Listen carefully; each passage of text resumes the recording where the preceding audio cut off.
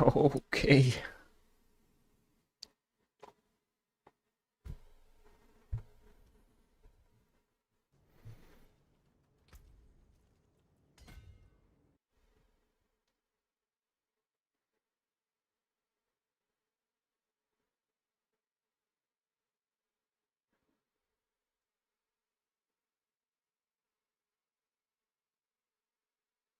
Time to do some poison trap. Gonna sort out my build and see if it is buffed with the seasonal gems or not. I have my doubts.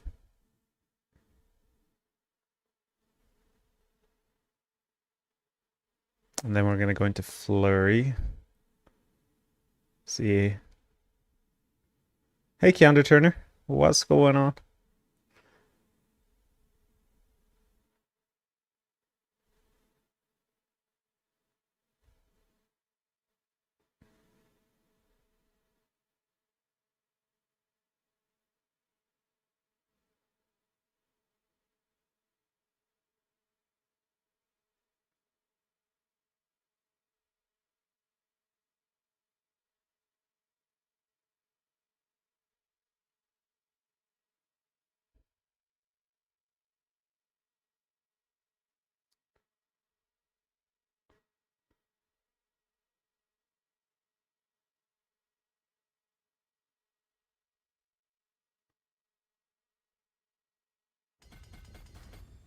Alright, let's build out this Paragon. This is gonna be poison trap with inner sight.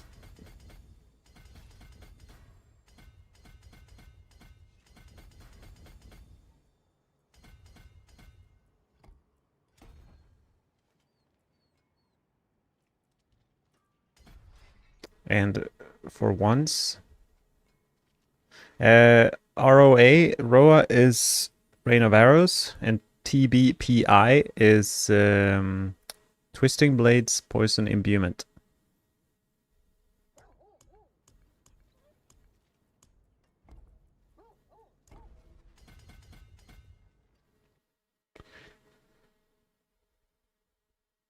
They are good, but not quite as good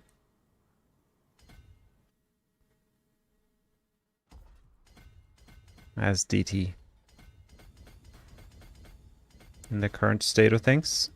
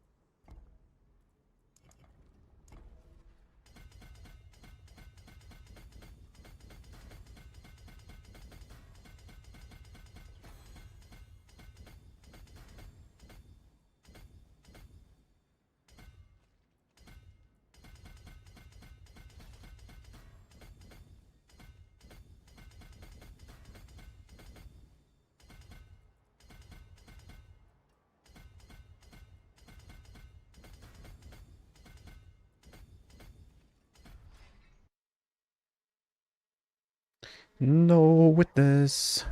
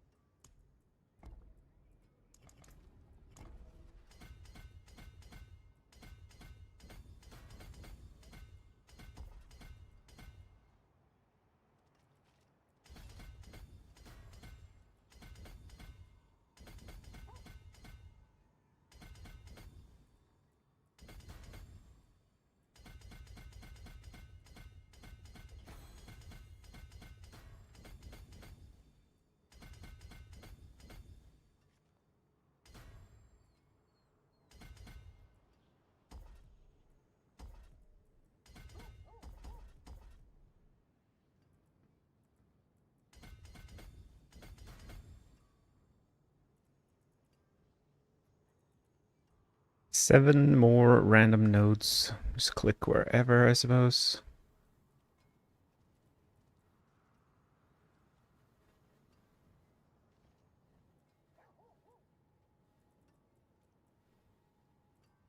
I didn't put in ambush.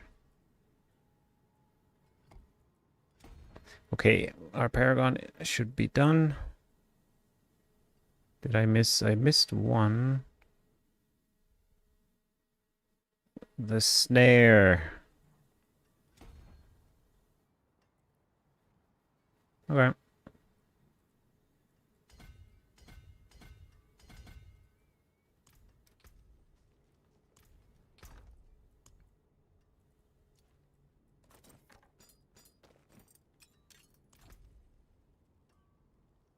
Hey, Trickstar, what is up? We're using Umbrus. Maybe I need to change some aspects around. You did pit on a true that's right. Congrats. What type of build did you use? I mean, there's not really that many variants anymore in season 9 for Death Trap. It's just going for as much damage as you can, and then you just click Death Trap a lot. There's no overpowering in the season 9, so there's definitely none of that.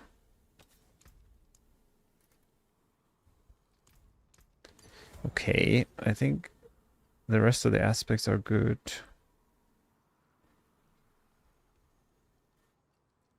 What about my jewels? Elemental. Nice. That's it. The question is, do I go with Flurry?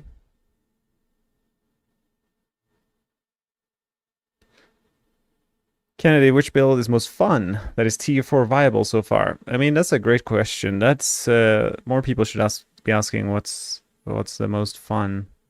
I'm trying to look at my list here. I'd say Flurry is up there. Flurry is one of my favorites for season 9. I mean, there's a new helm that helps, but in general, it's very mobile and can do pretty high content. I'd say Pen Shot is okay. It's just not got the damage that we want, but maybe they'll buff it after the PTR. If Pen Shot gets a slight buff, I think that's going to be a lot of fun. It's just bouncing everywhere. It's very satisfying. So in terms of fun factor, I mean, DT is like so smooth and just does everything. Let's say DT, Flurry, and Pen Shot are the most fun. Did I try Twisting Blades yet? No, but Ava did, and quite extensively. So you see the third in the list, 92, around there. You probably do 93 or 94 with Twisting Blade, Poison Imbuement. Actually, yeah, we crit with Death Trap. Okay, I gotta look at my skill tree real quick to make sure it's all sorted.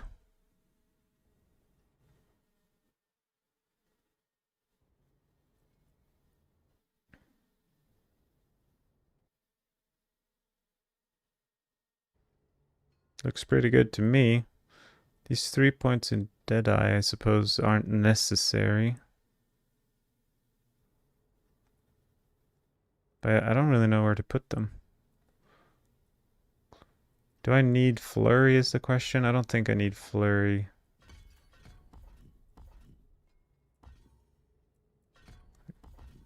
That gives me 2 more points to put somewhere.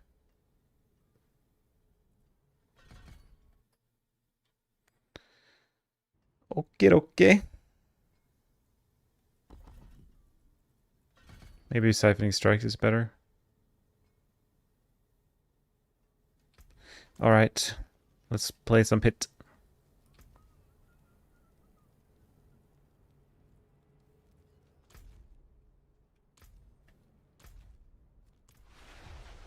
So, Poison Trap that I'm about to play now, it could easily do 85 in Season 8. I'm curious if we are stronger or weaker with these powers. I haven't tried the Gizmo power yet, so this will be my first time. Let's just start with an 80 to get the flow of the build. See if we can cause some damage.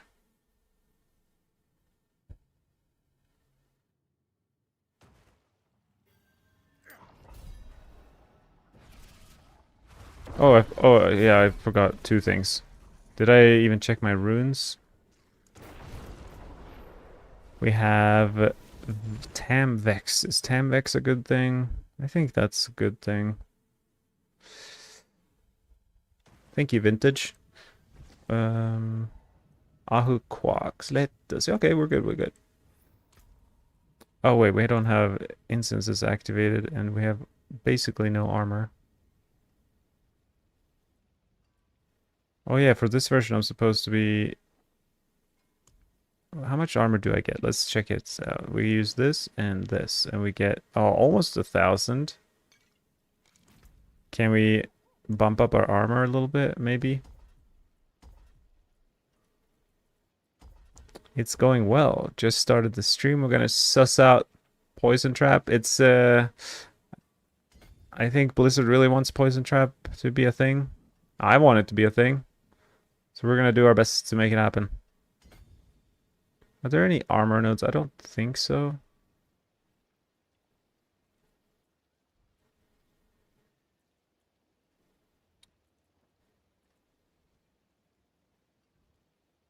Okay, so we'll just pick up some blue strength nodes. We're at 960. It's not ideal. We want to be capped for sure for this build. What's our attack speed? Which elixir do we want? We're already capped on attack speed, so we could... Actually, we could... I guess we could use armor. Our resistances are a bit scuffed. Overall, our defenses could definitely be improved here. But whatever. We'll see what happens. Yeah, we're doing Poison Trap right now. With I don't know, 8 out of 10 gear. It's not perfect. But in the live season you rarely have perfect gear. Oh, I immediately... Okay.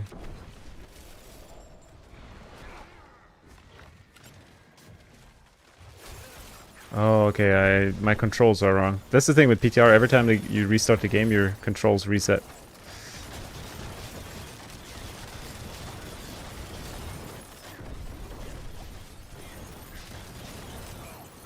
And my trap cooldown, or shadow clone cooldown is way too long. Maybe I should optimize my gear a bit. I didn't think this through.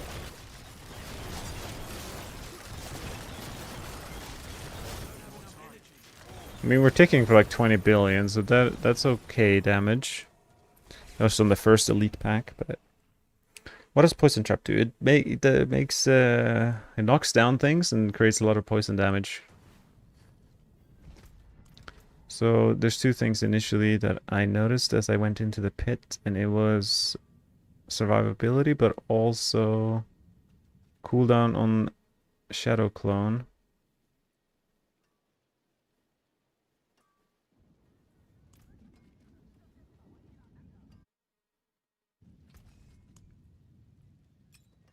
We can get some more cooldown on the ring. So they fixed masterworking. It was broken the first 2 or 3 days of the PTR. You could get really glitched items, or they somewhat fixed it. Like, at least now that masterworking is hitting only one thing, because before you could triple masterwork multiple things. And that creates some problems if you want to get accurate testing going.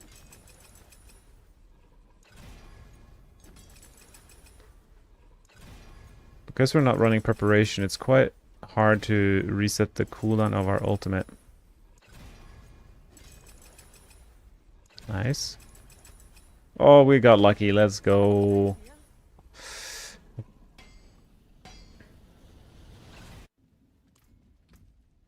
So now our cooldown went down to 17 seconds. It's not ideal.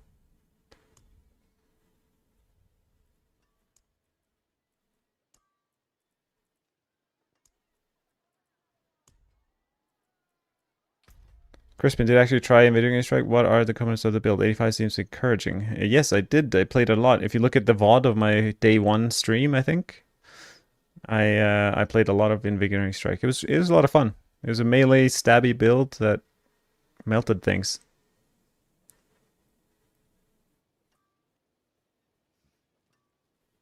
Yellow list gives you Windows Movie Maker vibes.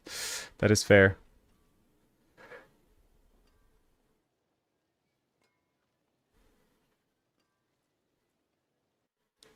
I mean, we could make it white. Boom. Professional. Okay. The cooldown can't really go much further. What does my planner say? My planner's cooldown is 15 seconds. But I guess there's a seasonal power that reduces cooldown as well. Is it the execute one?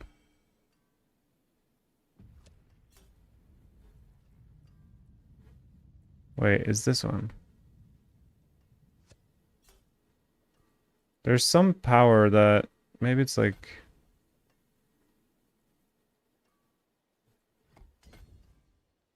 This one with this... There is a way to reduce the cooldown with the power, but we lose a bit of damage, so I'm gonna try go without it.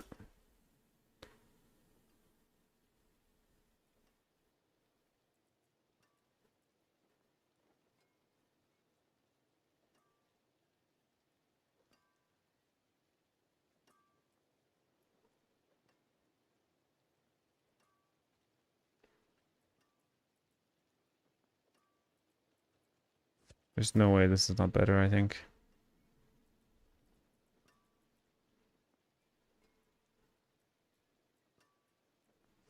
Whatever, I'll try. So basically we're using the seasonal powers to immobilize, taunt, and fear to increase the amount of crowd control effects. But in terms of survivability...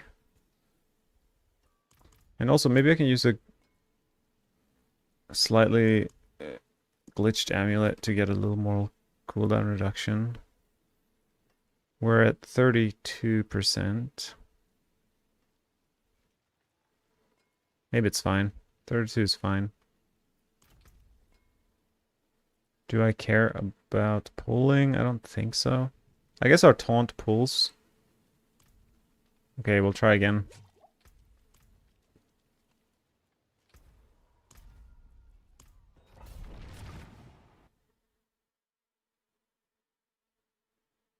I just realized I don't have my... Hey, Troy. Don't have a...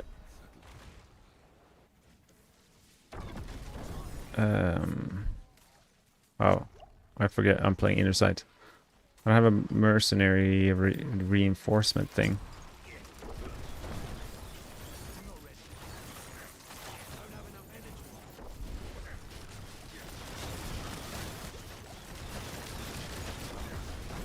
I'm laying down the traps. I am very squishy, but...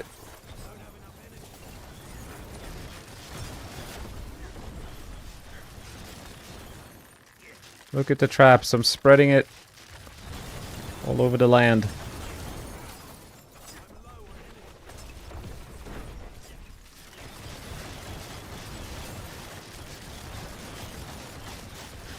I mean, one downside is I'm dealing so much less damage to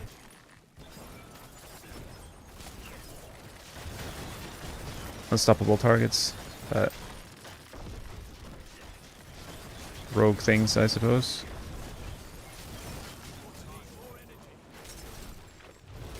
On the live server on my build, I feel like I don't really have the same amount of resource issues.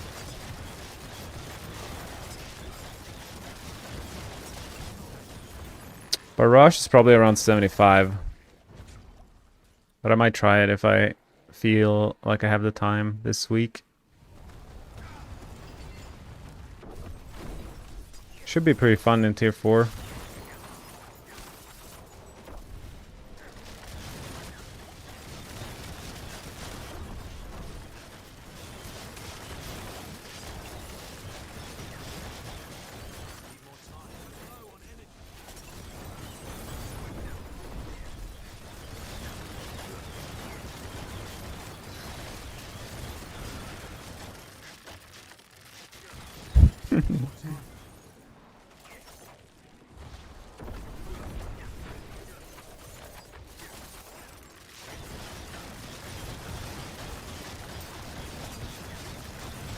$30 billion ticks. I wonder if the boss will be really hard or really easy.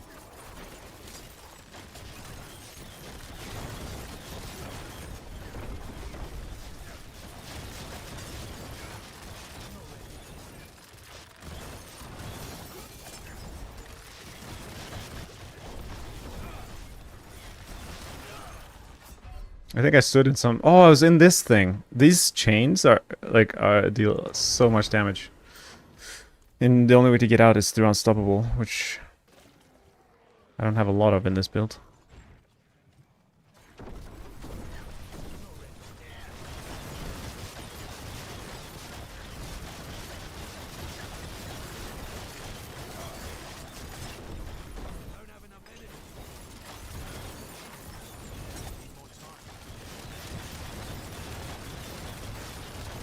I used to have inner sight on this build. I wonder if there's room for it. I guess there would be. I don't need to move around this much.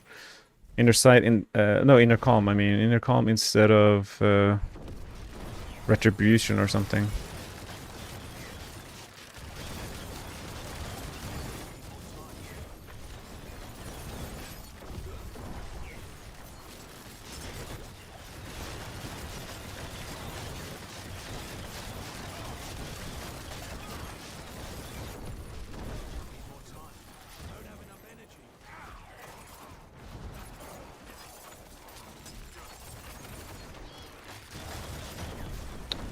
So if I get a bit tankier, I will feel a lot safer with this.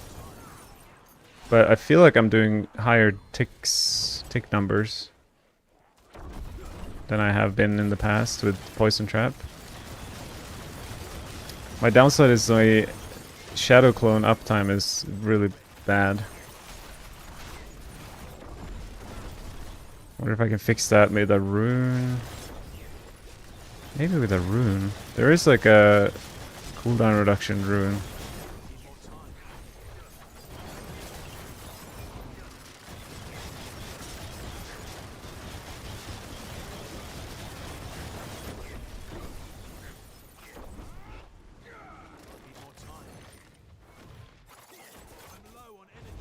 There's something here. There was something here. Oh, now I'm inside that little thing. Whatever that thing is.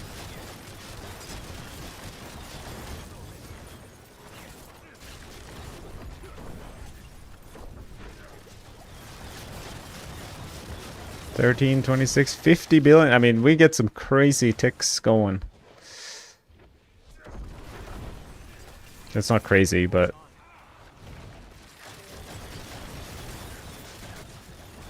it's decent.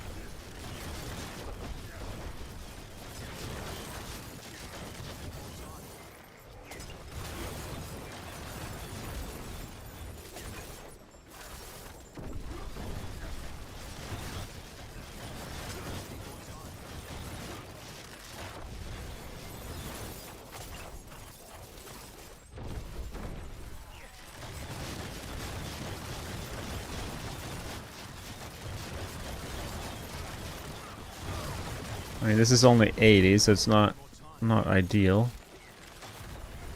But for being the first run, it's a good little warm-up.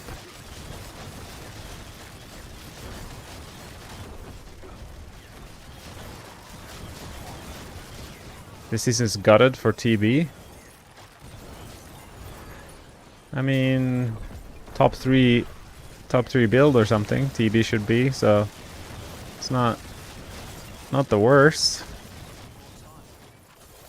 And I'm expecting a lot of patch notes and buffs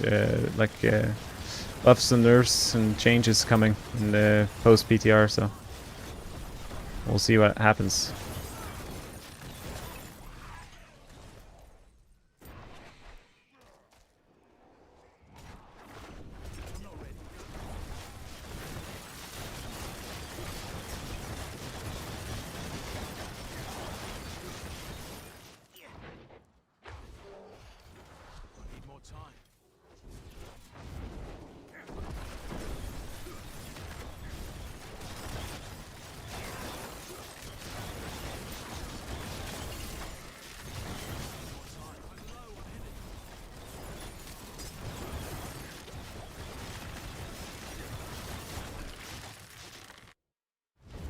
Alright, let's check out this boss fight.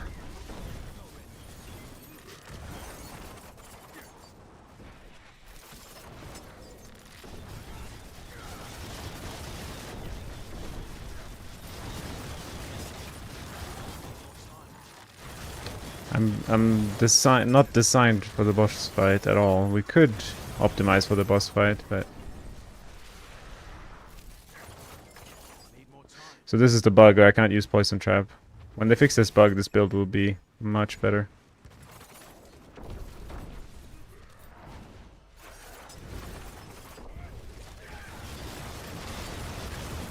It's almost not worth playing until they fix the bug.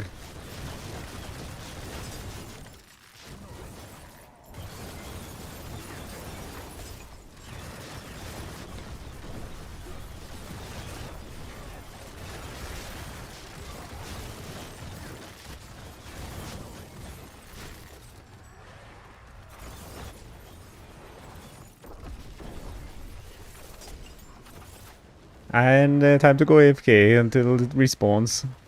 Or it goes off cooldown, I mean. Yeah, inner calm will definitely help. There's a lot of ways to help ourselves on the boss.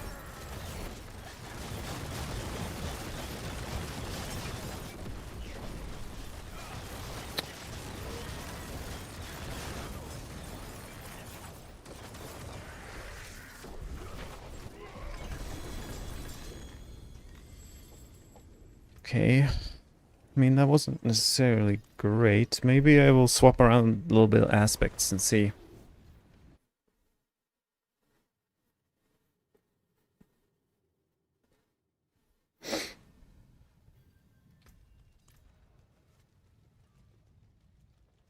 We're gonna put contamination on our two-hander. And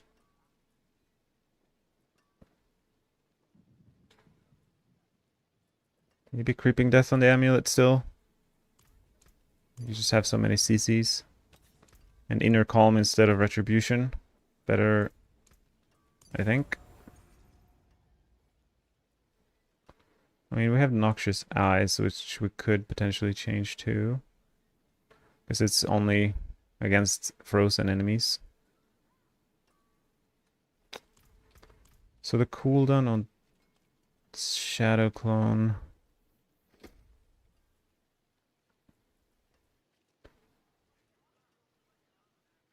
I guess with the 3 ranks from Vex, it might be okay. How do I get Vex? It's with Tam. I'm gonna see what my cooldown is when I...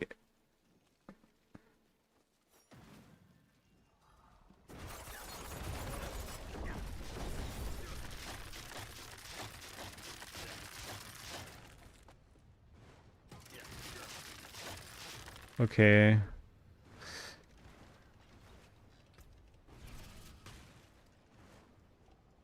It seemed like I didn't get any Vex ranks from that. Morning, Scorpion. What's going on? So weird the CD on Pest is like almost the same tracking squad. Yeah, pretty much. Okay, so where are the 3 ranks coming from? Is that Vex? Is that my only... I only get 1 rank from this.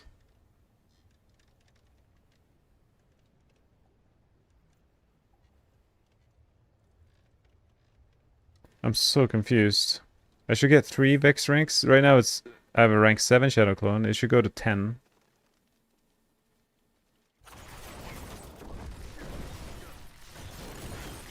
When I've thrown 12 traps. It's only rank 8. So I only get 1 rank from... You need Sir to go 3? Yeah, clearly. Well, let's do that. I am currently working on the poison trap. And trying to make it a little bit good, but it's a little bit hard. Seer rune, we have maybe not a spare one.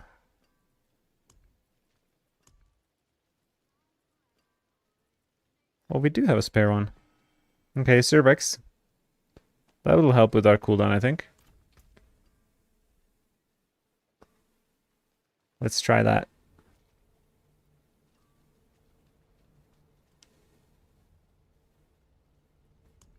And restock on some mountain.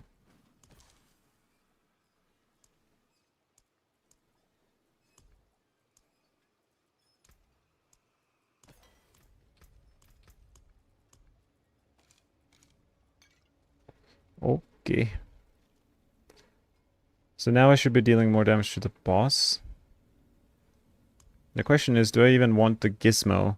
This thing removes damage over time effects and deals the damage instantly. But is there any value to that? Like, it creates a bit more dot or like instant damage, but I'm not sure I need it.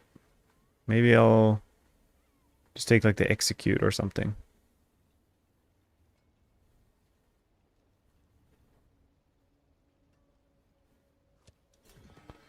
Let's try that.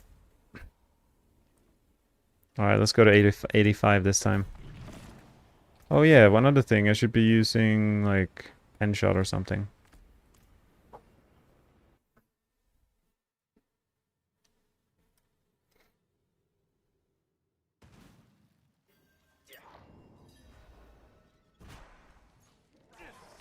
Alright, let's see if we can pull something together here.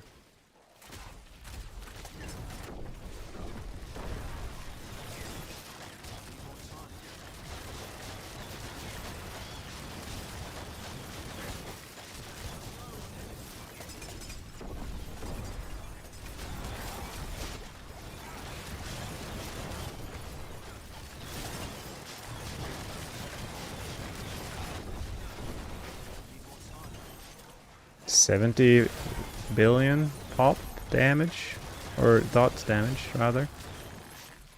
So we have slight unstoppable issues. We have slight pulling issues. We want to, especially these vampires, they fly away. So if we can pull them together, that's helpful.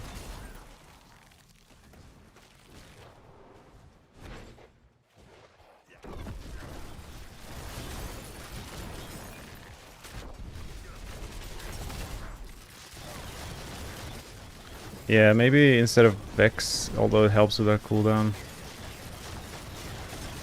There's that occasional pull that I don't know where it even comes from.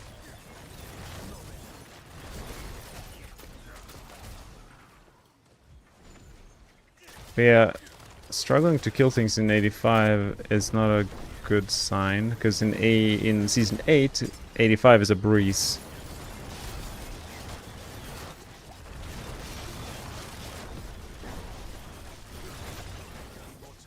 I died at this thing because I don't have Unstoppable. So maybe there would be an argument for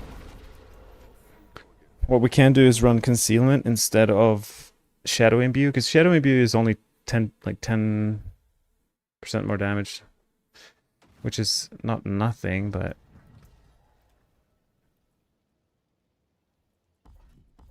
I'll do it for a run because I think overall Concealment will be more DPS. And the other thing we can do, what's my crit chance? Okay, maybe we need this. Now I lost some crit. We have 35, 45, yeah, we have enough. I'm gonna try using Cry Rune for the pull instead of Vex. It'll be less Shadow Clone uptime, but maybe more satisfying to play. We'll try it out. Yeah, Stoppable and Seasonal Powers too. The question is if it's worth dropping my damage for it. Could be.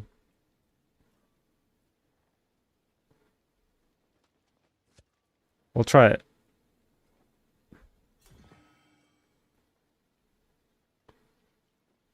And we'll try it for a run. I haven't tried the Unstoppable from that power yet. Okay.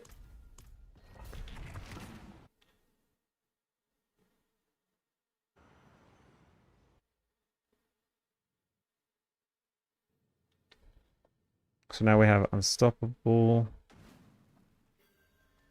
and more pull. Come here, my little wolf friends.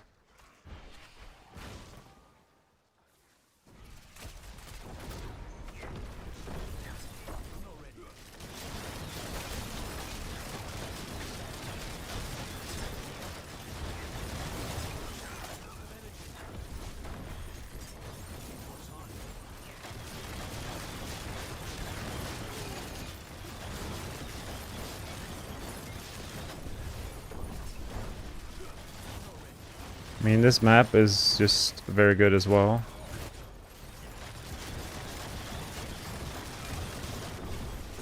And melee mobs are very good for me because they kind of walk up to me without me doing anything.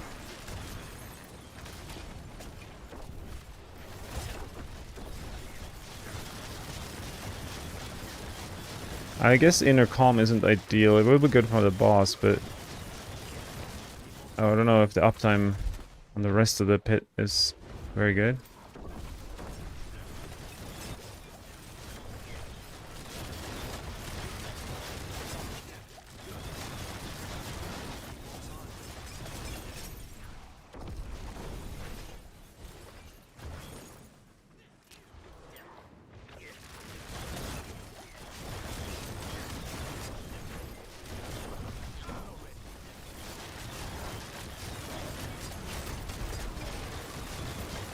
Well, the wolves are helping. They don't run away.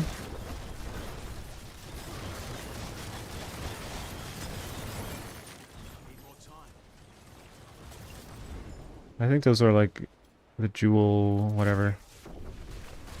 Roderick dudes.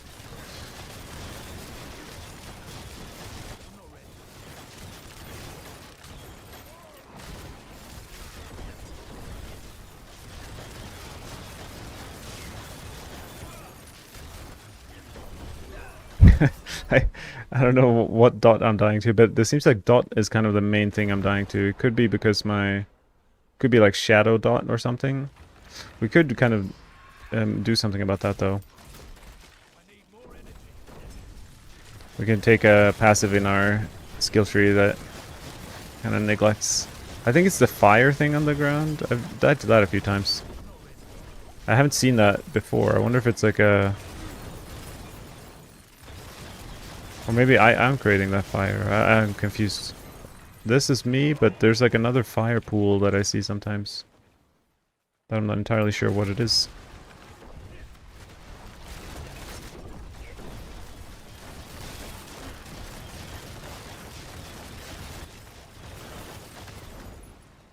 No, don't fear me.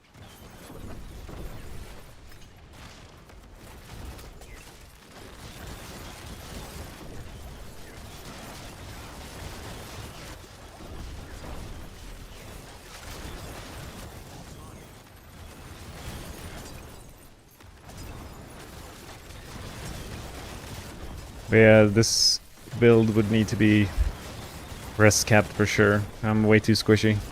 Yeah, here's the... Was that the fire thing? Here, what is this fire? I've never seen this effect in any other season.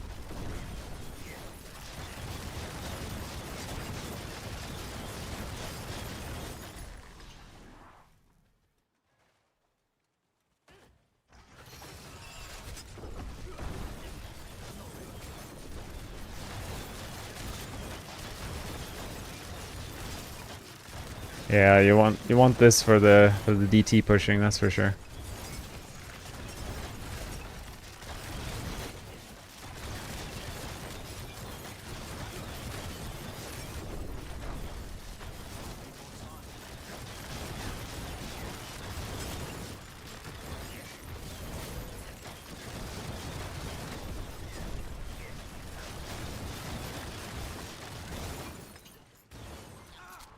I'm curious if I'll notice a difference on the boss now. We're 5 tiers higher, but definitely more optimized for it.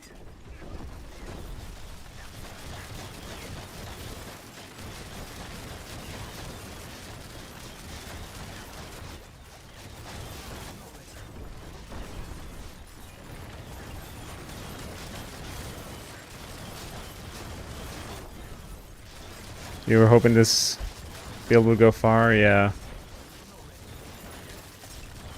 Poison builds are fun, I agree. Will he die from my dot? He did! You kind of leave monsters behind and they tick down from the dot.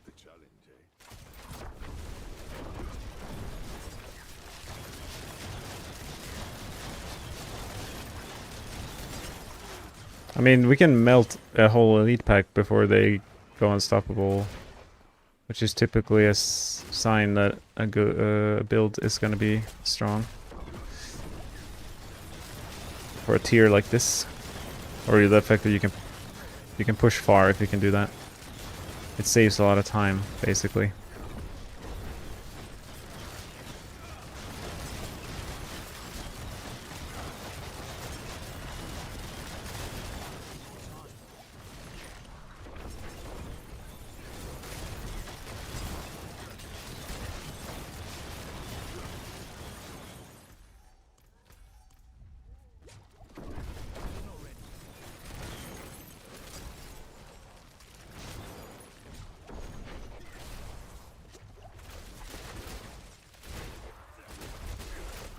I'm dying to some poison that's lingering on me. Okay.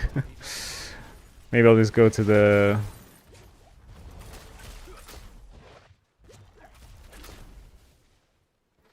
next layer.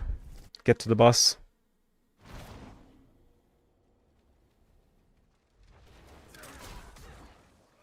I'm giving you hope. Yeah, I mean, this is not a bad build. You can replace Shadow Imbuement with Dash and we're pretty fast. Like the video I put up on my YouTube channel about this build, like I had like a 3-minute clear, 75 or something, 2-3 minute. That is pretty good compared to a lot of builds.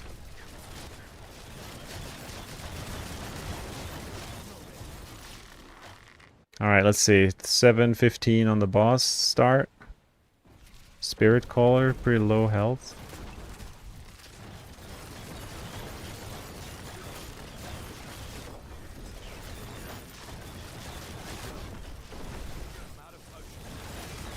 Not the best boss damage.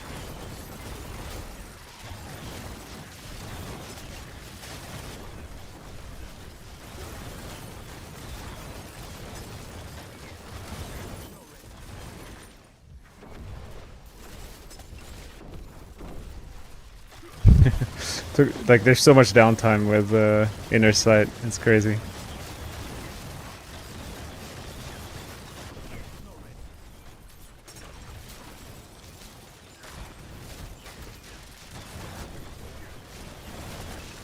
This should be a decent stagger timing. I mean, 30 billion is just not great.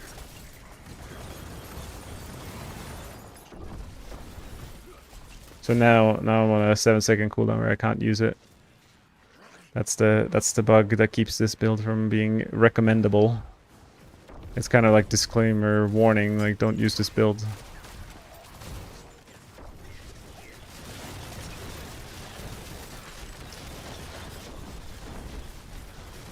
It shouldn't work that way, but it does.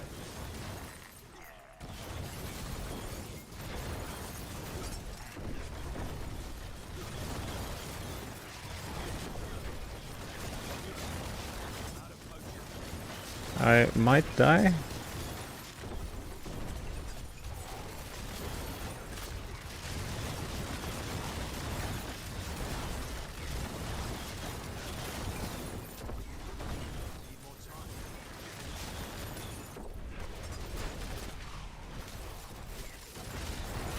Oh no, I clicked it too soon.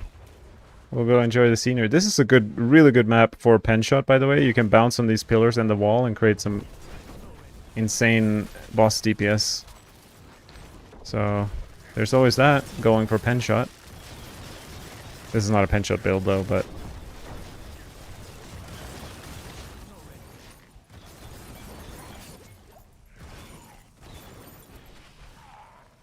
wait, look at me.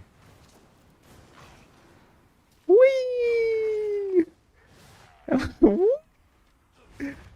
I am floating, baby. Let's go. Oh. I couldn't use any attacks or anything. That was kind of weird.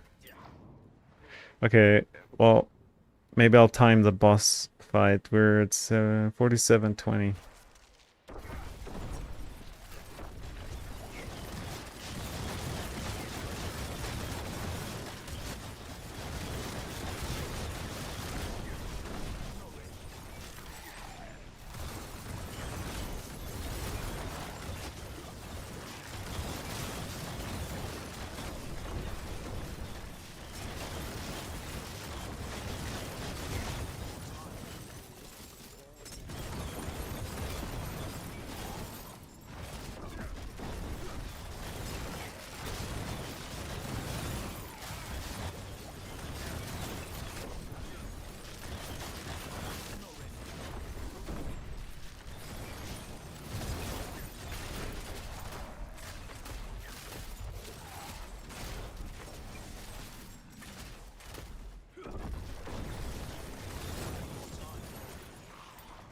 Yeah, the downtime is just so painful.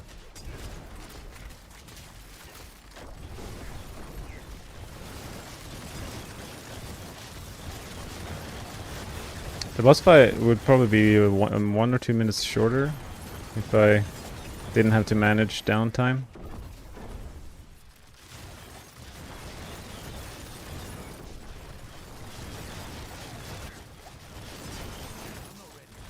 Imagine if they not only fixed the bug, but also made it so that inner sight, it has an internal 4-second cooldown right now, but if they changed it to not have that.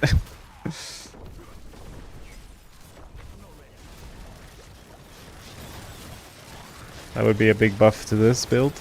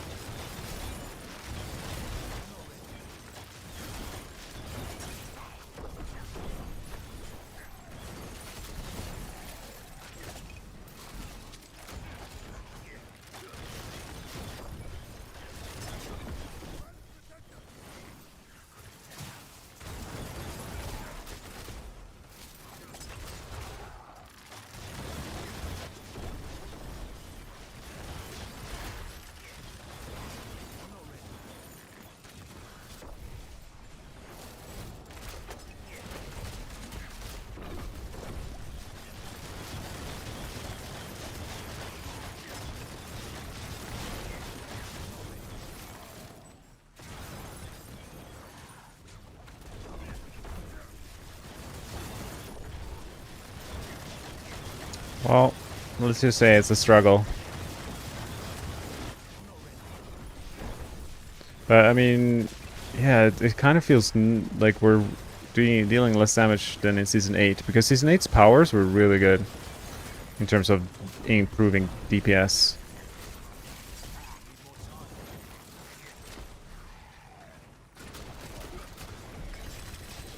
So 47:20. That was like a 3.5 minute, 3-minute fight. Billy, yeah, that is the case. So we don't even use Shadow Clone for Poison Imbuement TB. That's hilarious. They're just like on the ground knocked down because Poison Trap knocks down for like 20 seconds with this build. Okay, well, I think Poison Trap is kind of... We could probably push higher than 85. Probably 86.7. Maybe get close to 90 with perfect gear.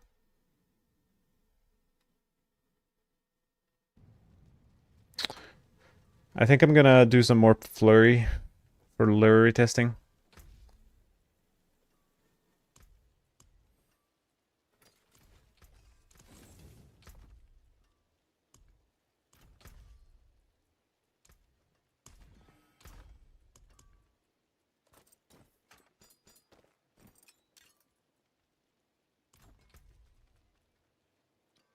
So, Flurry has this new helm. I tried it on day 1.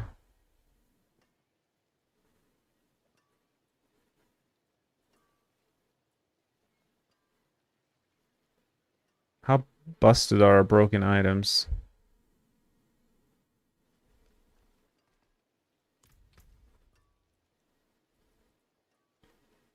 Yeah, I'm not really interested in bugged things.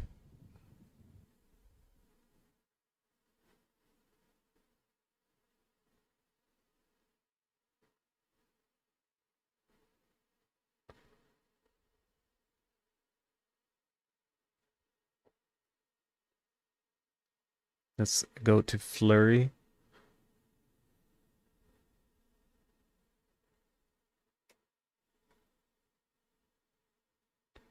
Dark Dance is probably not worth it. So one thing I noticed when I reflected and watched my own Flurry footage back um, is that we're not draining life nearly as often as we want to be. So there is an argument for not using Starless because it's reducing our energy spending way too much.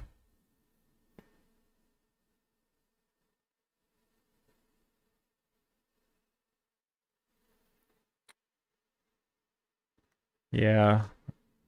Bug clears are not super interesting. So what we could do is remove Starless and put Dark Dance on there. Should we try it? I mean, Starless is pretty insane.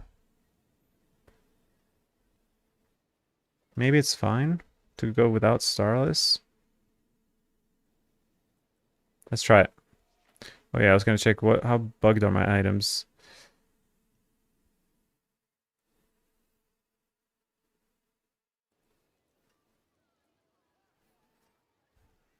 My items are pretty bugged, but this item is really... Okay, it kind of makes up for it. We're kind of getting close to best in slot gear here. This one's not... Oh yeah, can we roll... Actually, I want an amulet with... I want an amulet with weapon mastery. That's actually potentially a huge buff that I haven't really tried. Do we even have weapon mastery amulet already? This is 3 weapon mastery. This is 1. Either this one or I think we have like a frigid finesse amulet that is pretty good. Is he decent? Theorycrafting. I mean, for rogue, you can check the list above my head. They are from top to bottom. The numbers are the pit tier it can clear. Unstable. I think I got a decent unstable elixir amulet.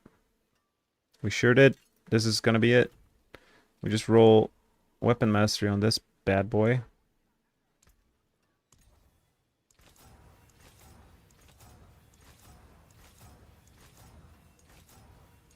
I want to get a tier 90 clear with Flurry. That's the goal right now.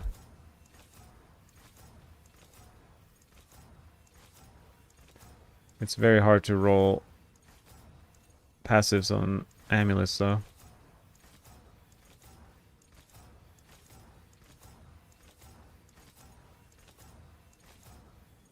Malice is good, but I really want weapon mastery.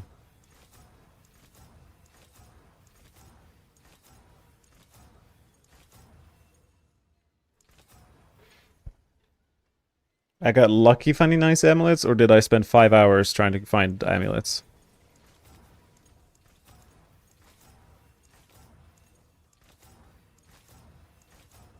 To the exploit.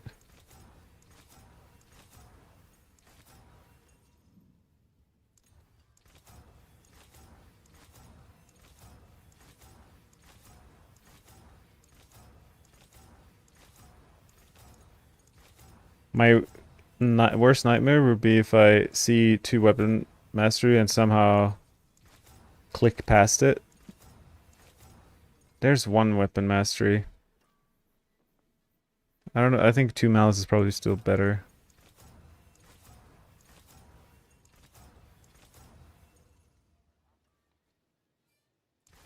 Patience was ended. Yeah, I get it. It's a lot of work. We have found almost every passive the rogue can have, except +2 to exploit, to weapon mastery. So I think it's around the corner, statistically speaking. Oh, there we go. See, never doubt. All right, we have the Flurry amulet. Shadow Clone and Dark Shroud. Please don't brick.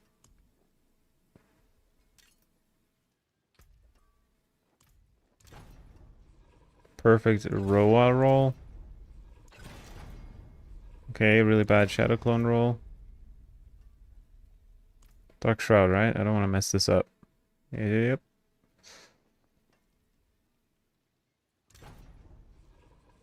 Come on. Alright. We got a decent, usable amulet, I guess. Now we want to roll twice on weapon mastery at least. Camilo, that is a perfect analysis. Rogue, the whole tier list is exactly the same as Season 8. It's actually hilarious. Everything's just worse.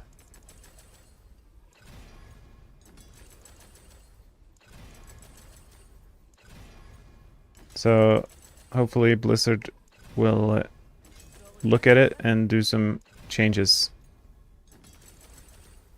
Specifically, I would hope for some... I mean, they can change anything, and I would be excited about.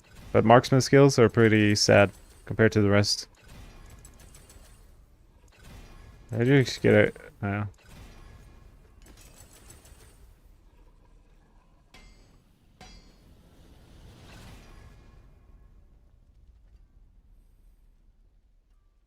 Yeah, I only play rogue too, so I feel yeah. I don't really want to play Death Trap again for Season 9. I'd love to play Flurry, which I probably will. But I'm hoping I'm like crossing my fingers for a Flurry buff after the PTR. Because then I can start, like Flurry is great for leveling. You can play from level 1 till the end game and just thrive. Oh, there we go. Finally. Do we get a triple? Oh, that's perfect. Let's go. Okay.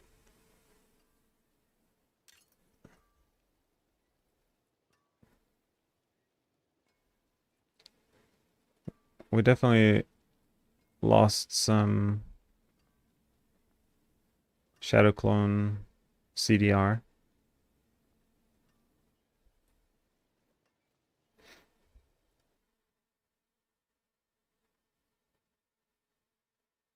Sorry for subbing else, but is new Flare good fun with Dark Dance? Brandon, good question. Sadly, I'm not using Dark Dance. Actually, we have an experiment ahead of us to use Dark Dance, but the problem is we're not spending enough energy, and with Shroud of False Death, we're like the resource gen, and it's also giving us 1 point in innervation. We're basically spending energy 90% of the time.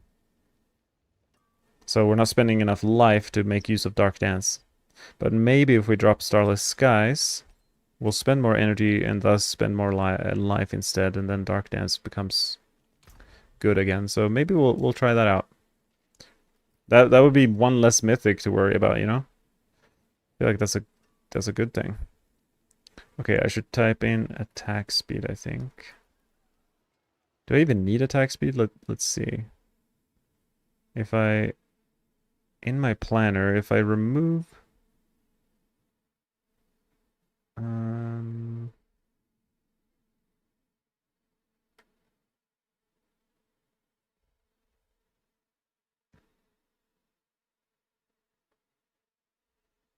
yeah, the 5-second thing on Dark Dance is useless. We're attacking 50 times in 5 seconds, so having one of those flurries affected by Dark Dance is not very interesting. Wait, so my gloves right now are 4GA. Let's just recreate a good scenario. We remove Starless, put a regular ring.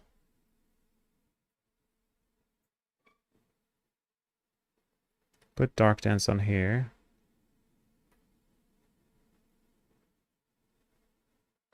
Wait, my attack speed's still... I don't even need this masterworking.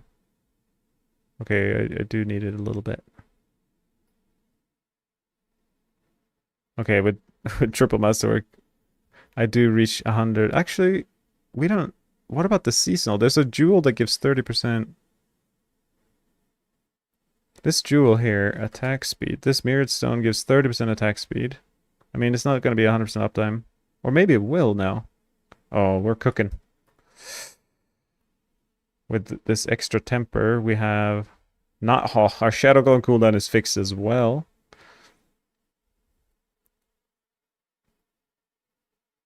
Maybe even Poison Trap. Yeah, there you go, Brandon. I think Flurry is a great for playstyle and the progression of Flurry for any like beginner or doesn't require too much. And it's fast. It's good for all sorts of content. So I would always be a recommender of Flurry.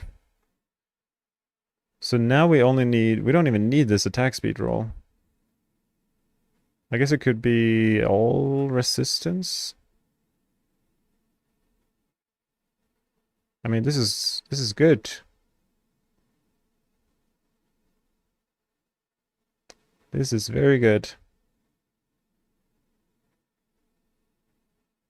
I can even like triple masterwork the damage on that.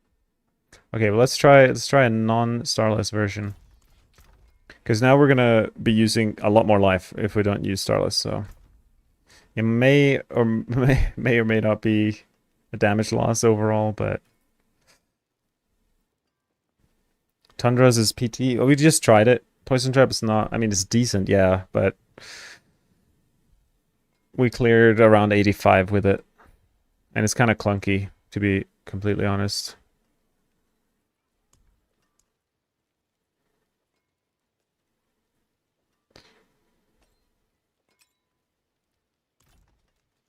The wonders of Sanctuary at your fingertips. How may I help you?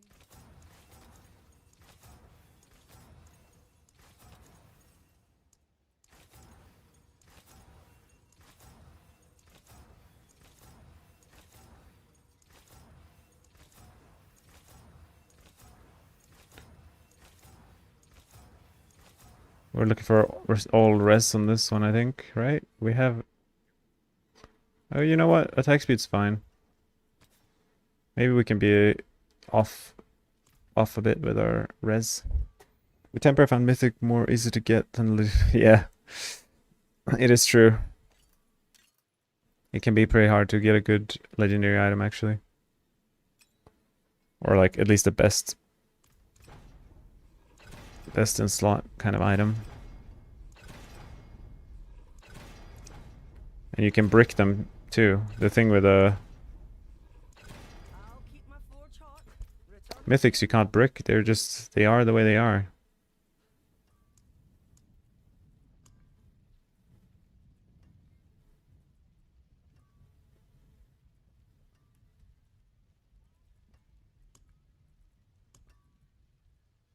That's a really good ring here. We can work with that.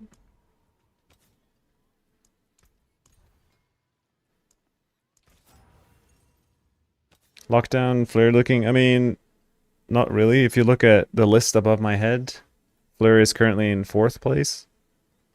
But in terms of fun factor, I think it's up there. I'd say it's a top 3 build in terms of fun. And I'm expecting it to get buffed because when Blizzard drops new things, they want people to use it. It's like when Facebook or Instagram, they drop a new feature. They do everything, or even YouTube, they want everyone to use it. So they make it like the meta. It's like as soon as carousels on Instagram dropped, they would just like push them to everyone. And I'd say Blizzard's no different there.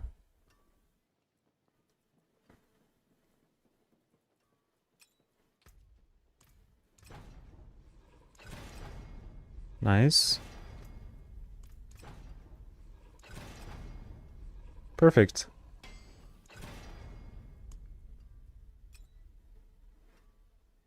Another day of testing, Tormentum, that's right.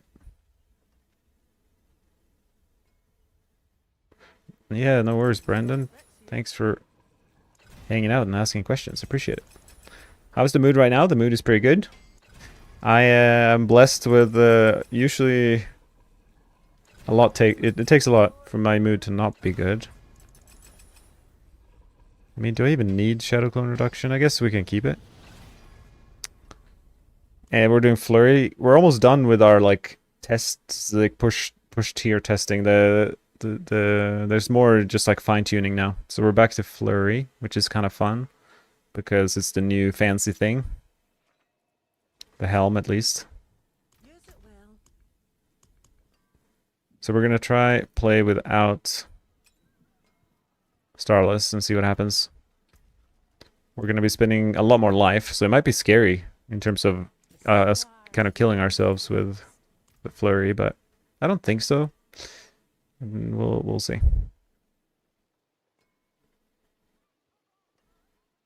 Tundras, yeah, I thought about that too. That would be a fun little change. Okay, so we'll put Dark Dance on the new ring. We're gonna be using Sir Cry.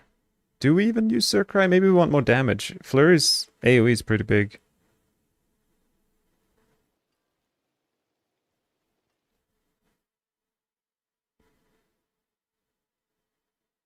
Our rune words right now, Tam Quax and Sir Cry.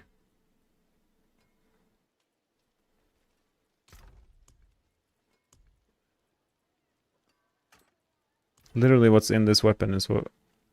Actually, what do we... Instead of pulling, what kind of damage can I get? I guess I could get Vex rune. Vex is probably pretty good.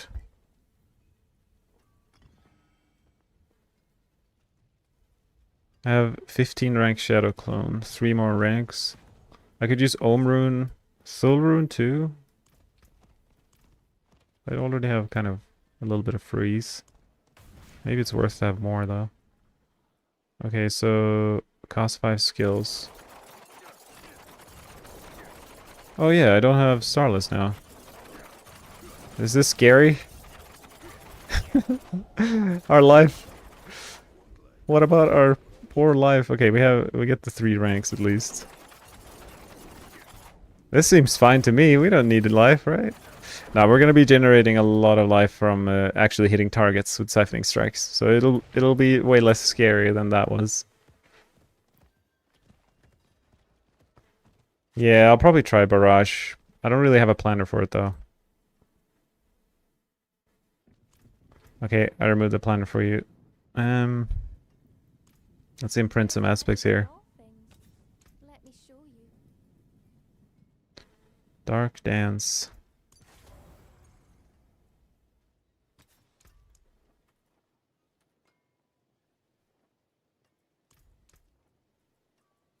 Yeah. Masterful work.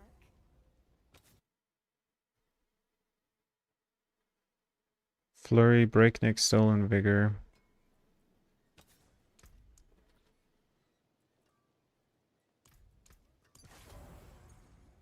Cutthroat.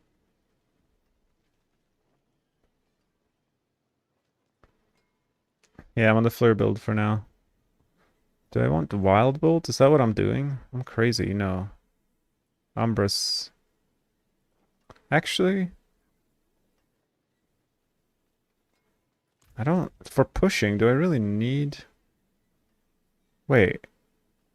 What am I doing with my points? I have nothing in Dark Shroud. That seems a bit sus. I have no idea what I've done with my points from the planner. In my planner here, I have 7 points in Dark Shroud, so where the heck did I put them in game?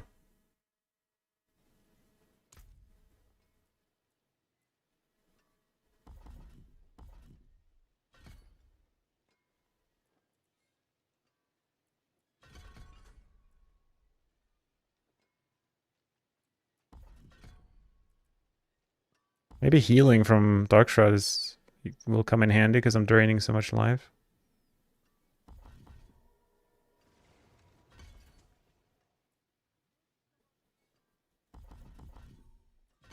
Something like that, maybe.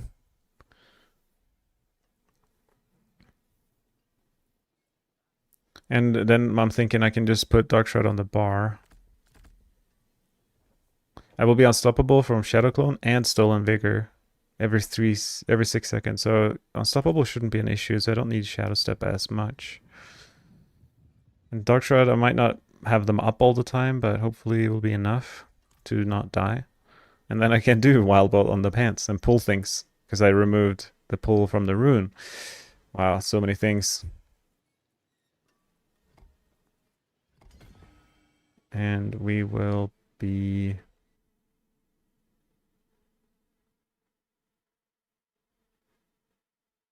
Yeah, that is true. That would be helpful if it was a mobility. It kind of makes sense for Flare to be mobility, because of the dash it provides optionally. So for the powers, I'm removing... That's the classic setup here. Breaking damage resistance and barriers. Well, Duma, how is the new helm on Rogue? It is amazing. The new helm on Rogue provides not only a bunch of, like, life is good, armor is good, movement speed, flurry, all the affixes are amazing. And the effect itself solves all resource issues that you might have early game. And it gives not only 50% damage and 50% attack speed, it enables haste, which is another 20% attack speed. So it's 70% attack speed in Cap 2. It's just amazing in terms of power. And now we're going to see if we can actually make use of Dark Dance. So that's even more of a buff to the build. We need some jewels. And then we can play. I mean, it's kind of the same, very similar jewels for most builds. It's not... We need that jewel. Not that jewel. Definitely that one. And then the attack speed jewel.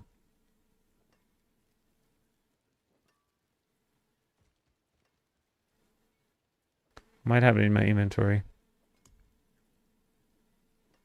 There we go. How do you keep your resources at zero? It is hard to keep it at 0. I watched my footage back and my resources almost never at 0. Without the Cax rune, it's basically impossible, I feel. But without Starless now, it might make a big difference.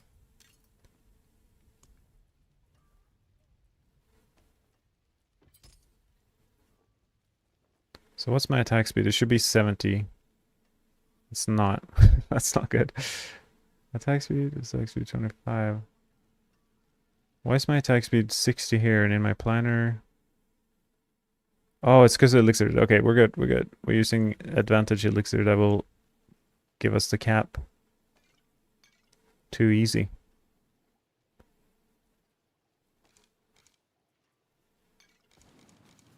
Capped armor. Our resistances are not perfect. Ideally, we would roll one more resistance on our rings, I think. Is it possible to pull what barbs are able to do with Beam and Rogue? I mean, Tormentum, yes, I think you can probably do some crazy things with it. I haven't tried it or seen it, but I'm assuming you can. But I don't really spend any time on bugs.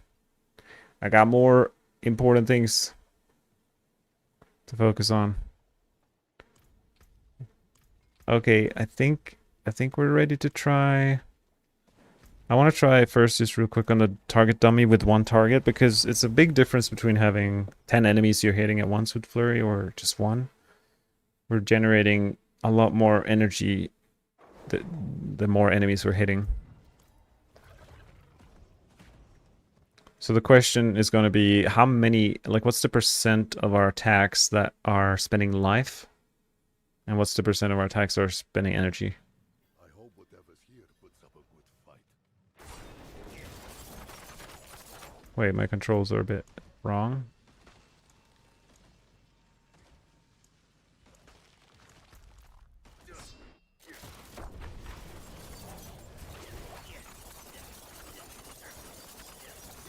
I mean, if I look at my life,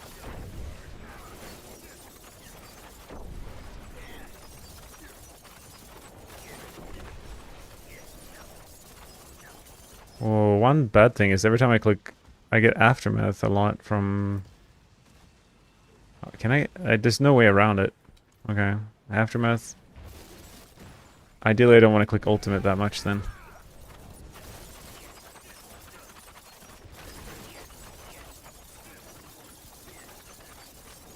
It seems like I'm spending quite a lot of life. This would be like a boss scenario. But it's still not all the time. I'd say it's like 50%-ish.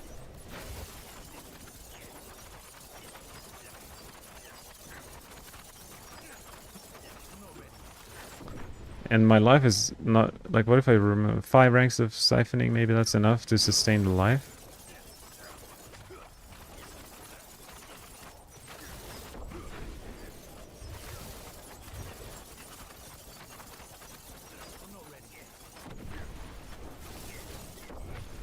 But even with this spending, like if we add on, let's add multiple targets.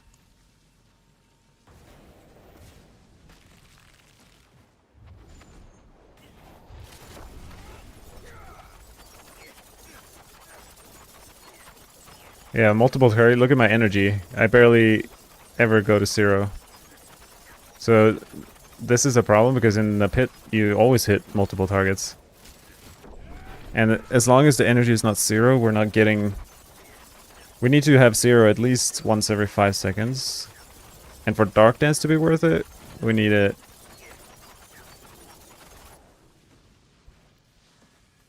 We need ideally to never... we want to have energy at 0 at all times.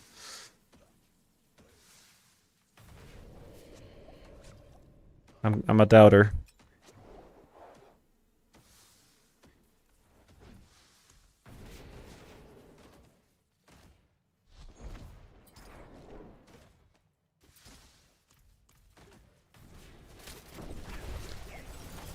This is not much better, but at least with this we can maybe like go away, drain some life. We need to do that every 5 seconds.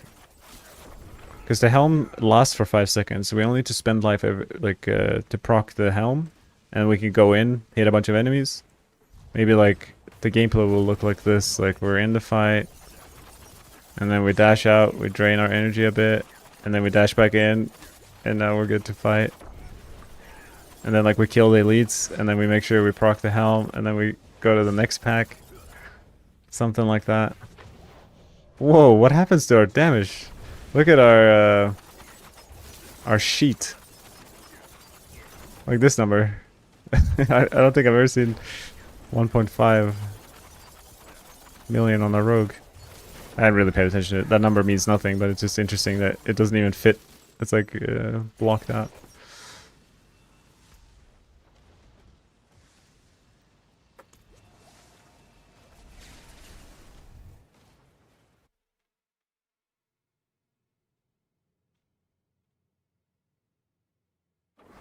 Yeah, I'm using Tam right now to proc Quacks. Maybe we can...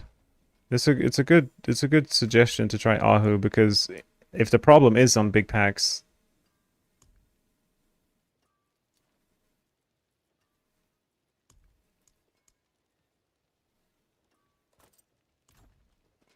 Maybe it can solve it. Let's try it. I'll try it on the target dummy once, and then we can try the pit with it.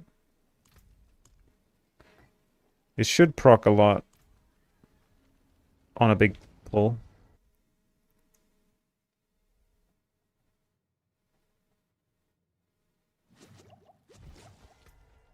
So now we want my energy pool to get drained very frequently, which it kind of is. And now let's put on this.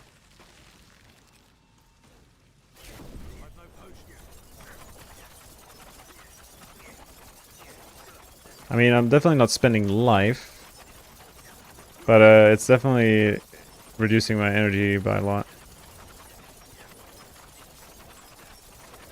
Like my life, if you look at my life down here, it's like I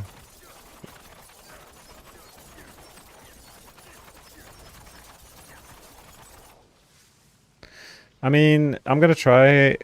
I think I'm gonna try both and see how it feels. Because if we're hitting... a lot more monsters, we could proc Ahu even more. Although Innervate also procs more, but we'll see. So test number 1 is...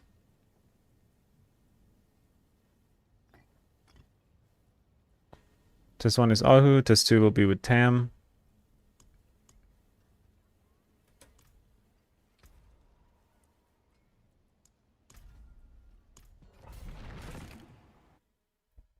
Yeah, I wish we could disable Innervate somehow.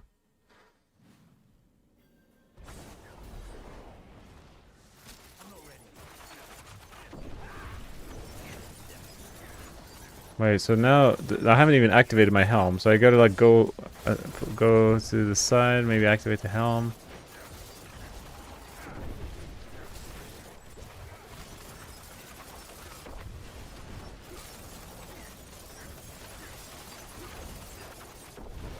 So now I don't have any pull. So see how spread out everything is? It's kind of a disaster.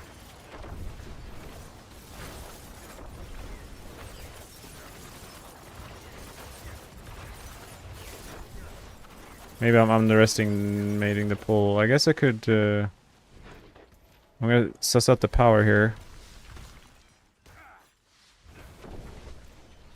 Maybe I can replace a seasonal thing with a slight pull. Working class, you've been using it in Season 8 or the PTR?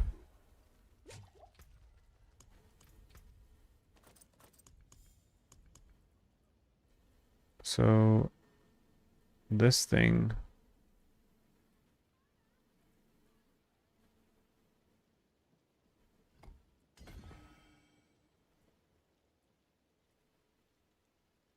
pulls in all surrounding enemies.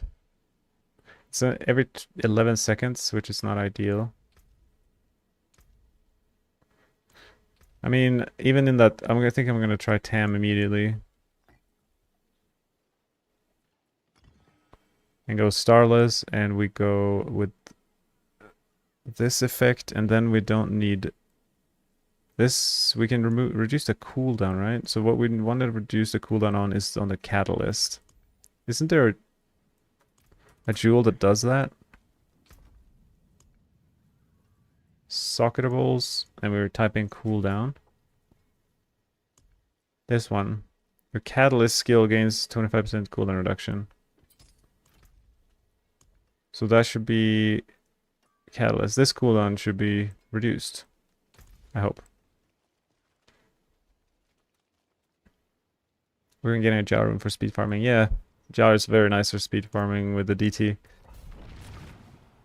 You got Dash, Shadow Step, and Jaw. You're flying.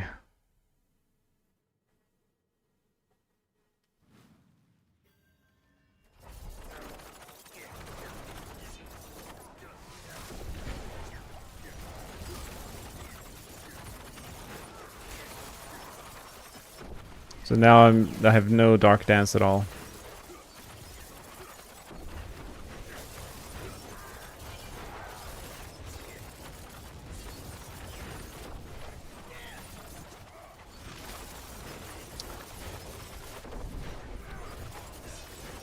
So it's messing with my brain how I need to play this build now, or considering like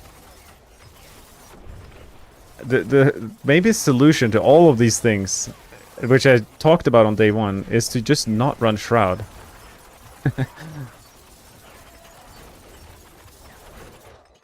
Like if we don't run Shroud, we don't get Innervate. I think that's like the most interesting test.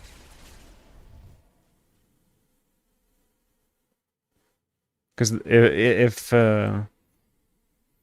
that enables Dark Dance on the amulet at an effective rate, it might actually be worth it, even like in terms of damage. So what kind of chests do we have?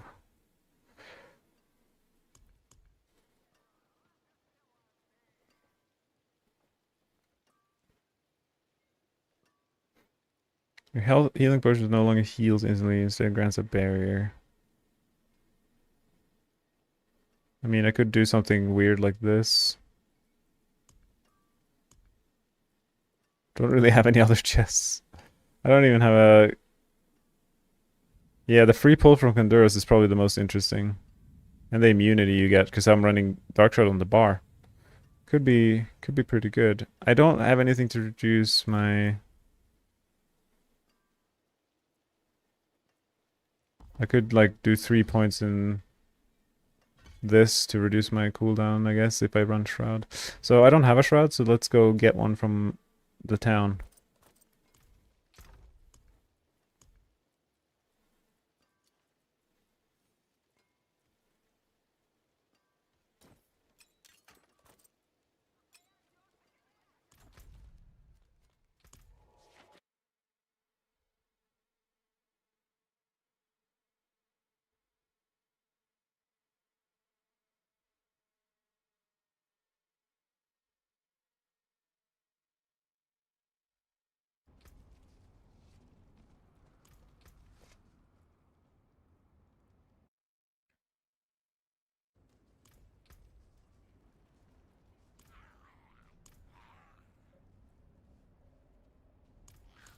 It's a class unique, so that's a good thing.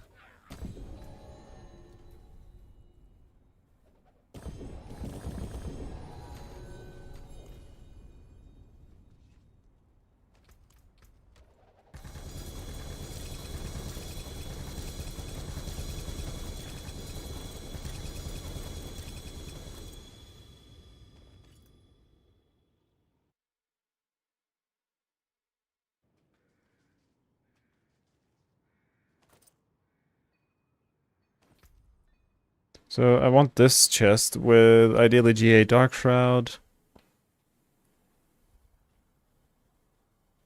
That's kind of it. I like 1 GA is fine.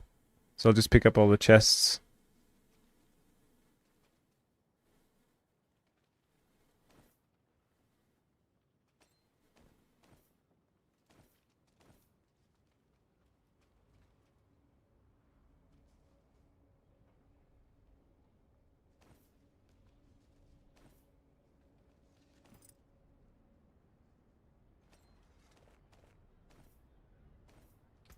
Alright, let's see what we got here.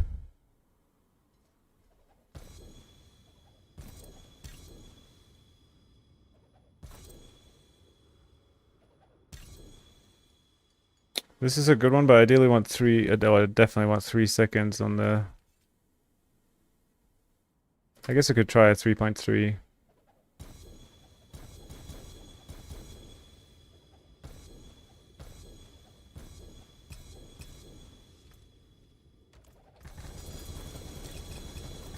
But yeah, I think it'll be a pretty decent option. I guess I could go a legendary. I don't know what I would run on a legendary chest though. Oh, 48 boots. I have 3 of these.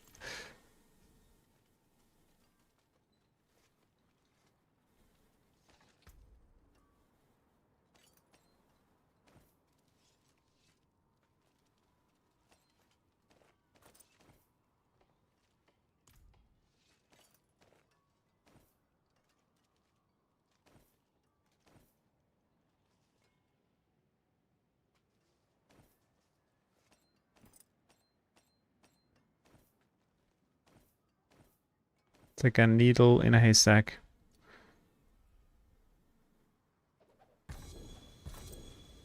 Okay, I got a 3-second one.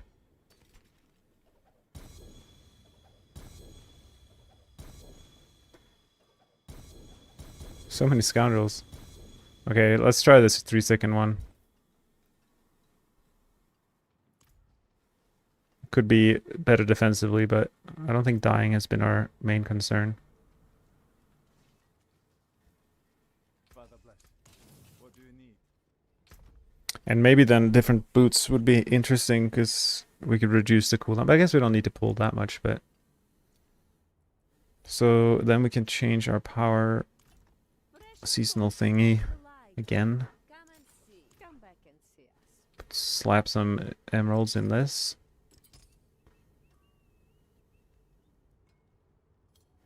And then we use the beam instead. So now we have no innovation.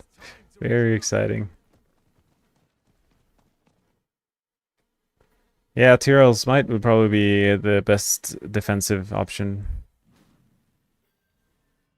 Do I have a Tyrell Smite? Oh yeah, I have a 4GA one. Okay, well, if we want to be immune, what does it look like when I... Wait, while at full life. Okay, so I will never have the Tyrell aspect benefit. But in terms of 90 all res, giving me capping at 85, it's pretty good. But yeah, let's try the...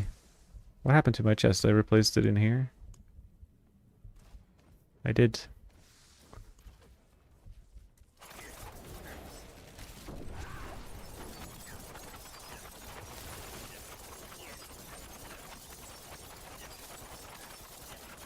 I mean, I'm spending a lot of life on single target. We're spending life, let me tell you. We need more siphoning strikes now.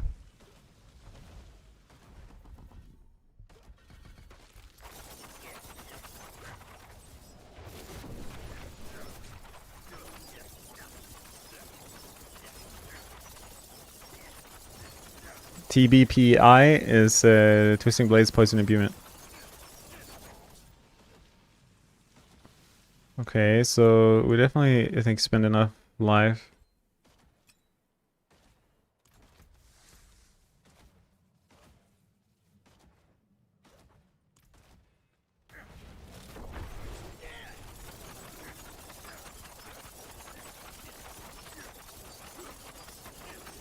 But I think our...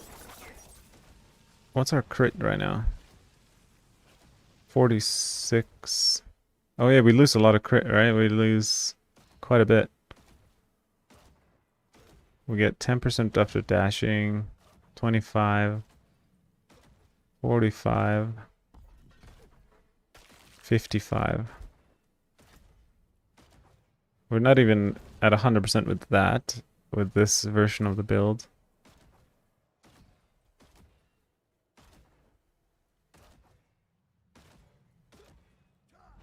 I mean, I can like put 9 crit there, and then I will be at 100 when I'm post dash. So even though this is probably like enabling Dark Dance, let's put Dark Dance on the amulet. It might be worse. But at least maybe it's more consistent. Depending, no, we don't need to worry as much about how many targets we're hitting, etc.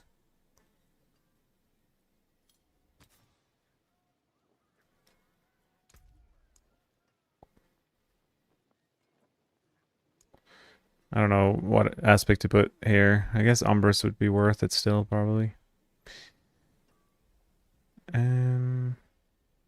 Aspect.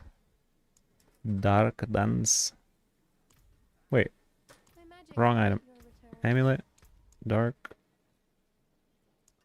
This one. And this one gets apple.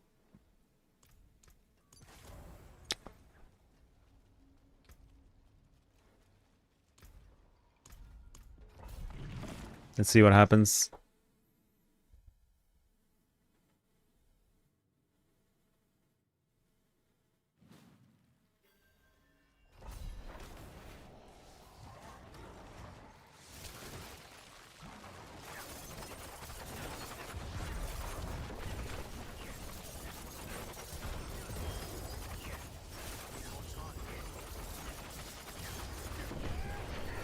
I was expecting to be able to evade a lot more, but I can like almost never evade.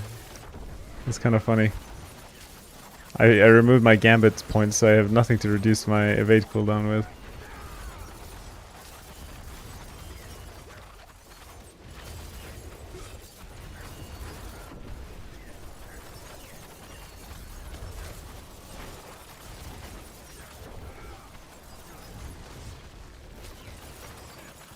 Yeah, this just seems a lot worse.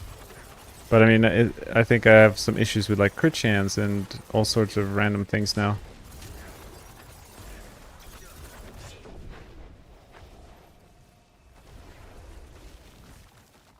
If we swap out the boots, probably just legendary boots.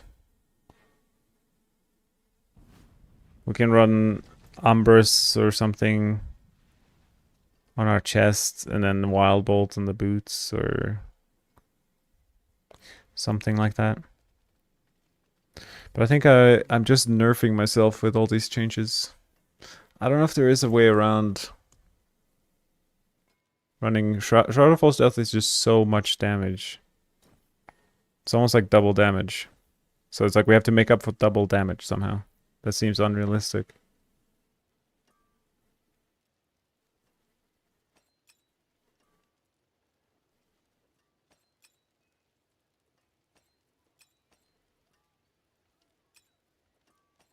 It seems a little sad to me, but I don't know.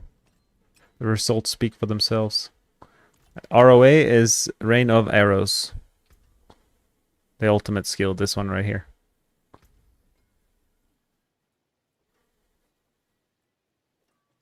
My best results have come from not using Dark Dance at all. So maybe we just surrender the dream.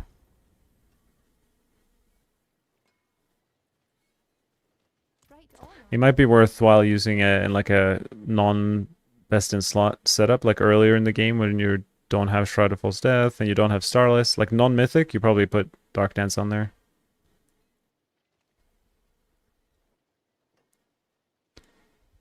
Alright. We're back to the initial version, just with different powers, which I think is going to be a buff from what I was playing before. Do I need the initial attack speed?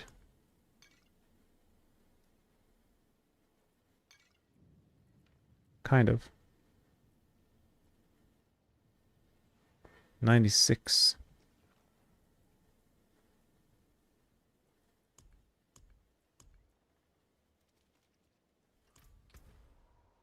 I thought I would be at higher than that, but okay, I have 5 glyphs activated. Let's try. LASIK, yeah, the masterworking was completely broken in the PTR the first 2 days. But they fixed it now. But I still have the items from day 1.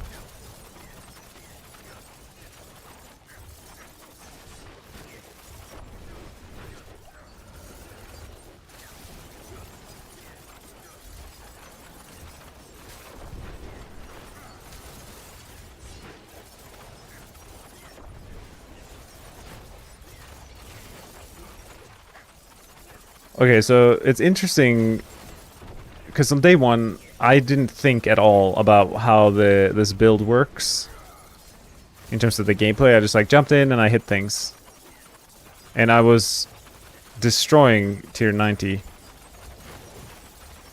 But now that I'm thinking about it, I'm like, wait, I need to drain my resources. The more I'm thinking, the worse I'm like performing in the actual pit. But that making me paranoid because I'm like, am I doing some, like, what else am I doing different?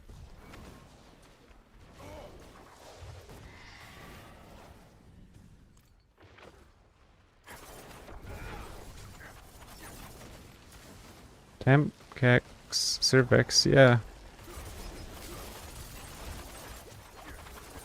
I think everything should be all good.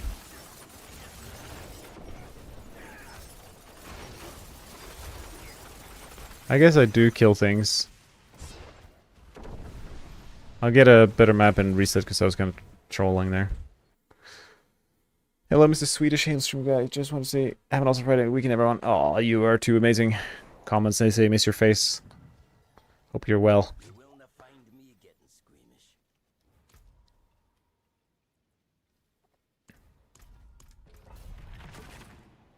I think I'm just going to blindly trust that Cax is proccing, even if I'm hitting a bunch of things.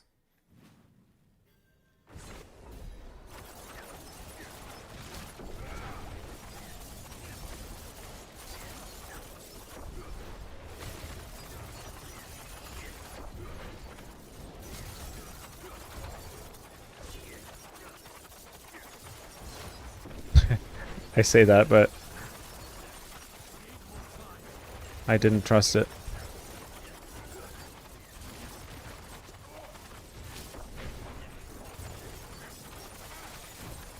Can you do poison imbuement with the aspect that allows you to use your poison imbue in the season powers to activate? So they changed that aspect. It doesn't. You're talking about bursting venoms. It no longer works like it used to. But we could still utilize it with the new poison trap gloves.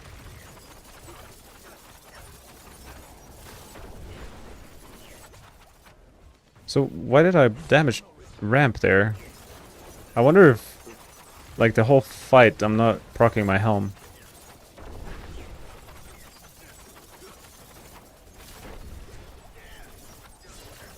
Like, maybe I haven't procced my helm and... Or it looks like I'm actually, yeah, I am...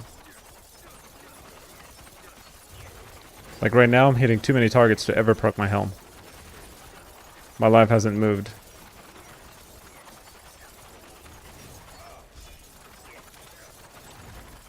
So now it's moving because I'm hitting fewer targets.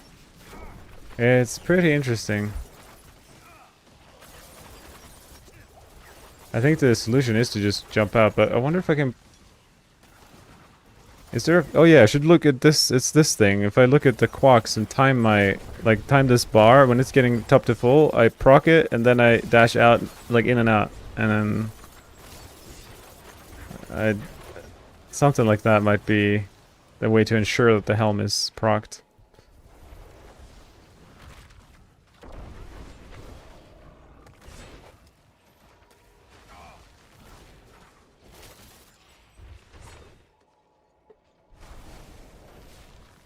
There's no way to keep up imbuements for Flurry, unfortunately. Because we attack like 10 times a second. Police is my DT build with close quarters combat? No. I mean, in Season 8, yes, but in Season 9, it's with exposure. Okay, I'm gonna quickly bring up my VOD. We can have a look at how I played.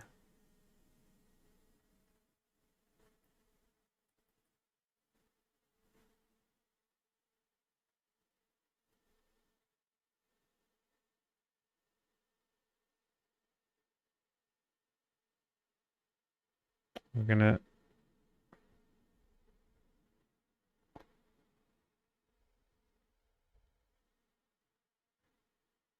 We're gonna go back in time to day 1 of PTR.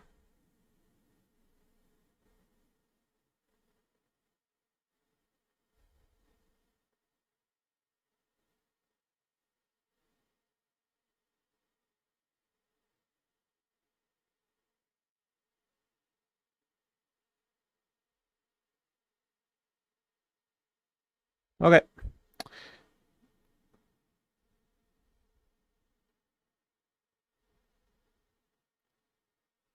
So this is me and Flurry on day 1. I will basically want to pay attention to my resources in my life. It seems like...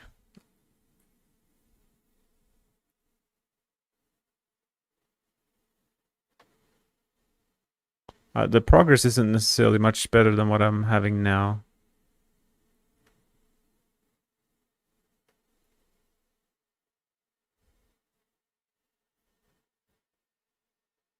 I was doing kind of big pulls with this as well. Never seen my stream until now? Oh, thank you. Appreciate you stopping by. One tap Mike, which build of the ones you've played did you like the most? I mean, I'd say until today, Flurry and Penshot had the most fun. But Death Trap as well, it's just too good. It's like it pulls everything, you're moving at the speed of light. So Death Trap is hard to beat.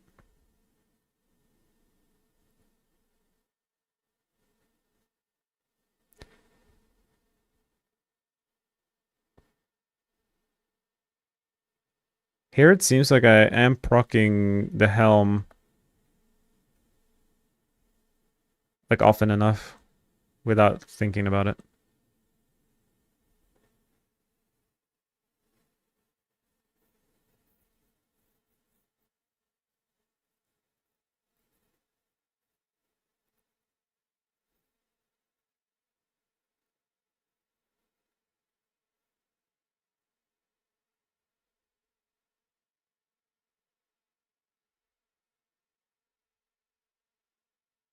It's hard to tell, but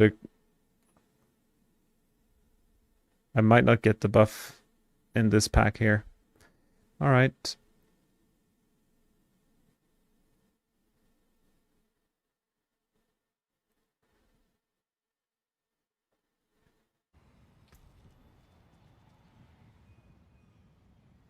In the other runs I had Cry.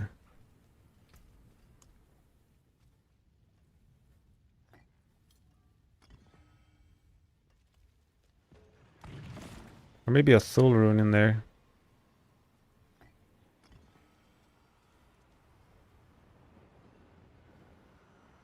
Let's try it. Love Rainy Virus, but I don't know how it will look with the passive cap. Oh, it's basically the same.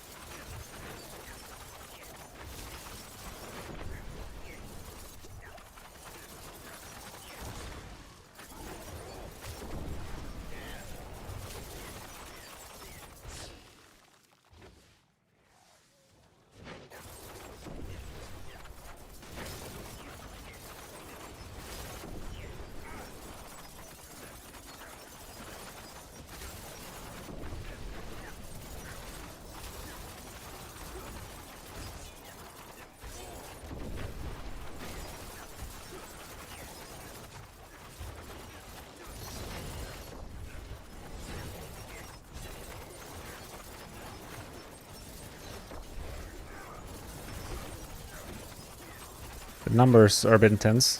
Damage numbers.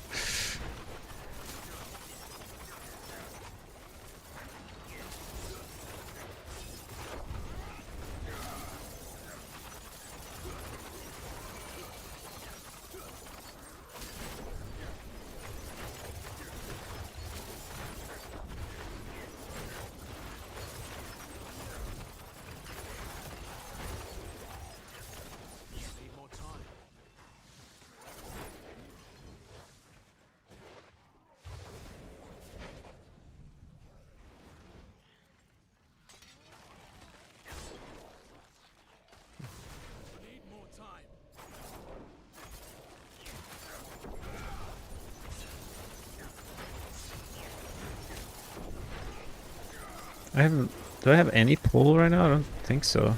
Maybe from Wild Bolt or something?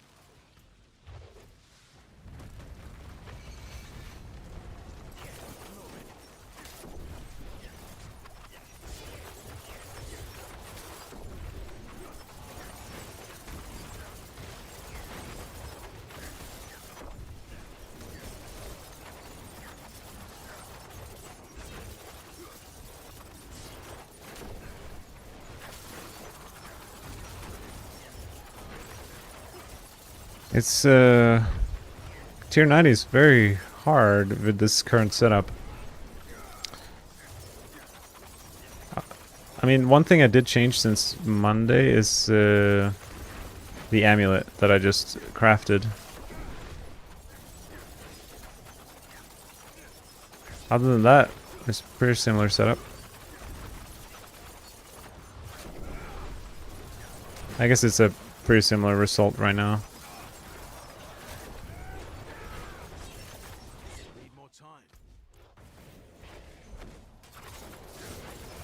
Oh, this is a random dead end.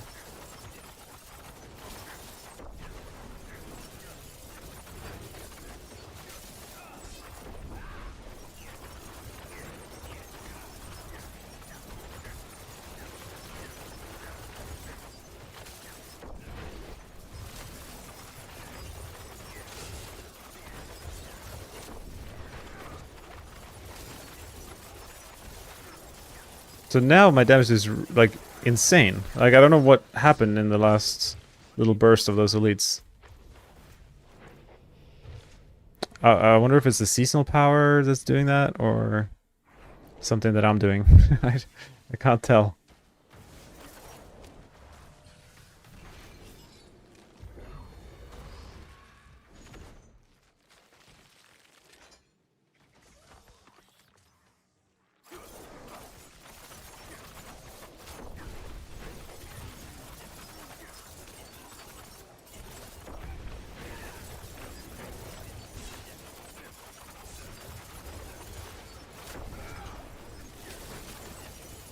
Need to find some hidden damage to up the damage by 1,000. Yeah, I think that's... You're right about that. That'd be great.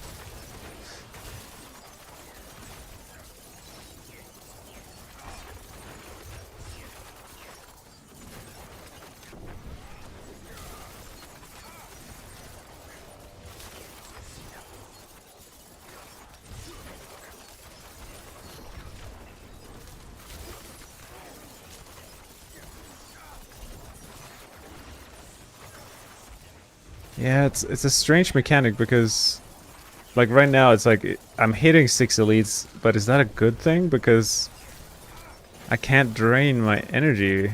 It's actually hilarious that it's impossible to drain my energy. Usually, it's the opposite problem, in at least in the Diablo 4 in the past. So I got too much of it.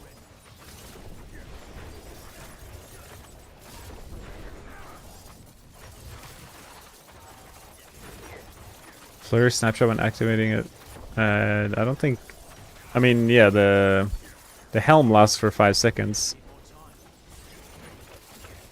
Well, that's about it.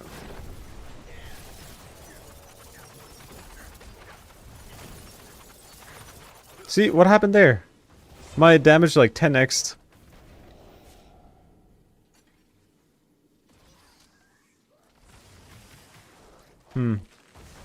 Is it the helm that activates all of a sudden?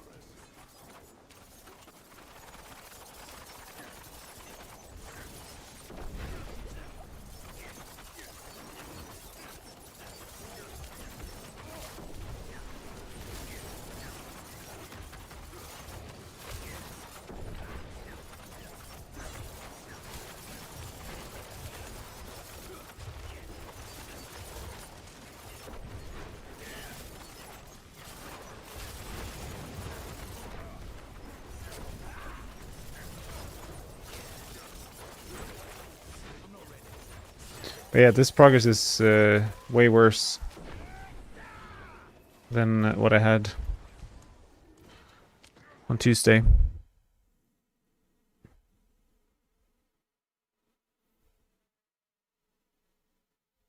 I think. Yeah, like we're like doubling it here. It's the same map too.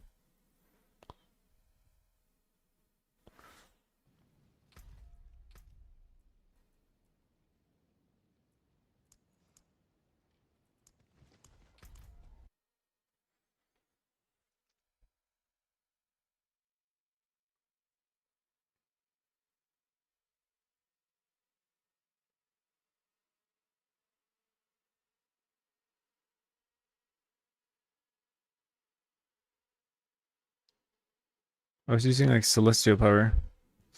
Happy is when you try TB, I can't see. No, I haven't myself played it, but Ava, another one of the max roll build makers, who's been diving deep into TB, player tier 90 with it, with the average gear, and I trust his data more than I trust anyone's. So I haven't played it myself yet.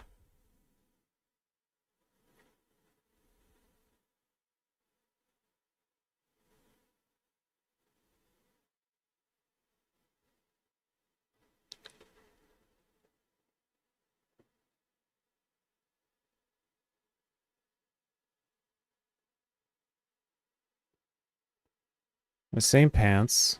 I think it's the same ring. The amulet should be an improvement, the one I'm using now.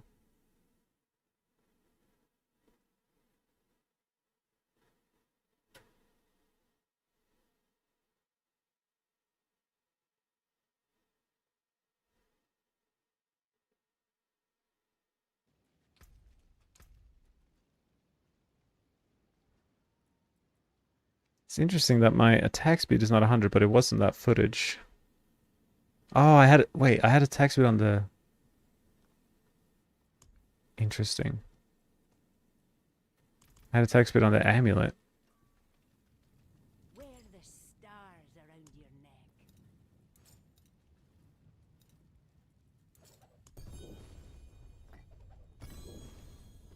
Beware the envious, my friend.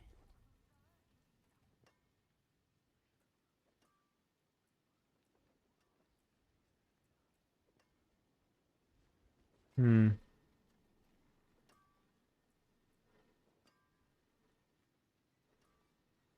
Other than that, everything's the same. Weapon Master I thought would be like the giga damage for this because we're using our daggers.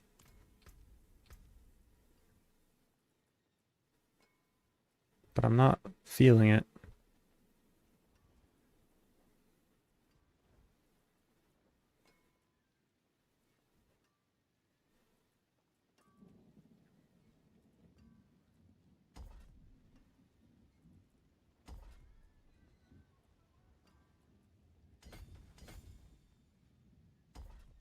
I guess I don't need that. There's no real other jewel because I have one that is one jewel is giving me nothing essentially. It's attack speed, but I'm already capped.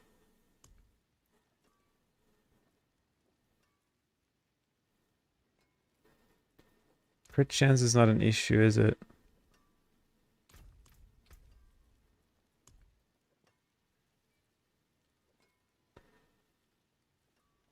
No, attack speed certainly not an issue.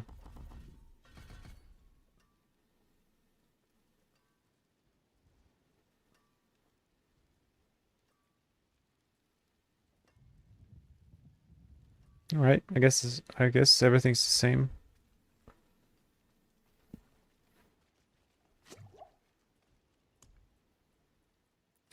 The question is if the beam is worth for the pull. Maybe we'll try it.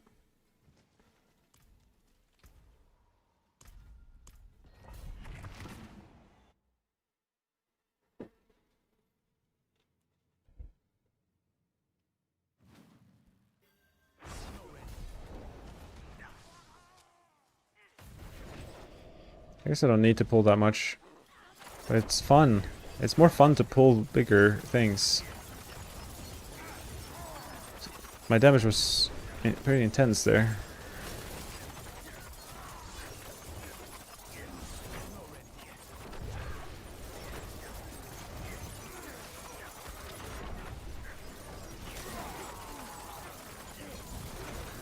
Alan, yeah, Death Trap is the best build by far.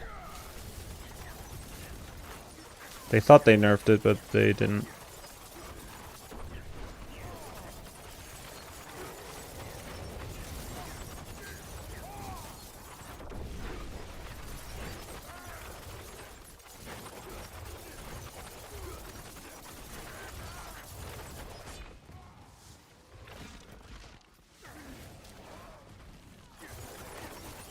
Where did the DR? Okay, he's somewhere. I just can't see him because I broke it. That's funny.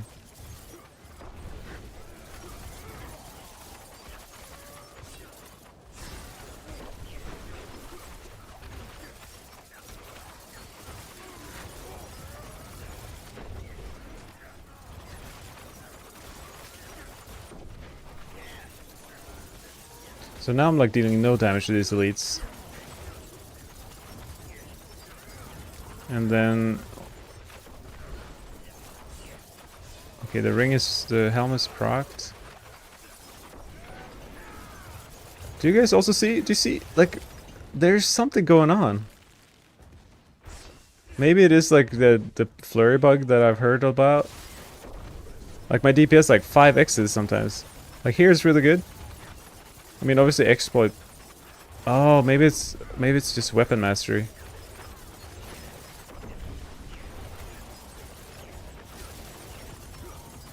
That's probably what it is. Because weapon mastery, I'm dealing inconsistent damage. Like, I'm dealing a lot to injured and healthy.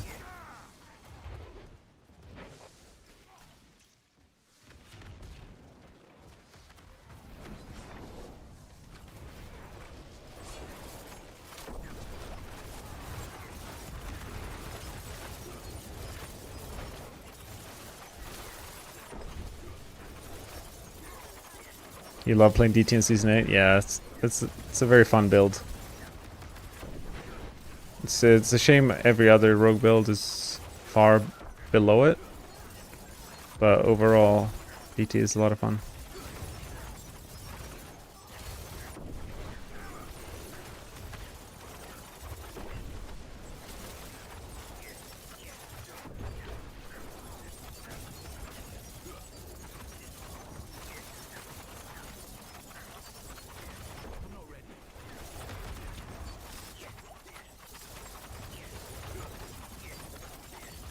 This one's hard to kill.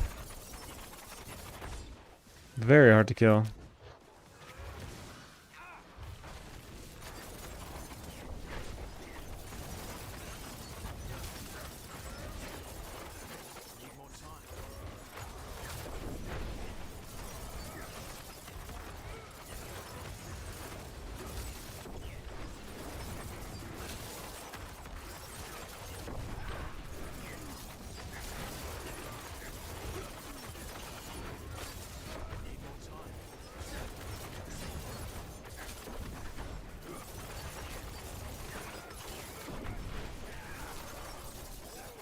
I think it is just the weapon master I have that makes me feel like... Because I should be dealing like double damage when they're injured and healthy.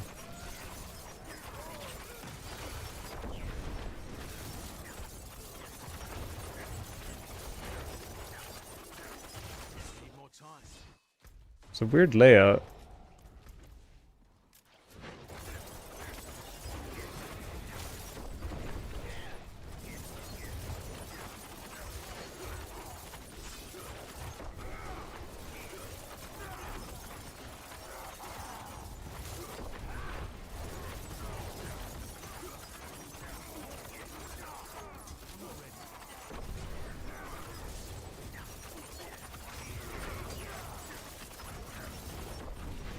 But yeah, sometimes I still feel like there's some inconsistency in my DPS.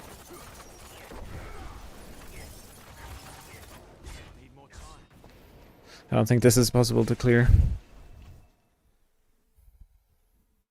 It's yeah, tier 90 felt like easier a few days ago, but it could just be my paranoia and the monster type or something.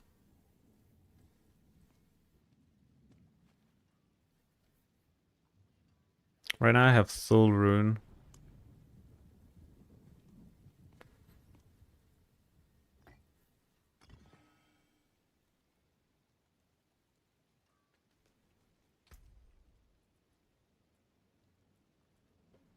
To get rid of energy reduction, it will maybe start to use more life.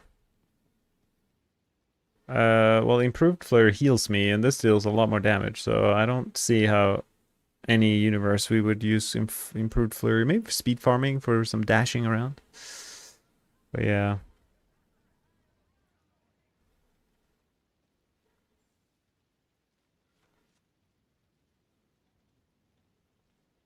Ollie, yeah, Ava's played Dance and Knives. You see it above me, around 75. But it's known as a early game leveling and speed farming build, so I think it's pretty fair. It's kind of amongst the marksman skills in terms of pit pushing. Do I want to try again?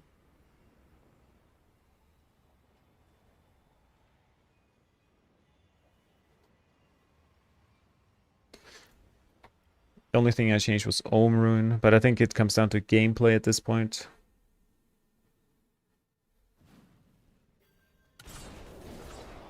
Snakes are not ideal, but...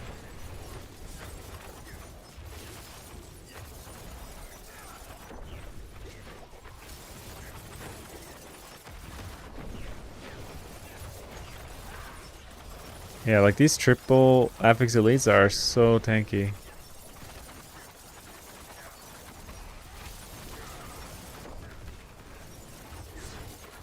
I'm currently using Control Glyph. Maybe it's not worth it in pushing. So that could be one change I could make.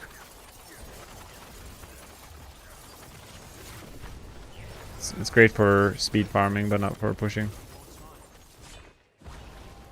That's actually one worthwhile consideration.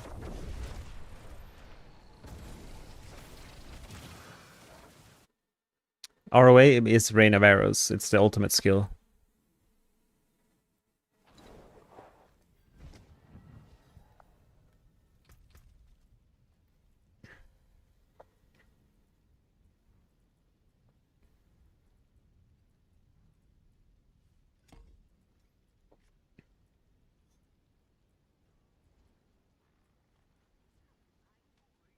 I think Devious,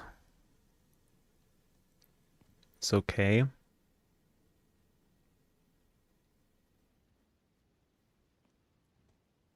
Fluidity is good, but we don't want the energy regen, but maybe it doesn't matter at this point.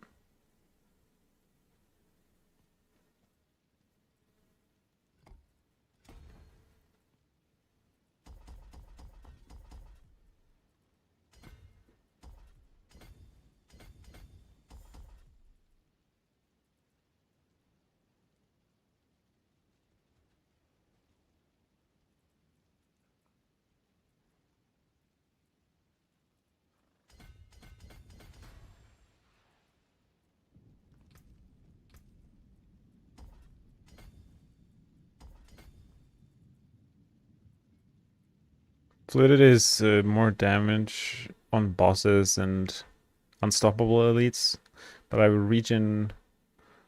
Maybe the regen's not worth it. I could reduce my damage a little bit with Devious, but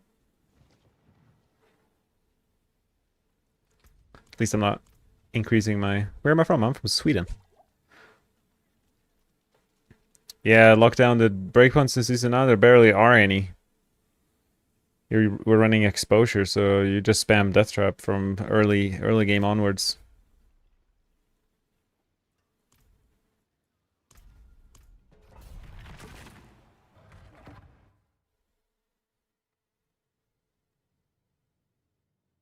Okay.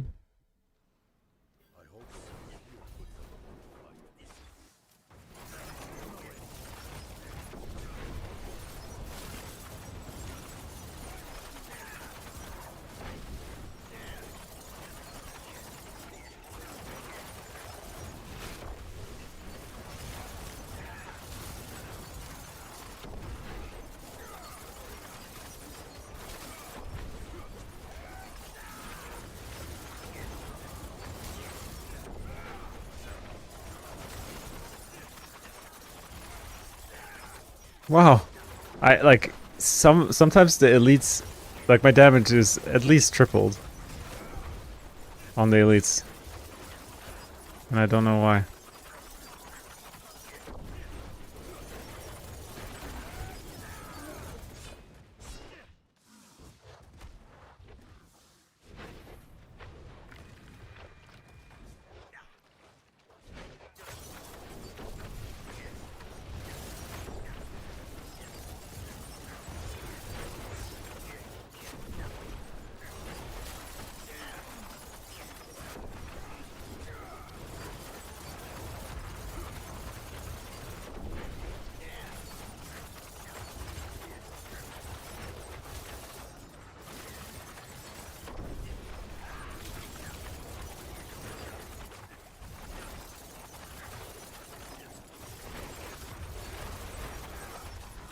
So it's so hard to find my mouse because I don't. It's like default color. Do I have a DT planner? I do. You can link it to the PTR planner.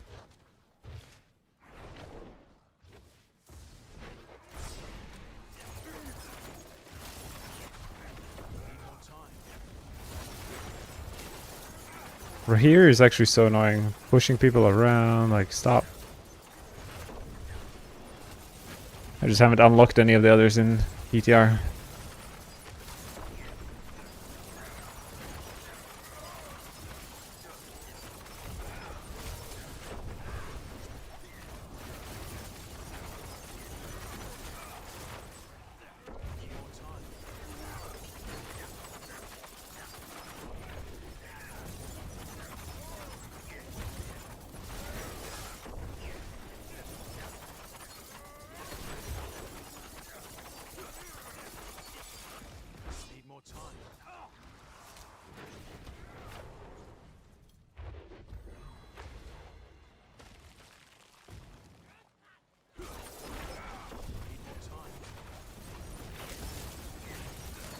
Wait, so now I grab the immunity shrine.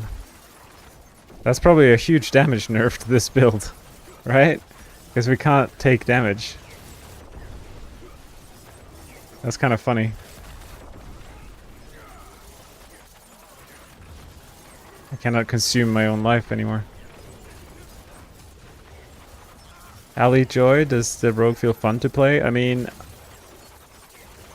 it's hard for me to compare because I played rogue every season and I always think it's fun. So like my answer would be yes, always. But if like I don't play the other classes, and I know a lot of the other classes, like Spiritborn for example, are having a very promising season ahead of them.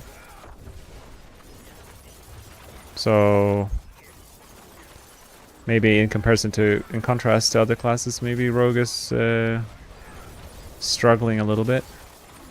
But I always think it feels fun.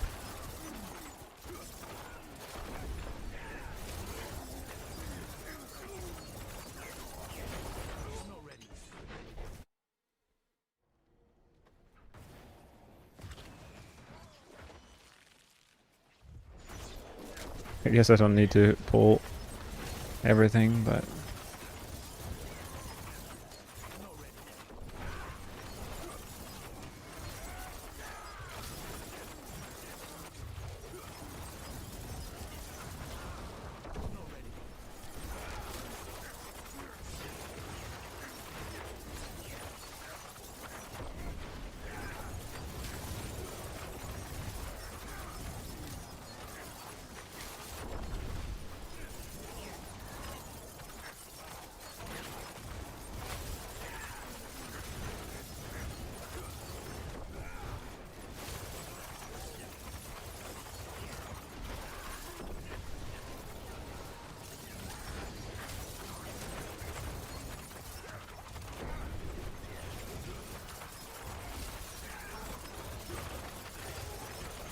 Oh, that burst!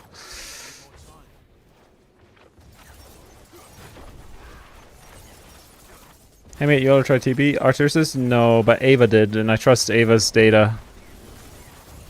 His planner would probably be better than what I would create for TB too. So around 90 to 95 would be TB, Poison Imbue.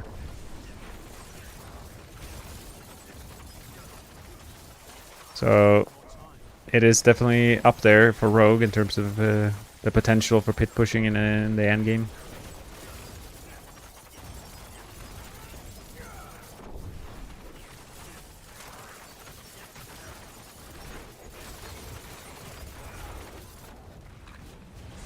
What is going on with this map? There's so many paths everywhere.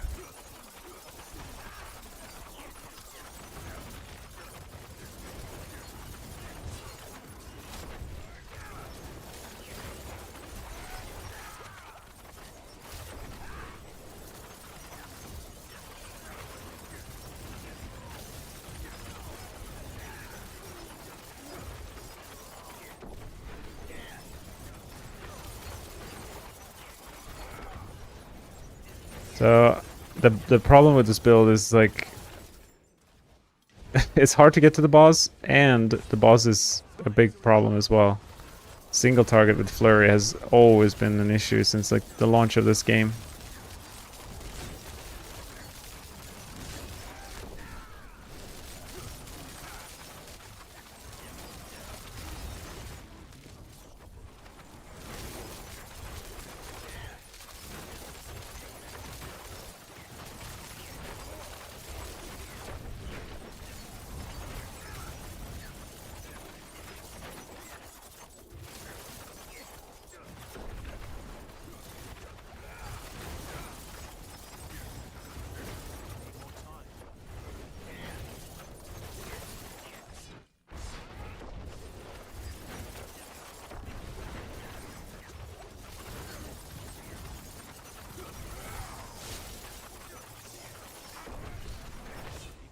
Oops, misclick.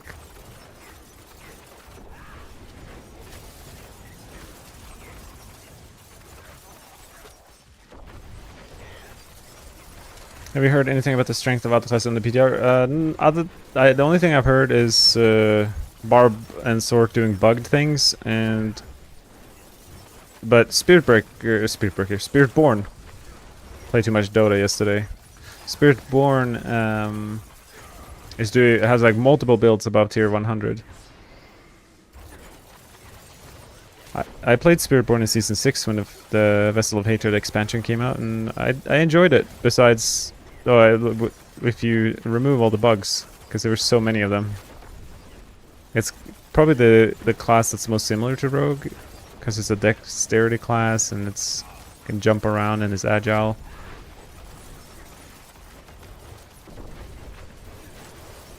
So if you haven't played Spiritborn and you want a really strong class in Season 9, maybe it's time to give Spiritborn a chance. I'll be sticking to Rogue, but...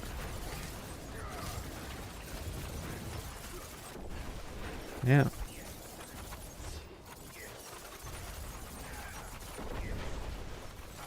These snakes are hard. But yeah, it's 5 minutes for a boss fight is probably not enough. I think if I get like 7-minute boss fight, it's possible.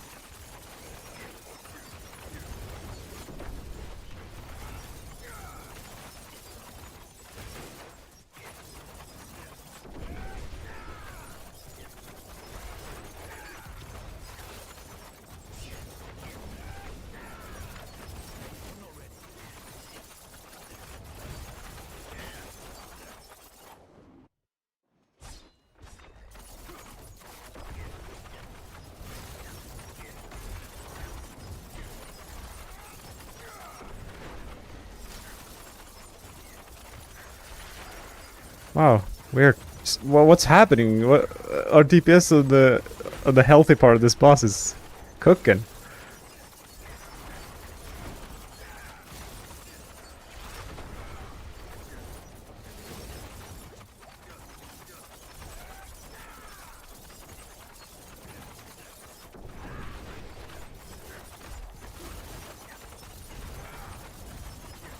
So now it's the hard part of the boss is this middle section of his health bar, because we don't get value from weapon mastery. So the middle part will take a bit longer.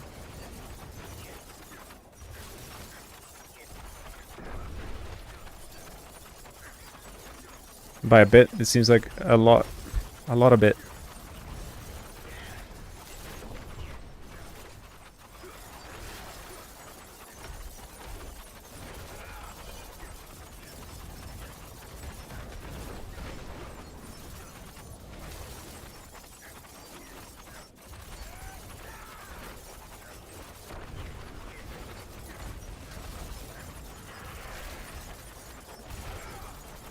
So we need to get to injured, which is 35% health. It's like in between the next two red dots.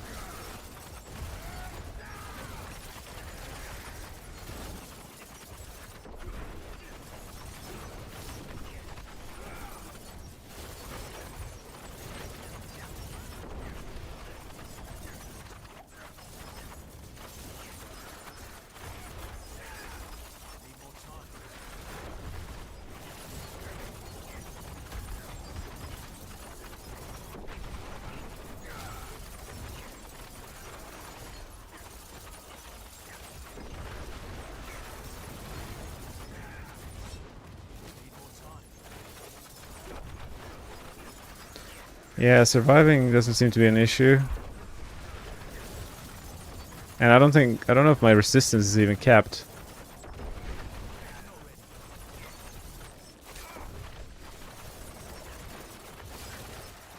We're getting close. Maybe after the next stagger we're get to the 35% range of him being injured. So now we get a Lilith. I don't know if I want to tank that. No, I don't. Okay, well that's good to know. But I think we're armor capped and we still couldn't tank Lilith like a slice. I think it's mixed in shadow damage. Maybe it's 100% shadow damage. So if we have capped shadow rest, we can maybe tank it.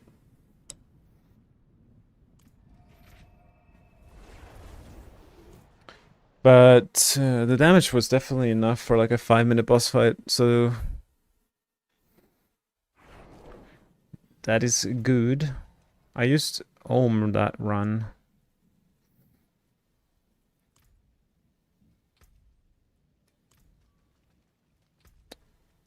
Another thing there was my instants and elixirs were down.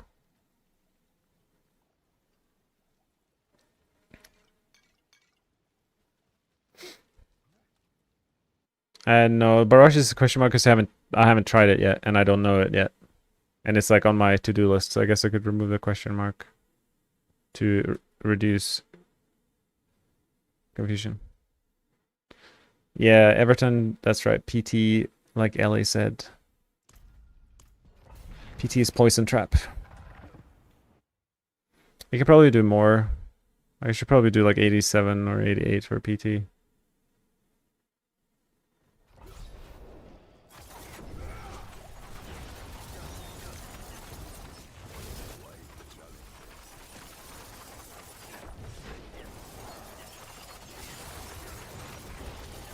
Snakes are my least favorite.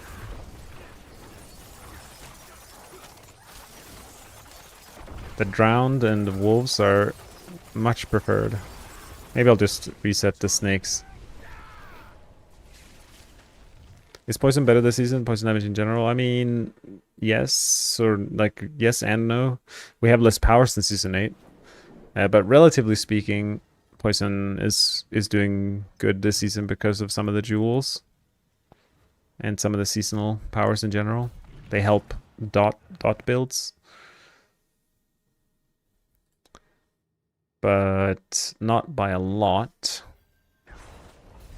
More snakes, but they can't really run anywhere in this cave, so maybe it's enough of a reason to continue.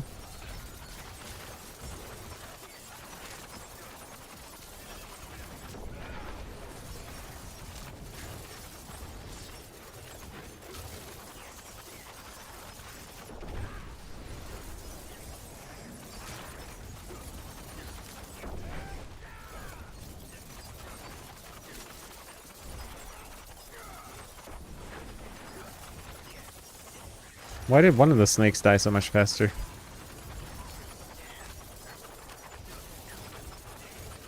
I'm not ready yet.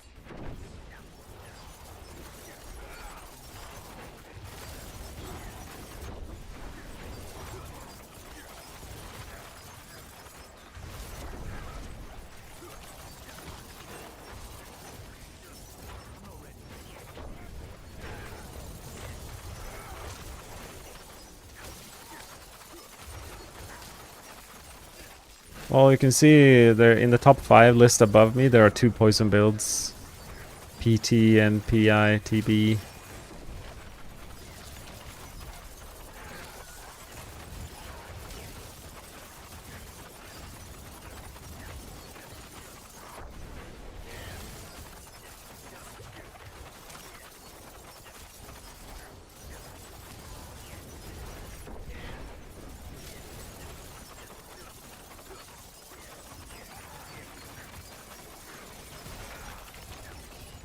Okay, our progress is really bad here. Probably reason this map and spy snakes, I mean. The threat's still number 1, yeah.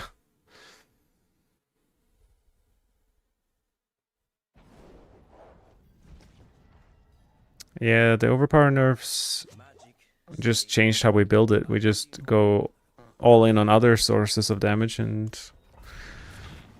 the end result is still very good. We didn't even use the ice in the dark pants.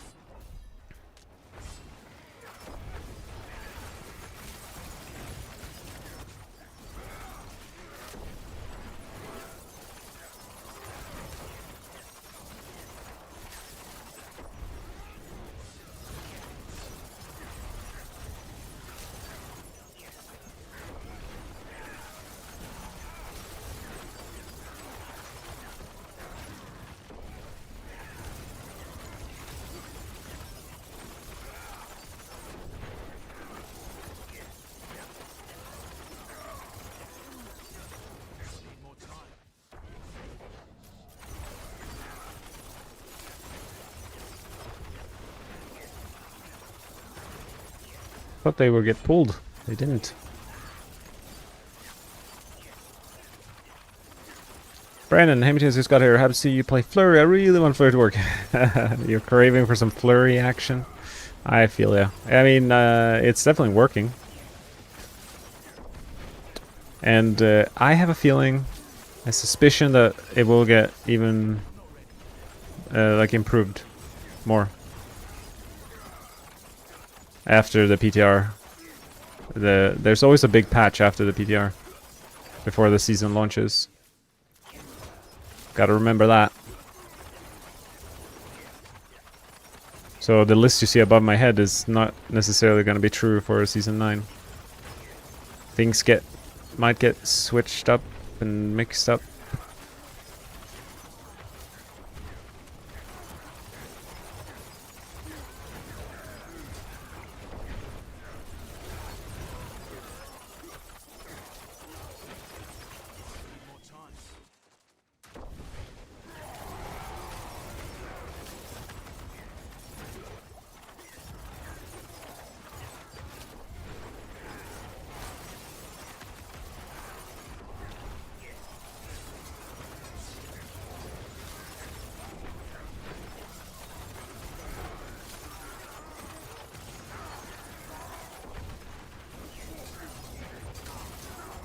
Nikki says, I think Flare has a ton of potential too. Yeah, I mean, not only potential, but also it's a lot of fun.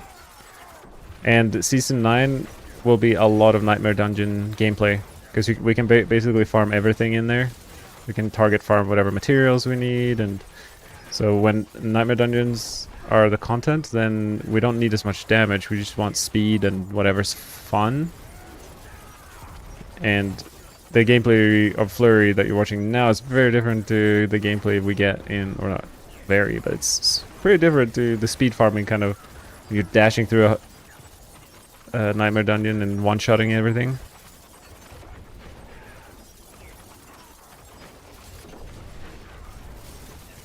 It's very satisfying.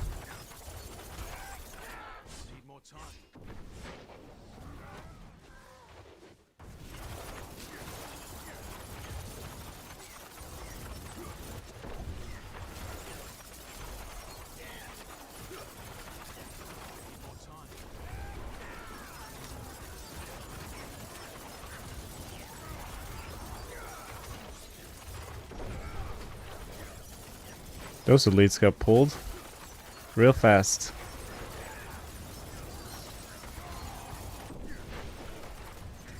Oh, Twisting Blade Poison Trap comes back. Yeah, I mean, the TBPI on the list above me, that is utilizing poison traps a lot to remove the cooldown of poison imbuement with the bursting venoms aspect.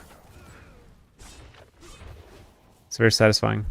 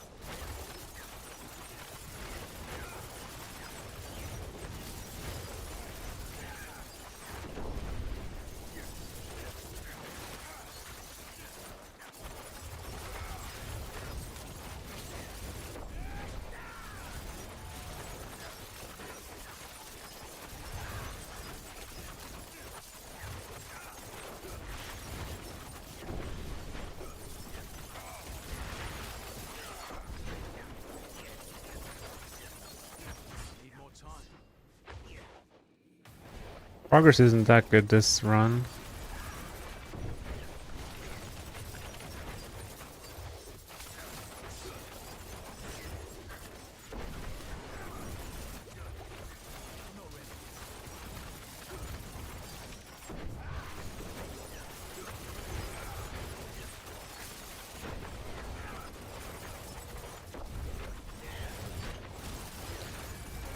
I just realized one thing.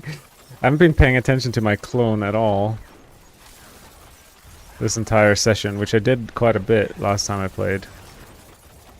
And maybe Shadow Step is better than Dash for pushing, because we can control kind of where the clone goes. I haven't really thought about that until this very moment. I'll make that change for the next run.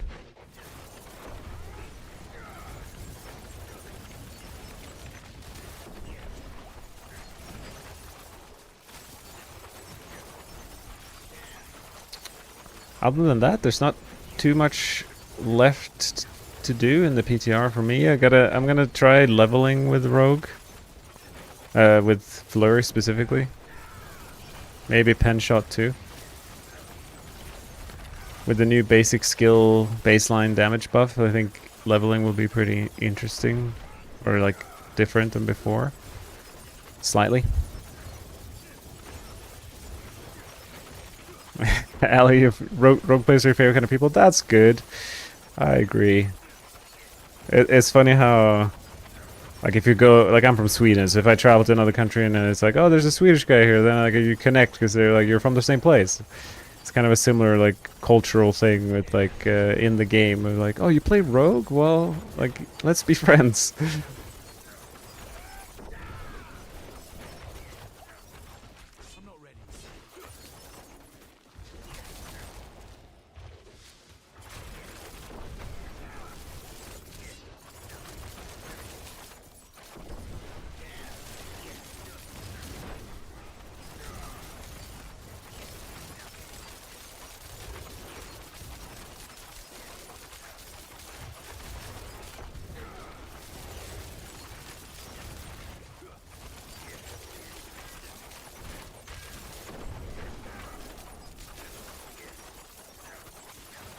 I mean, if only I could have the consistency, or like the damage output that I have when they're injured at all times.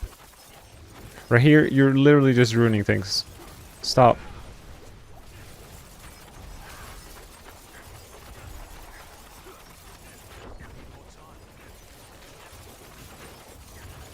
It's like that annoying friend that's playing with you in the park, but it's like you don't want them to be there, but they are there, but you don't want to be rude, so you have to include them. That's right here. It's like you wish you could just go home. Why is this guy not dying? That's the real question.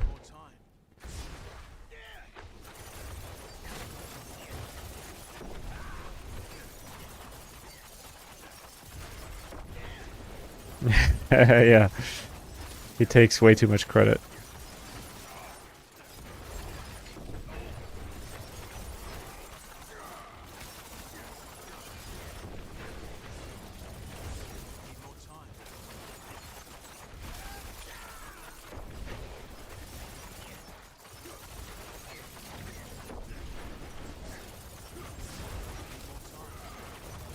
Well, we have way less time on the boss, but maybe with the right boss that has less life, we can still kill him in time.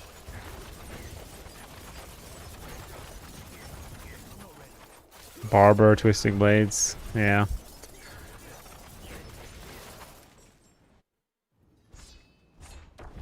Scourge, wasn't it the last boss too?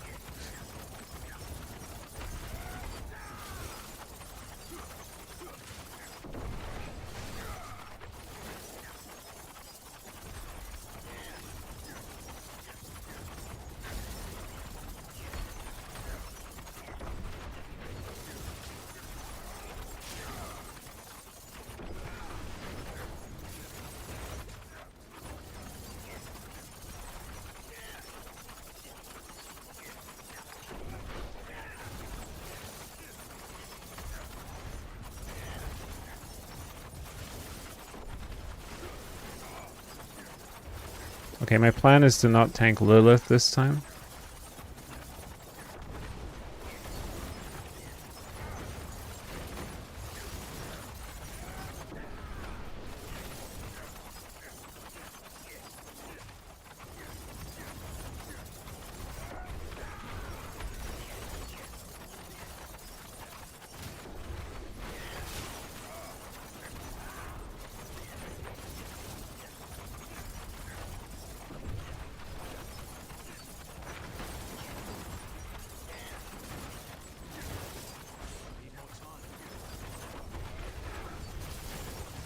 Might not be enough time.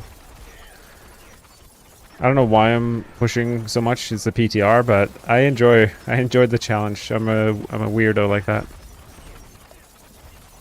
Bobak, what's going on?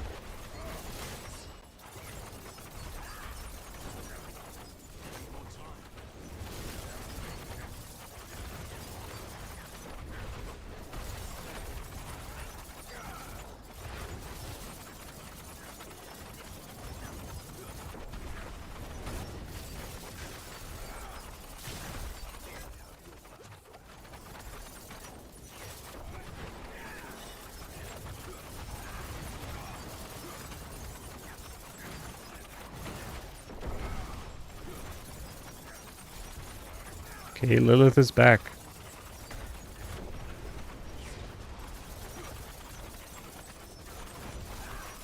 I got an easier Lilith to deal with this time.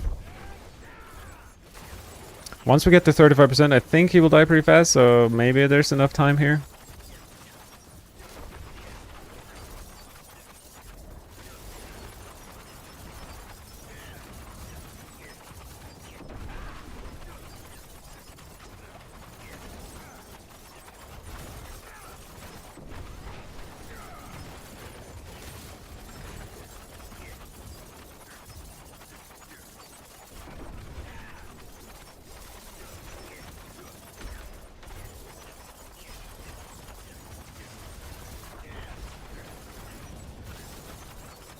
Yeah, look at the DPS now.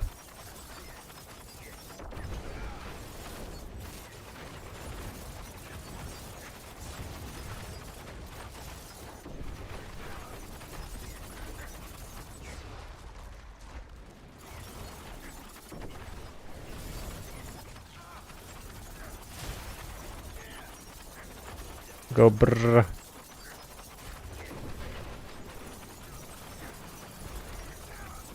Alright. Tier 90 clear with Flurry is possible. I mean, I knew it was possible, but at least now we know for sure, you know? Come on. Easy. BC. So if anyone's watching the VODs, you can just check out my gear. So I got the broken masterworking, but it should still be slightly worse than the best in slot. Overall, it's kind of similar to best in slot items, according to the planner. I mean, there's some ranks on our amulet on the skills we can roll, etc. Kind of went about my items here in a weird order, but preparation, skill tree, the haste and momentum, pride, no witness, versatility, exploit weakness, chip, headhunter, deadly ambush, dance macabre with devious. Devious was my latest change. Could probably do fluidity or control. Doesn't really matter. GGE's. Wow, I saw I've been following your channel for almost 10 years. That's hilarious. That's a long time. Follow aged. Is there, I think I have a, do I have a bot for that on Twitch? You can see how long you've been following. Maybe. Yeah. Brian says, why do you have triple crit and double hits on an item? So masterworking is broken in the PTR like this. It's weird, but they fixed it. So this is just my items from like before the fix, but like here's an amulet that is normal. So this is after the fix. But it should be possible to get even better item than this without the triple master working. And Walk says, Haven't is where did you test rapid fire? PC is so low. That's the feedback. I haven't tested it yet myself. But it could probably do a little bit between 65 and 75. But rapid fire is broken. The Scoundrel's Kiss ring is just not working. Okay, I'm gonna save Flurry in my little stash armory here. Okay, I think I'm done with Flurry. 7, I know, I'm so sorry. I mean, what can you do? Blizzard says multiple times that they're nerfing it, which they did, but just not enough. Actually, I don't mind DT being where it is. There's just the rest of the builds need to be stronger.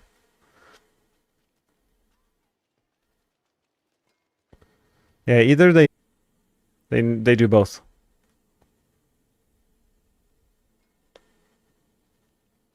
Arf without Scoundrel's Kiss is way far better. Okay, nice.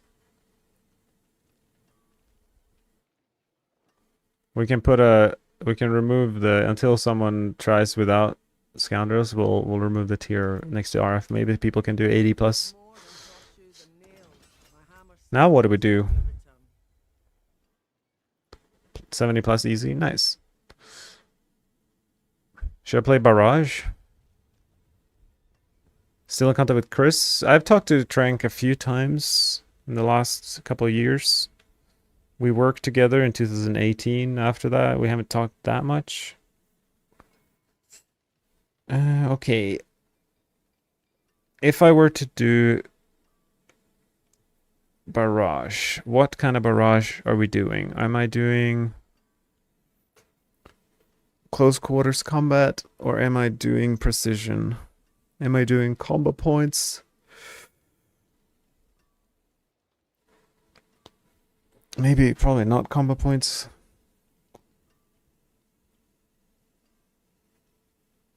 Yeah, we had a good bromance. Some good highlight moments in videos.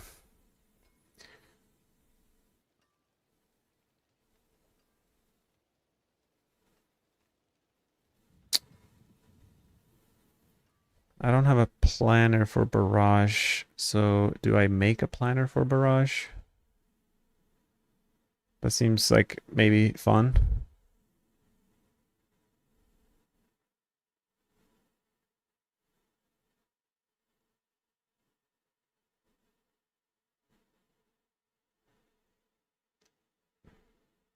Starting from scratch.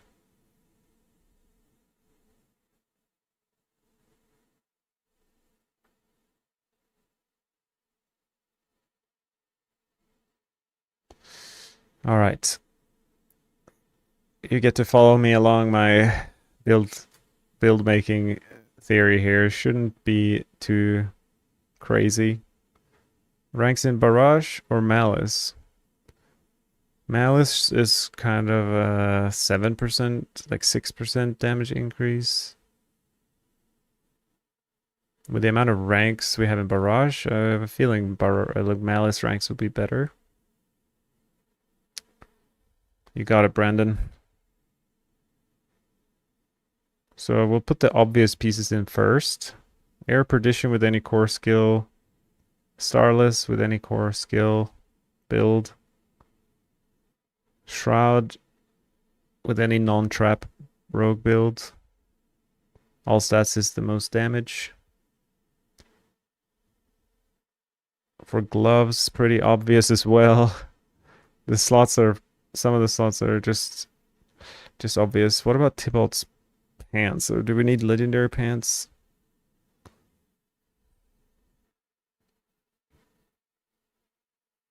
The benefit of Tibis is just damage. But maybe we lack armor. Might replace Tybalt's. If we go close quarters combat, which is probably the play, we're probably going to be running Penitent because we can cold things when we're close to them and we deal more damage.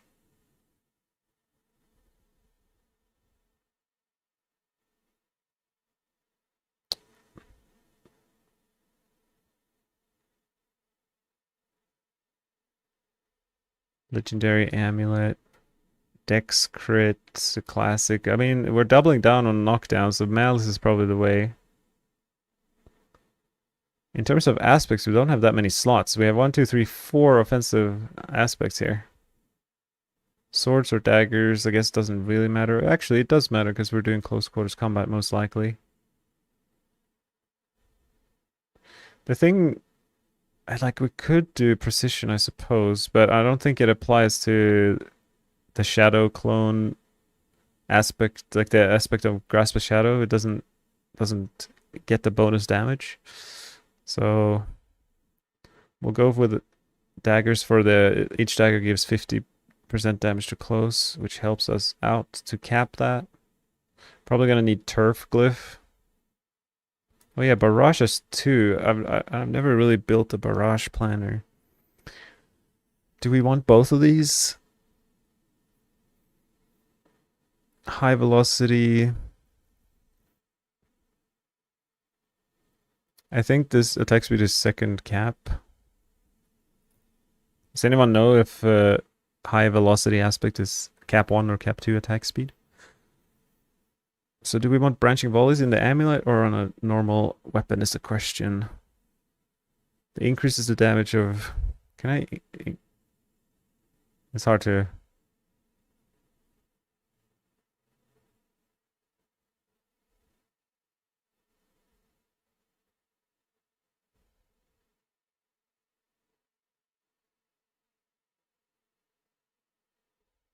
Spoony Limits is cap 2. Yeah, I think so too. I mean, I could look it up, but I just thought I'd save myself some time. Increase the damage of arrows ricocheted. So I'm thinking on a boss it does nothing.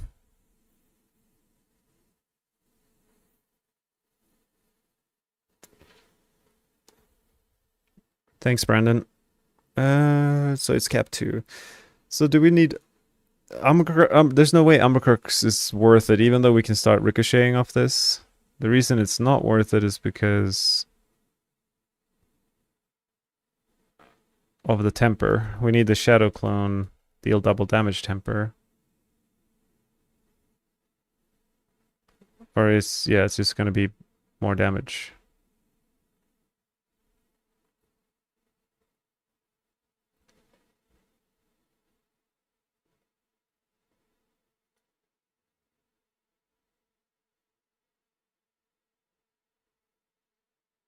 So I'm probably just gonna do something else. I mean, this is turning into kind of like any other build in terms of, but that's kind of the thing these days with rogue core skills. The question mark is the pants. We could solve armor with one of the rolls in the amulet, but probably not going to do that. The additive damage on weapons don't really matter for most builds. Vuln or crit, same thing. Close, we're gonna temper close on. Actually, let's do a quick check here. We're definitely gonna have dance probably for the turf glyph as well. So let's just see how much.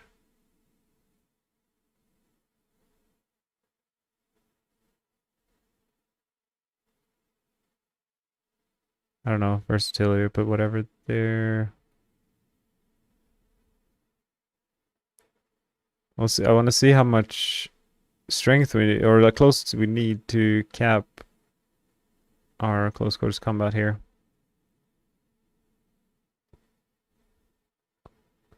So with that, now we are on this key passive. We're at 63. So let's start adding some tempers. We have 2 tempers. 3. Where are we at with 3? We're not capped with 3, but with 4, we are capped. And no masterworking on them either. So that's pretty good. I think it's about 1,200% on your last build, the DT build. Yeah. They've capped close quarters combat now. So it's a little different. But pretty similar. Still, we need it on almost every item. So what else do we want here?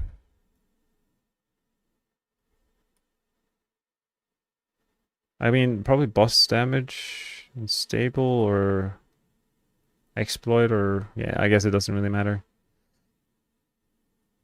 And then just a sneaky shadow clone. Or we probably don't... With this build, we're going to be spamming energy. So we're going to reset our cooldown with preparation a lot. So we could use this... Instead of shadow clone, we might roll second wind or something. We could roll all sorts of funky things there.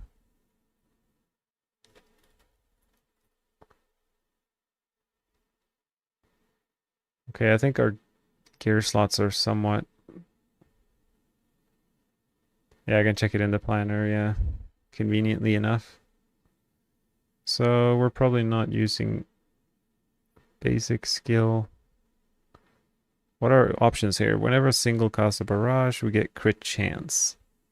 That sounds garbo. We can make things vulnerable. That sounds like a nice way to solve vulnerable. Actually, yeah, we don't... So our barrage is rank 33. That seems good.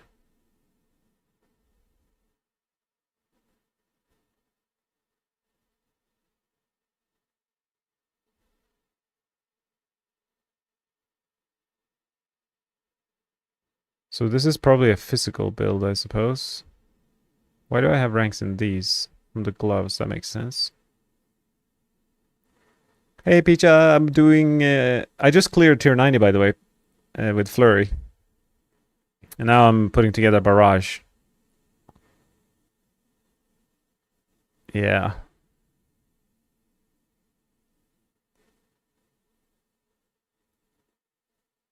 I haven't really played barrage before. Properly, like in this new era of Shadow Clone.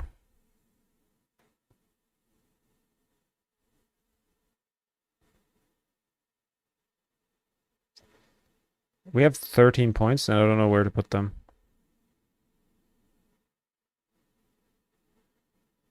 Okay, the points got used up really fast. Smoke grenade, Shadow Clone. We have mobility, as much damage as we can. 3 leftover points. We could do some siphoning strikes. 1 rapid gambits, maybe? Victim is also capped. Yeah, Spoony Lemon, it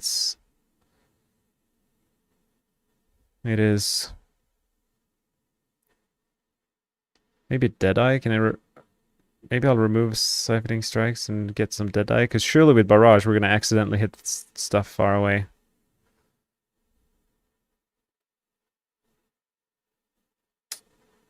Okay, so where are we at with all the crit and attack speed and armor and resistance? Usually when I make a planner from the start, I make everything GA. I make the best in slot planner to see like what's the top end for the build, and then I reverse engineer from there to recommend things for people. So our attack speed is definitely not capped. So we probably want attack speed GA. And we can slap on our elixir, probably advantage, dexterity, maybe armor, soothing spice.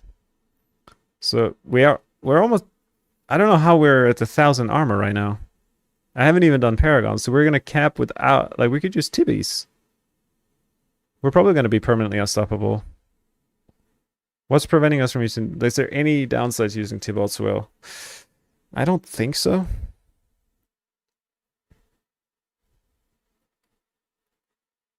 Like it's purely a damage increase. Slap some dex gems in here. Probably want a Quox rune, maybe? And then on one of the daggers here, we're gonna roll resource. Maybe Tam Cax. And then I don't know what else. We're freezing things with Penitent Greaves. Is that enough?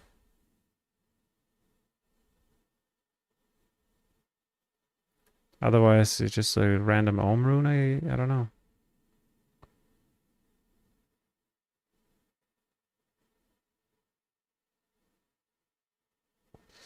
Seer Ohm. I don't know how well that works, but it should be almost 100% uptime.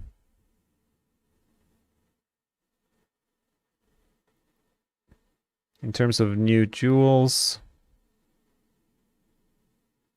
attack speed is probably pretty good, and then just stats, and then summon.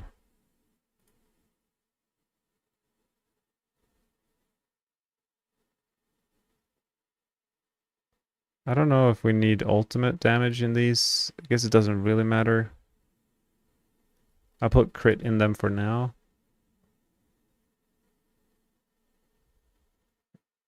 Oh, this is Torment 1. Okay, I was gonna say, like, how is my armor so high? There we go, there's 600 armor. Without Paragon. So let's see. Yeah, it's cap 1.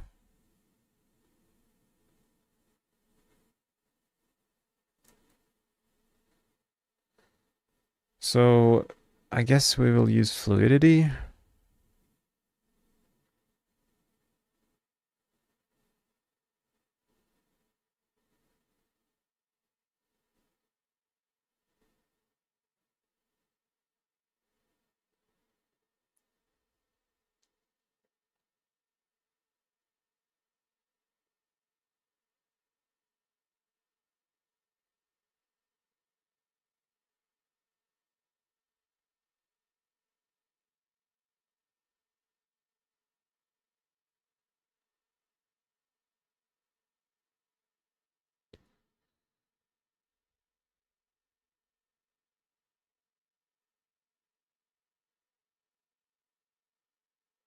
Here we want to pick up all the close damage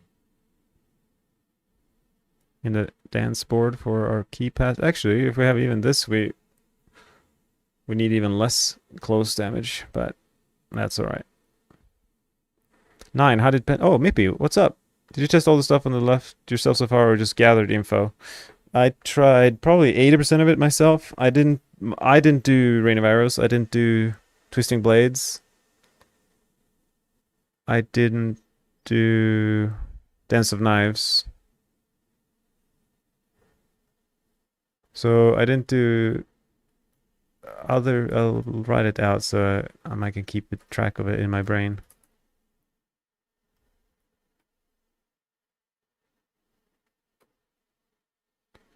Other people did Roa, TB, and D's Dance of Knives. Everything else I did to myself.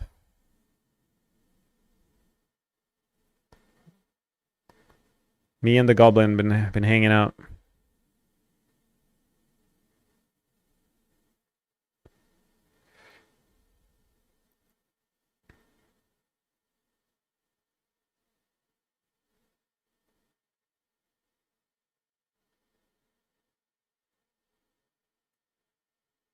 And sorry, 9. I forgot to answer your question about Penshot. Penshot felt really good and fun and different.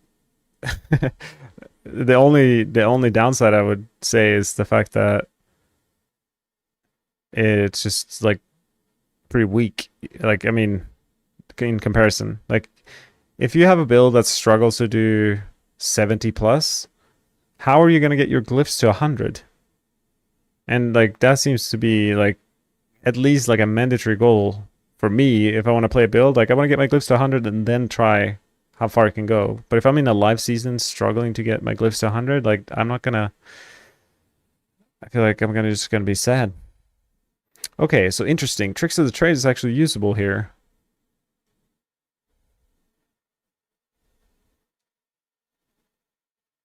Right?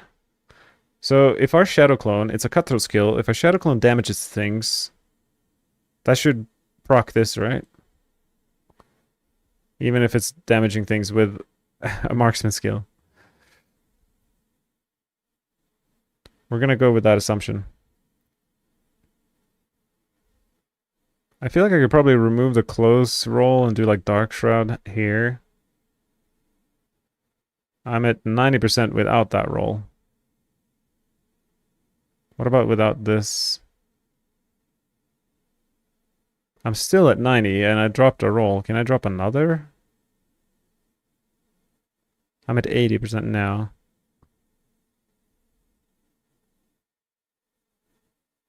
So if I pick up all these nodes in Tricks of the Trade, 88. I wonder if 88% is worth another roll. Probably not, because I'm not going to get it perfect. It's interesting to see how far we can push it. At least we have an amulet. Dark Shroud, shadow damage gives a little bit more additive in our lives. Because what boards realistically are we thinking here? Deadly Ambush, I guess. These are all the 30% boards. 9, yeah, for sure. I recommend Penshot in Season 9 for Tier 4 farming. I think it's gonna be fun. I mean, you might, like, if you don't mind the hitting the ceiling and, like, things not dying in one shot all the time, I think it's a fun build. Most builds these days, you just jump in and spam a skill. But Penshot, you can actually strategically, like, bounce the shots, making sure the angles are right. Having a boss room with a wall you can put him up against.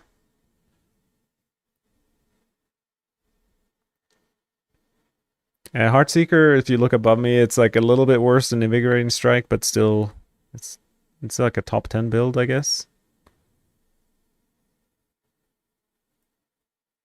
All right, what am I using in here? I guess I could be using Chip.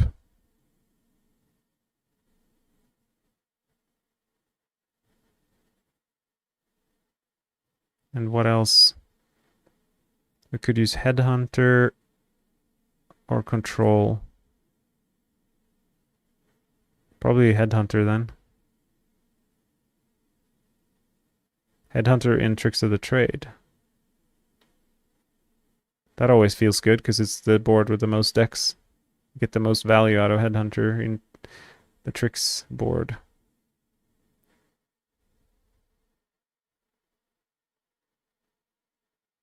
Can you show your TB build? I miss watching it. Precious, I didn't play TB. Ava did, and I trust his data. He's been playing it a lot over the last few years, but especially on this PTR as well. So he could probably push like close to 95, but between 90 and 93 is safe. What am I putting here again? Headhunter.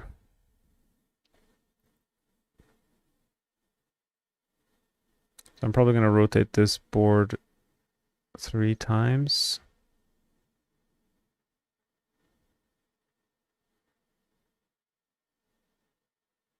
I have 5 to that exit and 5 to that exit. That doesn't really matter. Paragon optimization is just figuring out the shortest route to things. It's not very engaging. Wait, do I want to go up there? I don't need 2, 3, 4, 5. So like this, maybe? This is a very strange way to path. But I think with 300 Paragon points, this is how I would do it.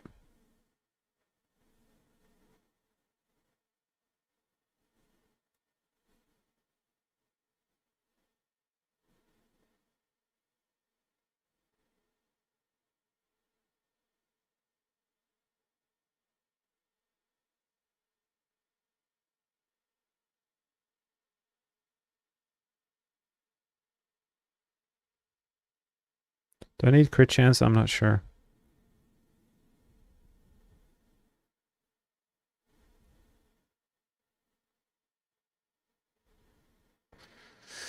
Thank you, 9. I still have points. I feel like I've been spamming out points everywhere. Not the most realistic seasonal board, but I'm just gonna try it in the PTR, see how we go. I think that's pretty good. I feel pretty happy with this, and this is a 25-second Shadow Clone cooldown, and we're gonna be able to use that very frequently, I think. I don't know if we need innovation ranks somewhere. We could roll that on our amulet. Wait, armor is 700. Is that acceptable?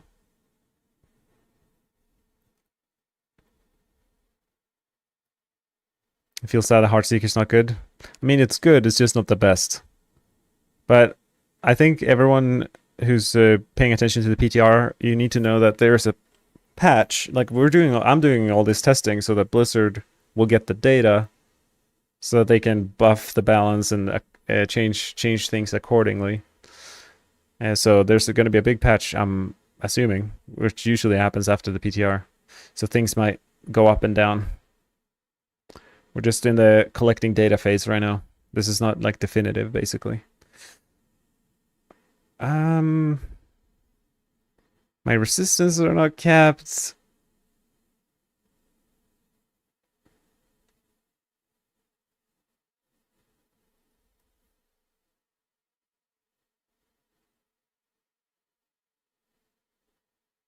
Maybe Tibby's is a bit pushing it, but the DR is pretty good.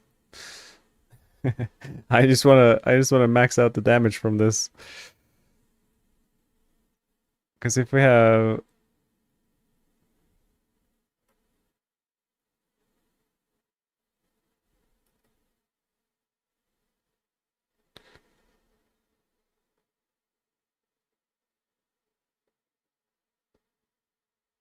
could we do just what if we roll armor as a temper? Yeah. This could be a way to do it.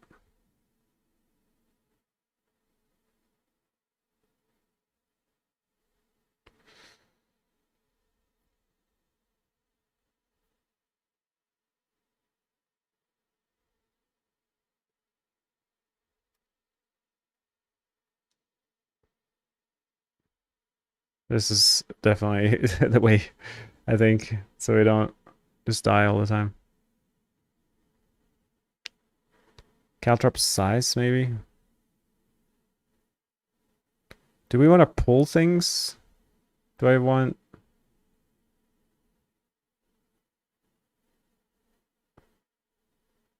I think I'm going to do something sneaky here.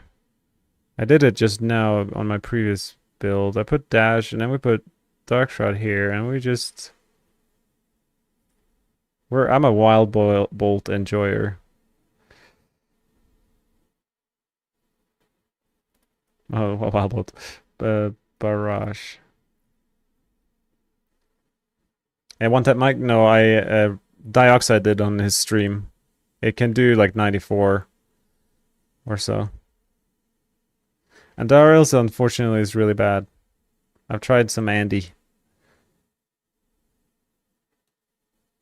For 89, you think the DR is fine? Yeah, probably.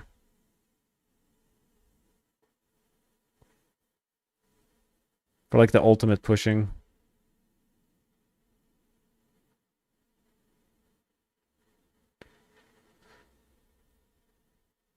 I have the planner. I do not have the planner, but I think it's extremely similar to the one that is on max roll, the endgame Rain of Arrows that Dioxide made. I don't know if he changed much.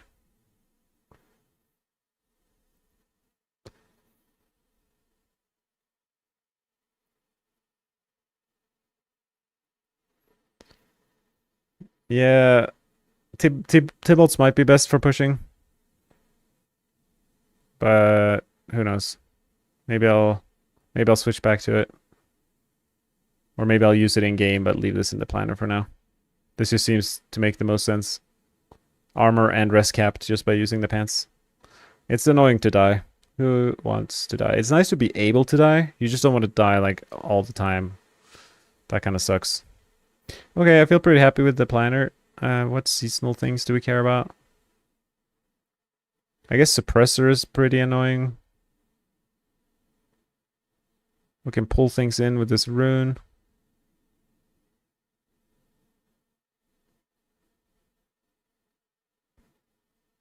Oh, we reduce our cooldowns when you execute. Interesting. Maybe that will come in handy.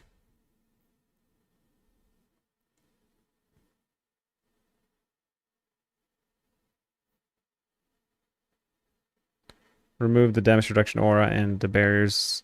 I feel like that's just feels good.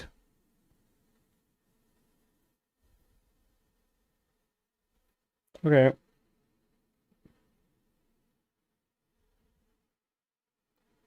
Let's put this together in the game and try barrage, and then I think I'm gonna call it for today's testing.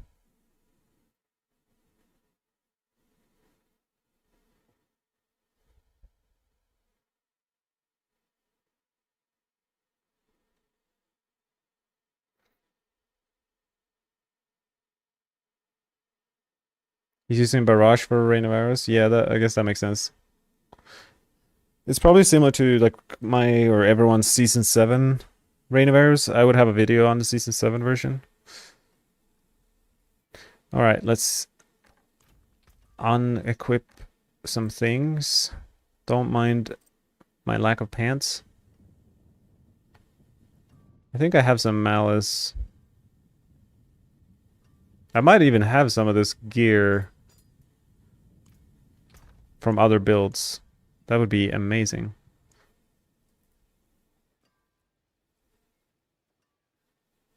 This is close. Frigid Malice. That's perfect. Boom, amulet done. What about Air of Perdition? Boom, done. Wind Force. Hey, what's up? Defense aura removal, yeah, it just feels too good to not have. So now I'm looking for close damage here. I mean, ideally not. Do I have like semi not non-bugged daggers? These are pretty average.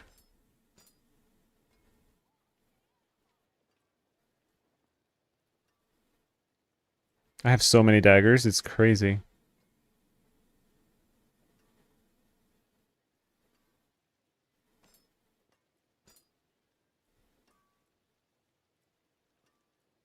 These are pretty fair daggers, I'd say.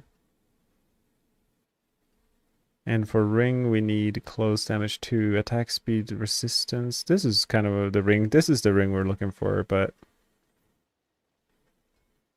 nice. I'm excited for the normal shadow step testing because the shadow imbue, although it was fun, I just didn't really pop off, even though there's a lot of pops.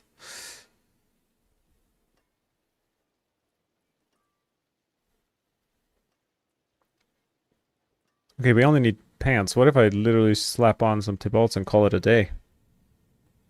We'll see if I die much, then maybe I'll change my mind, but something like that. This is one. How many uniques? That's a lot of uniques. I mean, this will be so quick to put together because I don't have to cook well. Thank you, Beach Up. Have a good night. I will see you around. And hit a malice for me. Wow, that was the quickest masterworking I think I've ever had. Alright, all that, that's it. Okay, well, life's easy right now. Gear is done.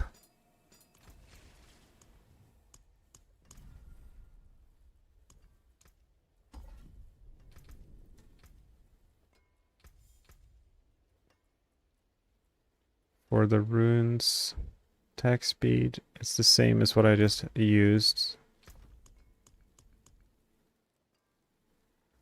Summoning stats. Yeah. Yeah, this bow is something else. It's the average season bow that you can find on the ground. Killing Belial once will give you a bow like this.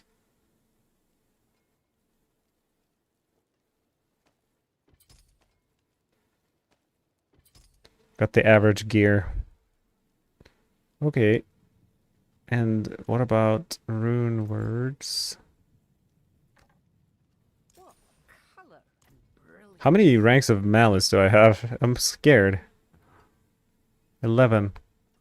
Nice. It will be 14.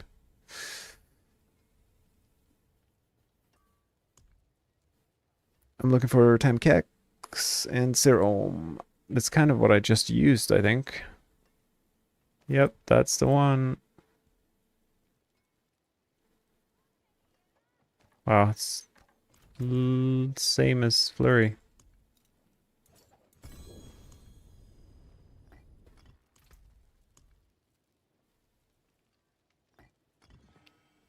I can't carry anymore. If I'm using Seer Ohm rune word, it seems like it would be 100% uptime or somewhat close to it. But if anyone knows if it's like some bugged interaction, then let me know. Should be like 90% uptime or something. Nice. Now it's just... Wait. The yellow infusion. Nice. Skill and Paragon, then we can try Barrage out. What do we have any predictions of Barrage power? I'm gonna say 75. I have 34 ranks in Barrage. That's crazy.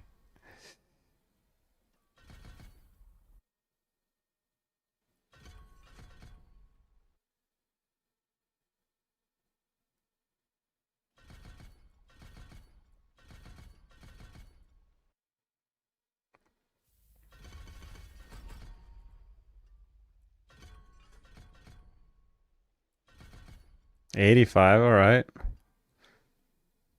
We got a Barrage believer in the chat. One tap mic, I don't know.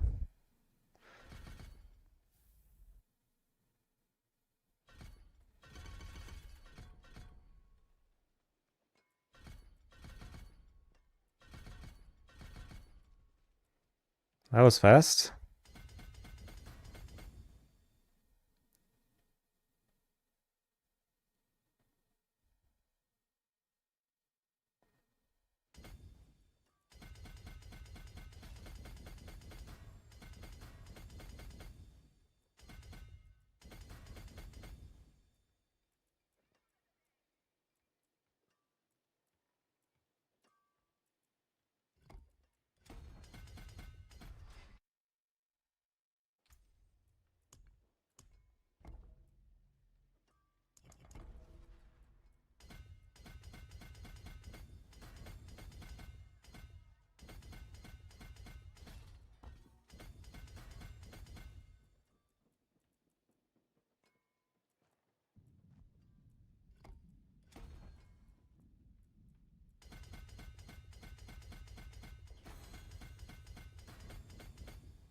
For these lower pit tiers builds, can you do like a tier 55 run to simulate what it would feel like running it in tier 4 farming?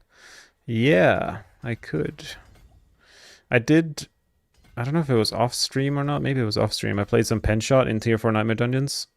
I'd say like I didn't one shot everything, like, but like 2 or 3 shots in each elite. But I will see. Maybe I can play some more pen shot in tier 4s because I haven't really played around. I haven't tried a single Nightmare Dungeon like the what's it called? Nightmare Escalation thing. I haven't tried that at all. So maybe I will use pen shot as the testing character.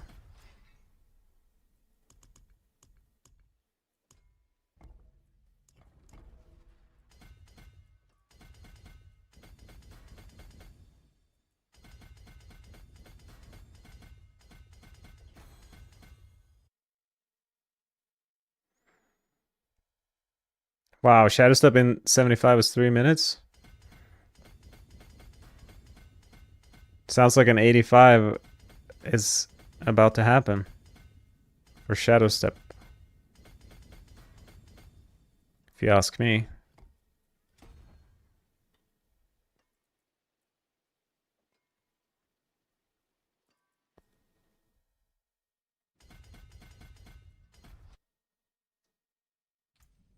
I haven't used the new Tricks of the Trade board at all until now.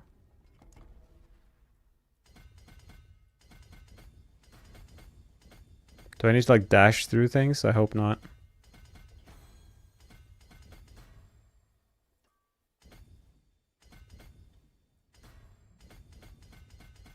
I don't want that.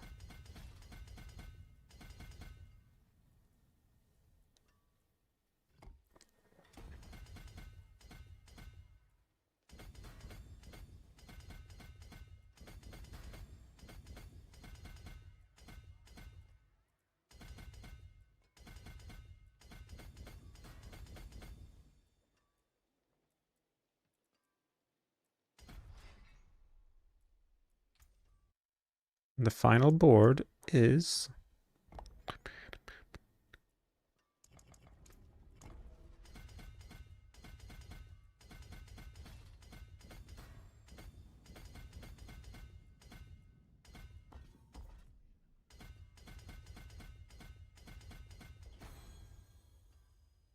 it's fun we have infinite Paragon, yeah. Makes life easy. But I also enjoy the journey of each season, like when you only have like 4 boards and you're kind of scraping by. And you finally unlock like a new legendary node and you feel a bit stronger. I like the journey. How do I have... Okay, 19 points. I followed my guide to the T. So what numbers am I at now? I have really bad armor. I guess if I slap on some of this and that, I guess attack speed is probably more likely. Almost 1,000 armor. Resistances are kind of questionable, but it could be okay. And what about crit chance? 90% crit chance. What's happening? Can I remove crit chance?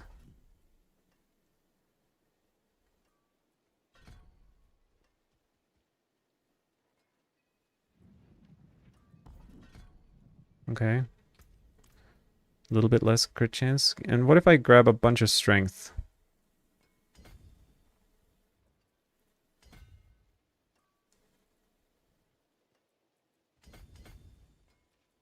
Oh, wait, I can grab it here.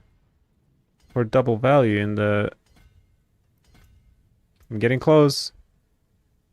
If we pick up all the strength in the Headhunter board, we get a lot of armor for it. We're gonna get close to 1,000 just through sheer will.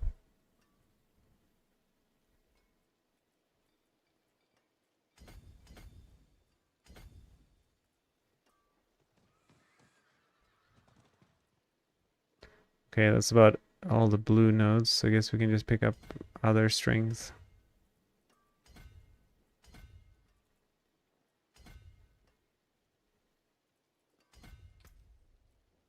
Nine, 8, 4. Maybe it's fine. We did our best. We need to imprint things. Which build is my favorite? Top 3?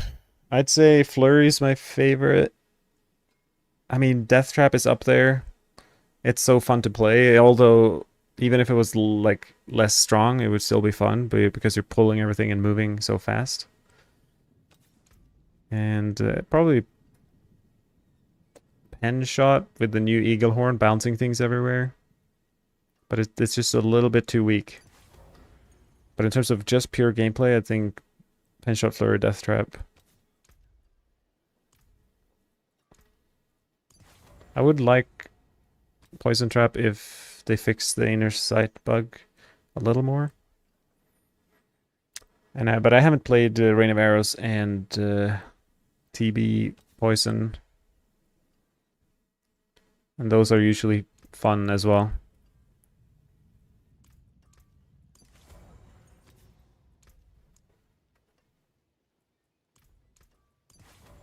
I think we are complete.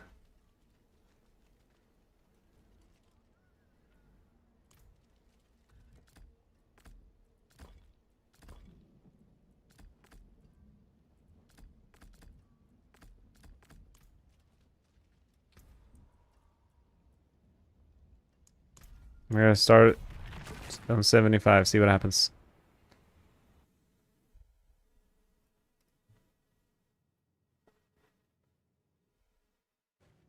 I'm with you, son.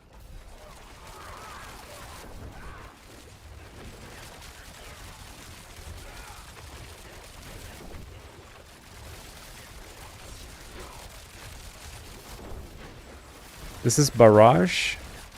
Close quarters combat.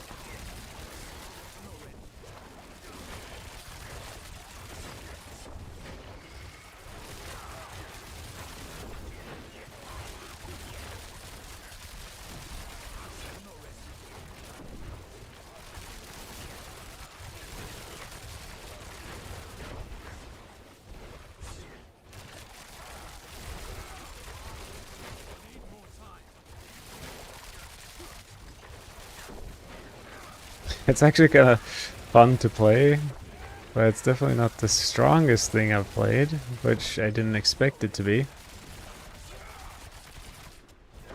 And I think we would benefit from like a bit more density and a big map.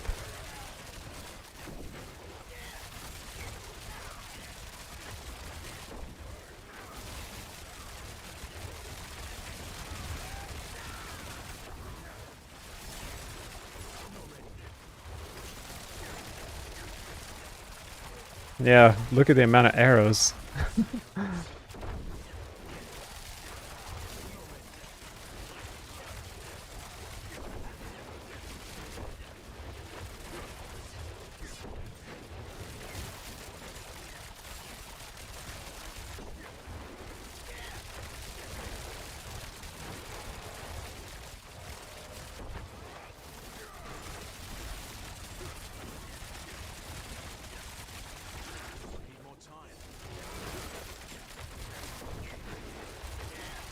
Actually, this would be a good build to play in Nightmare Dungeons.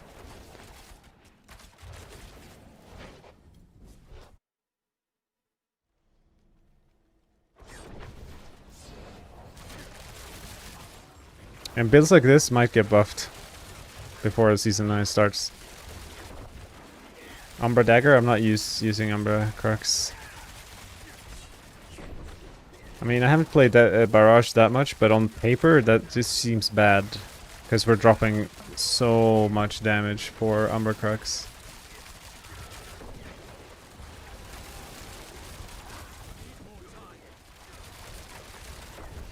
For boss damage, yeah, maybe.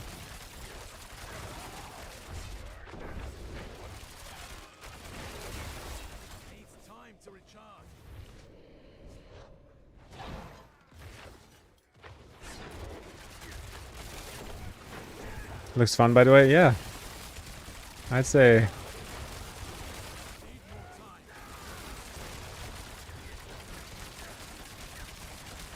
It's pretty satisfying. Look at the amount of arrows through the chilling wind. It's like causing them to go slowly.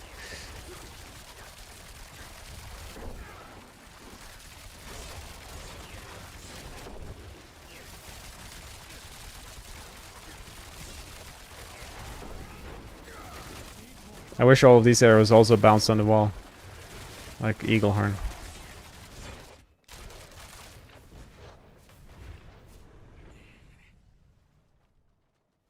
It will not be a nice season for the rogue mains. Well, it depends on who you ask.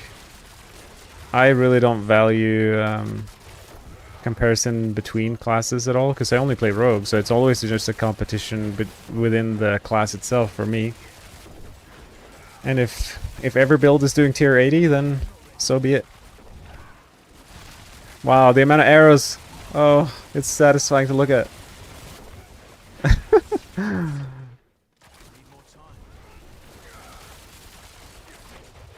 That would be a good thumbnail for a barrage video.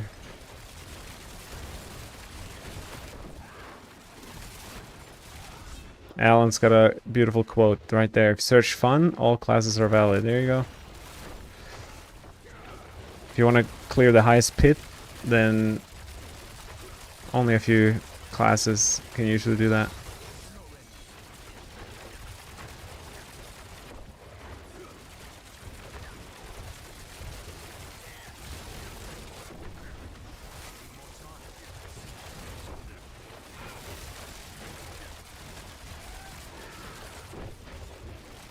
They're just knocked down. They just lay there. All the monsters.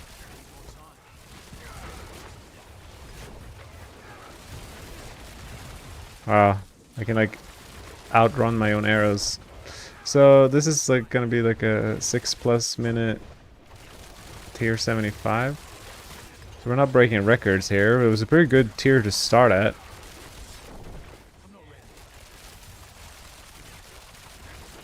What was pen shot again? Around 80. Okay, so maybe pen shot's better than barrage then, in terms of pit pushing. Well, this is not a great boss, but...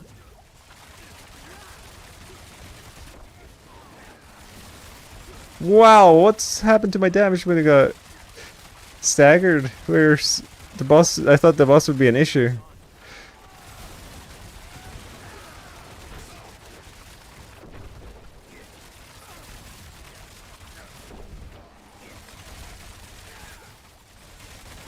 Look at my damage on the stagger. What's going on? 2 staggers and dead.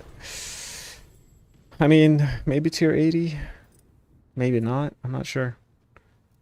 That was the first run though, so. Have I tried Poison Trap and Poison Build yet? Yeah, Philip, I tried. You see above me, Poison Trap around tier 88. I mean, I could probably do a 90. But it's just so clunky, Poison Trap, right now. So it's a bit of a turn off. The other poison builds I had was like puncture related and they suck. They're at the bottom. But Twisting Blades Poison Imbuement by Ava is looking really good. Alright, I'm going to try an 80. It might be super hard.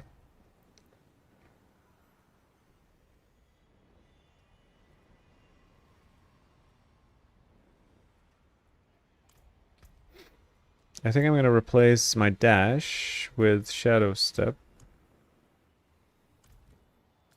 So I can make the clone teleport to me. If he's misbehaving, you know? This seems like a bad map.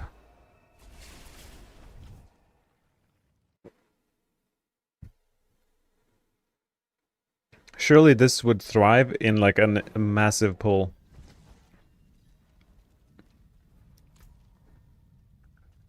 I don't have...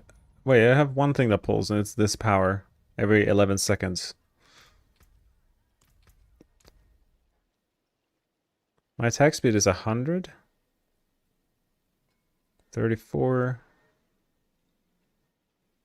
54. Like 83. 93.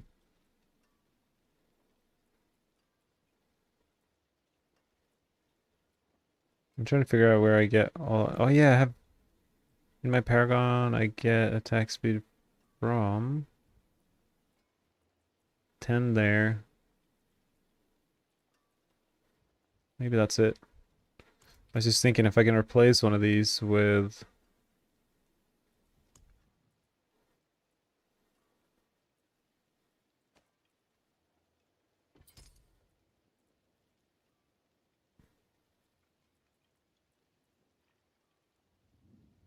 Yeah, we could do Thul instead of Ohm. They're so similar in damage anyway.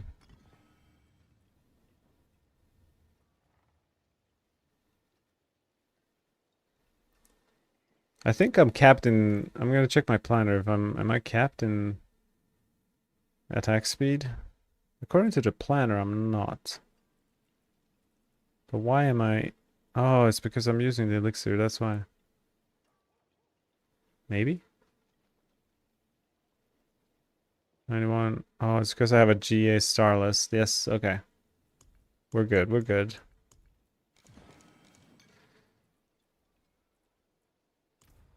Alright, let's try an 80. So now I should be pulling slightly more often enemies and freezing things more often too. For here, just messing up everything as always.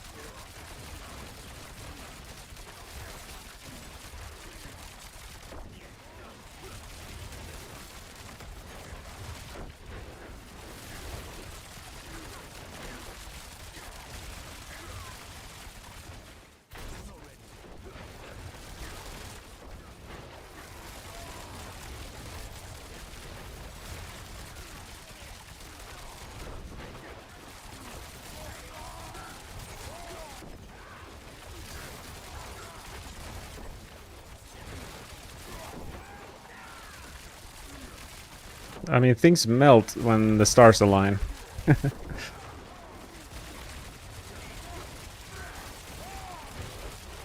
And this is like without pulling.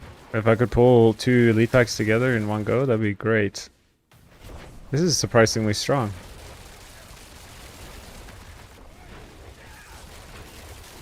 Given I have perfect gear. I guess I shouldn't be that surprised, but...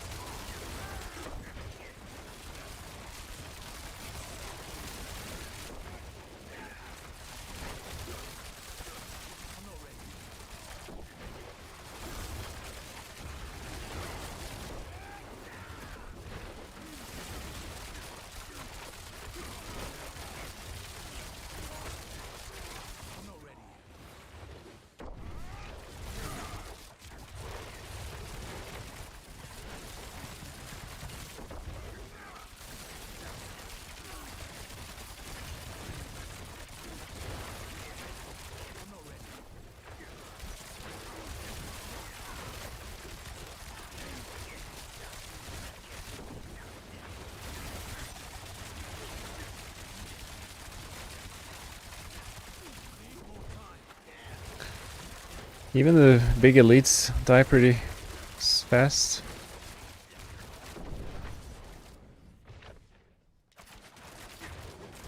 What an awful map, though.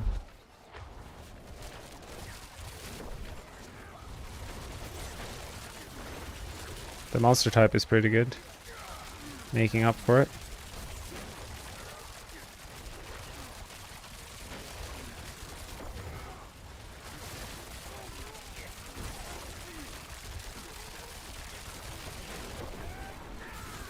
Rahir pushed him into me. For once, it was actually helpful.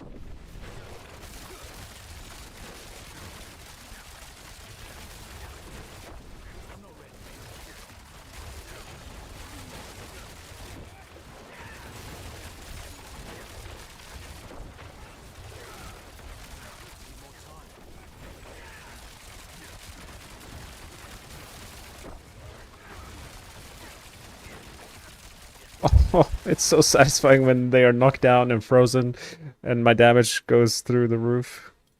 And obviously the clone is hitting the right target. That helps.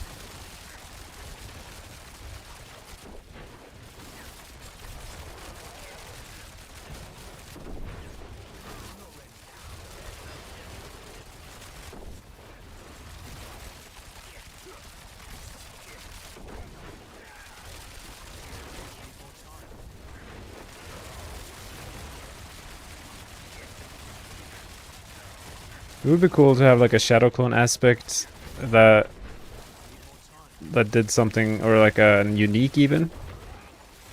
That's like the shadow clone no longer appears, but his spirit is inside of you and you gain triple damage or something, and it's just like you don't need to worry about where the clone is shooting. It's just kind of buffing you. So I can actually control my damage output and what targets I want to be hitting.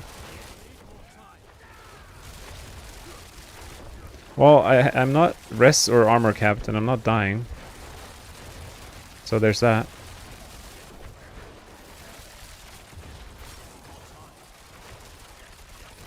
I wonder if this chilling wind seems to be like killing my arrows. So I should probably run the infusion, catalyst, whatever. Pit 80 in 10 minutes. Boss matters a lot. Alright, alright. The 85 Shadow Step dream lives on.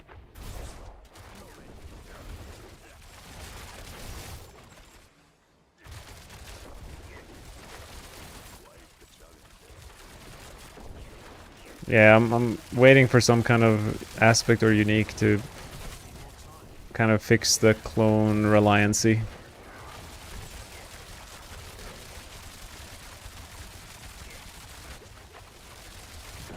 You deal triple damage when there is no shadow clone in play.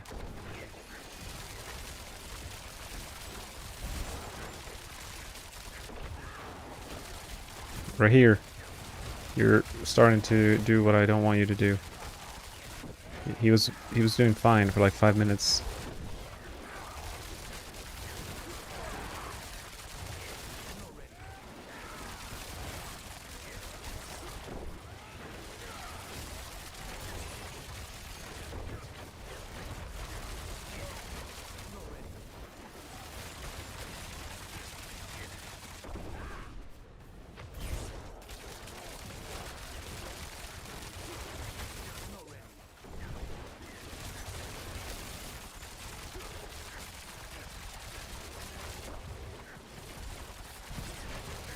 Thank you guys for the follows.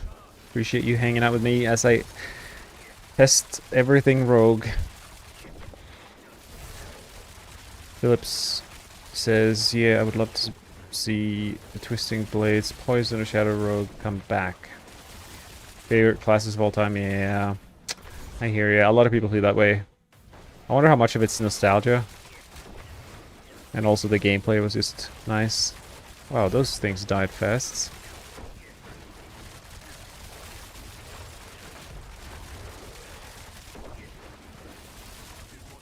I haven't played TB in like, I don't know, 4 seasons or something. Before that, it was like all I played.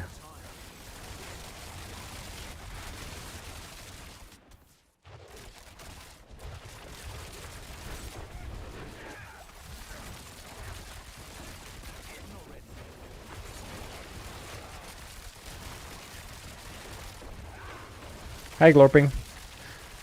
Yes, DT being at the top is actually so funny. Maybe I'll make a video today kind of highlighting or like summarizing all my findings in the PTR, and maybe I'll cut in some clips of Blizzard's campfire chat when they're saying how much they're gonna change up the meta. And then put the Season 8 and Season 9 tier lists of Rogue next to each other. And how literally 0 builds have moved up or down.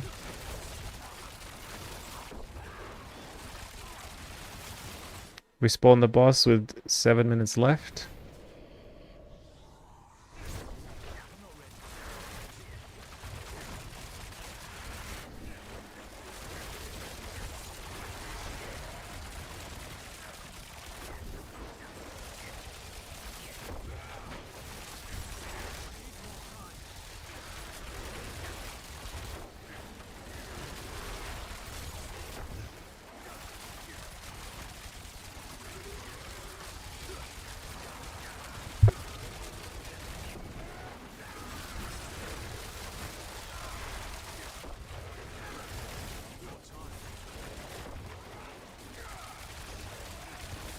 Glorping us is assuming DT will still be the #1 speed farm build for Rogue then.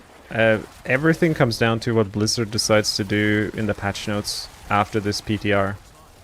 Because they could really mix things up or change things up after this. Because nothing is going the way they said it was gonna go. So, but as of right now, yes, DT is super strong for everything. Going to do bosses, speed farming, pushing.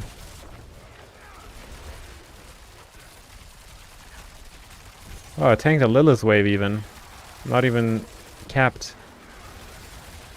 Spectre Rain of Arrows not working. I mean, it's doing really well. If you look at the list above me, it's like the top 3 builds up there. Or it's the second best in terms of pit clears.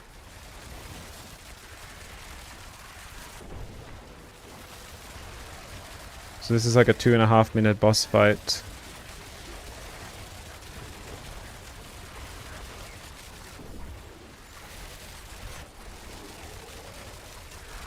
So, given that we have almost like 4.5 minutes left, I'd say that's probably 2 tiers.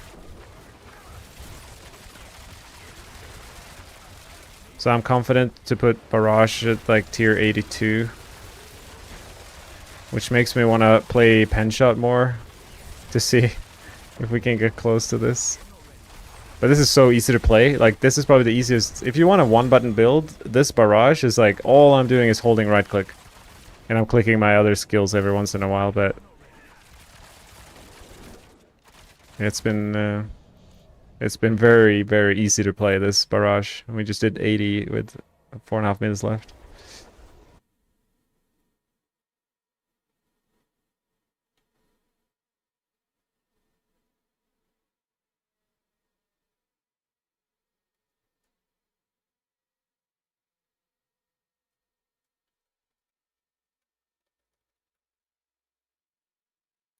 Alright, we slotted in Barrage right underneath Heartseeker. They're very, very similar playstyles.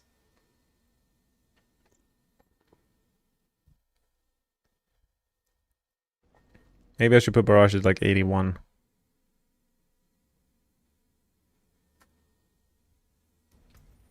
Because we have this bow, and I don't know how many people will get this bow.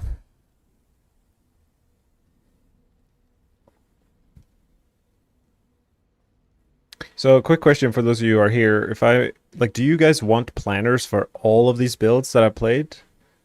Or do you just kind of want, like, video guides and stuff for the best stuff? Like, I'll probably do Flurry. Or maybe I'll just, like, do them all in one big video. Like, here are all my Season 9 PTR planners.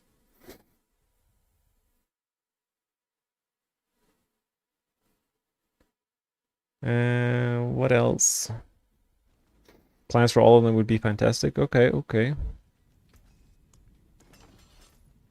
You want them all. Okay. Good to know.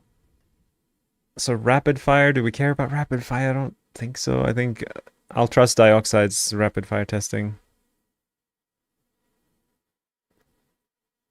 Video for all, and then maybe the top 3 builds gets a planner. It's a good idea. Video guides for the S tier. Yeah, probably something like that.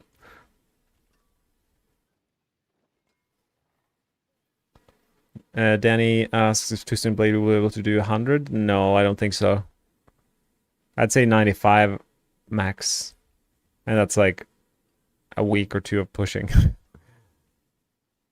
You want access to my mind when you have questions? Well, you're in luck. I haven't really streamed much of my Diablo 4 journey up until now. But if you guys will hang out, I am super excited to stream the next season. The journey of leveling the rogue and try to figure out how to play it. I still have pen shot in my armory here.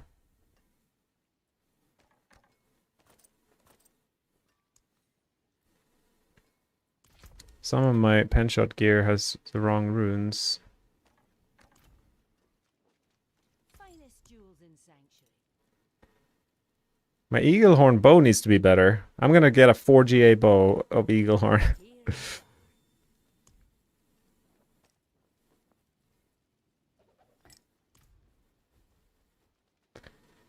DT is still best build for Season 9 built same way. Melkian, no, we're not overpowering at all.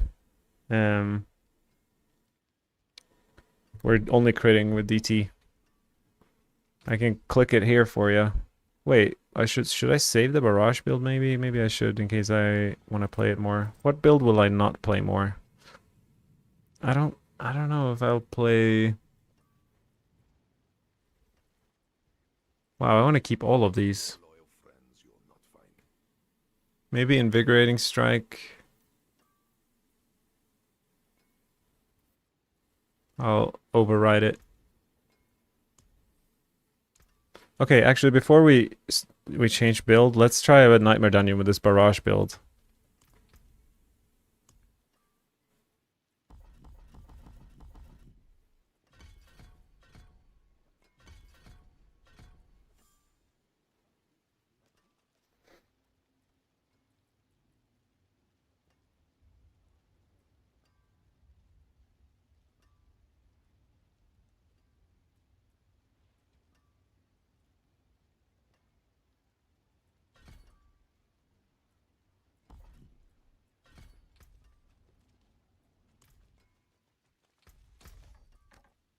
So what do we have in Nightmare Dungeons now? There's some kind of new keys going on. Dead Man's Dredge. Can I craft different things? Craft sigils. What about at the goblin? Does he give me something?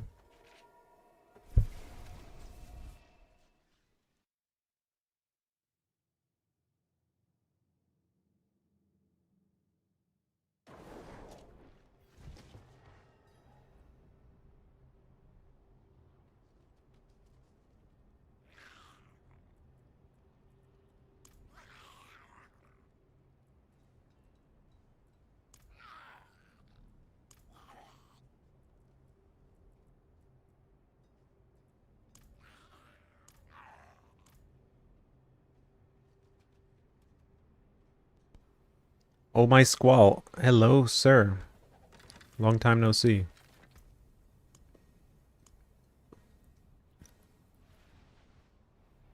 Alright, Mercy's Reach. Escalation Sigil. I get higher quality gear if I do better or something. I play Diablo, yes. Diablo 4. I grew up on Diablo 2. Played Diablo 3 for like a year.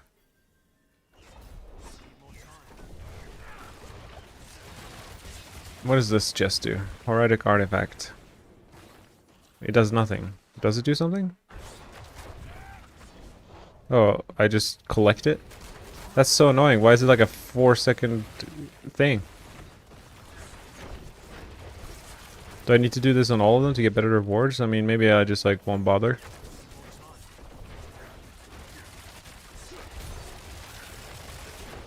So this is tier 4 with barrage right now.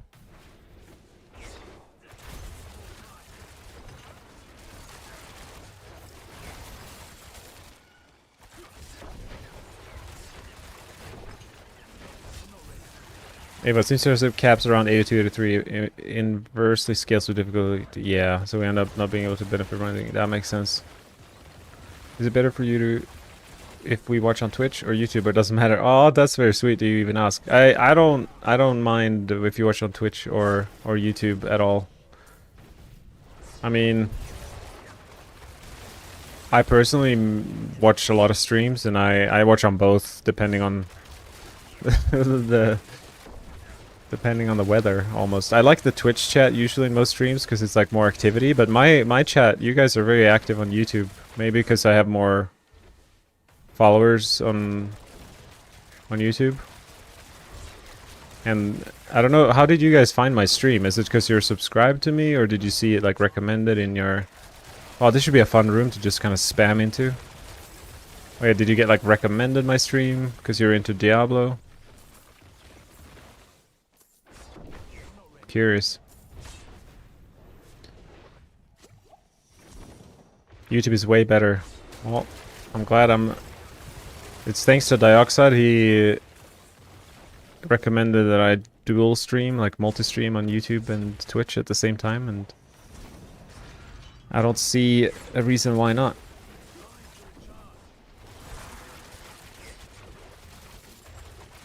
It was a bit... Oh, am I gonna find a butcher here? There's a blue goblin. How much is in this? Whoa! The goblin drops... That's like... I don't know how much this is. I feel like that was like a 1.5k obols. It's pretty good. If you find a goblin in the season early on, you can gamble... Get a lot of value from the gambling. From the start. So what happens now? Is this like... Am I done here? Or is there like a portal?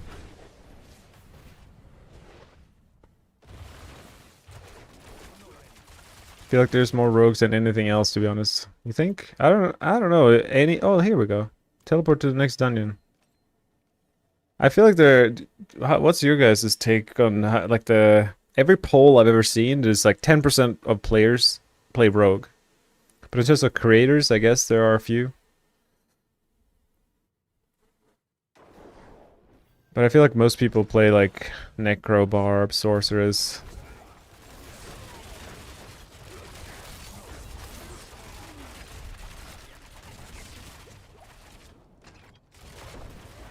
Philip, you subscribed and liked it. Well, I'm glad.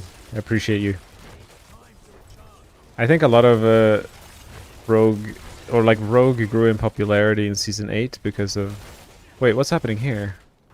What's this icon on the map?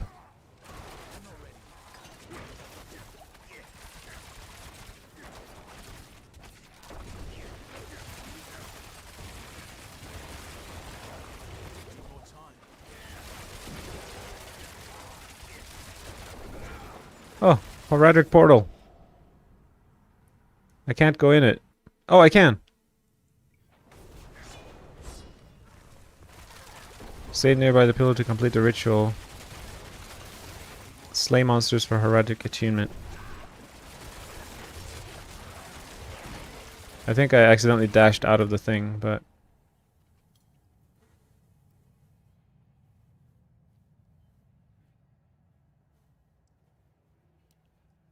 Canadian plus Diablo is instant follow, eh? Alright. I mean, I do live in Canada. I'm not yet fully a citizen, but my wife is, so that has to count for something. Guide ghost apparitions to pillars. Getting 200 Radic attunement will summon a special demon. Not just a regular demon, but a special one. Grants an idol of 25% attunement while held. Drops... Idol drops on a... Okay. I mean, I want to get the legendary ones, I guess. It's kind of like a Infernal Horde situation here. Breach Shrine interacted. Monsters... What? I want the special demon.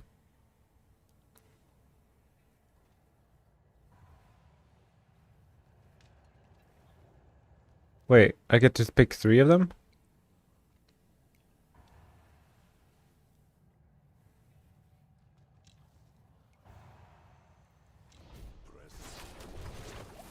So now this is basically the gauntlet.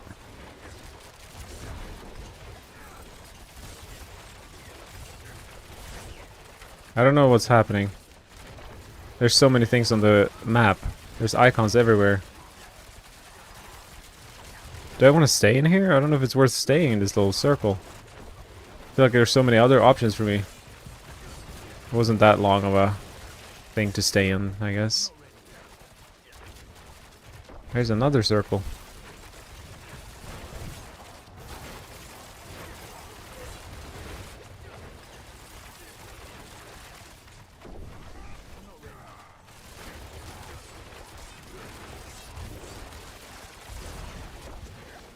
What do these portals do? This is like... Okay, they spawn monsters. Gotcha.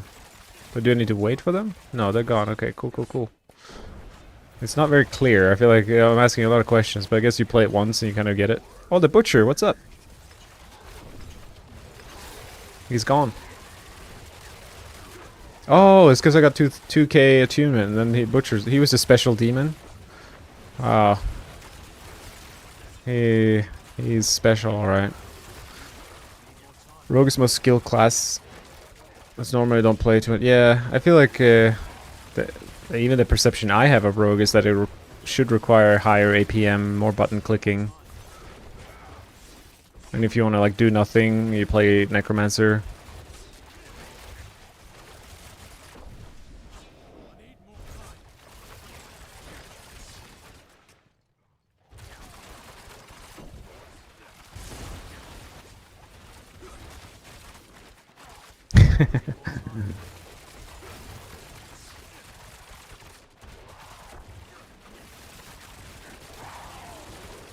Oh, another special demon. So what's the reward for all this? I feel like this is a lot of work. Reward scales based on... Okay, so I have 4.5k. This better be good.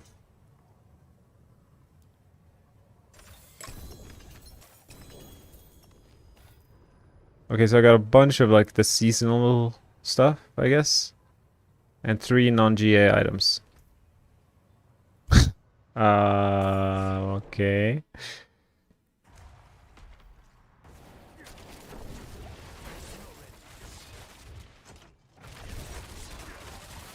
I mean, if those were 3 GA items, I wouldn't complain, but the fact that I literally just got seasonal score, like whatever progression, and nothing else. It's kind of sad. I feel like I did a good job. I cleared out the whole room.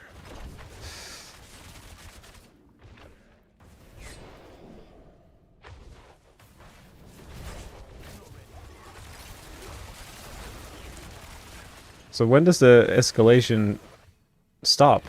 When is this over? Am I trapped forever? I'm just in like an infinite... Blizzard's, they're geniuses. Just put me in an endless nightmare dungeon trap, and I'll, like, the playtime, like, it'll be like 10 hours later, I'm still running around in endless gates, trying to find the next gate.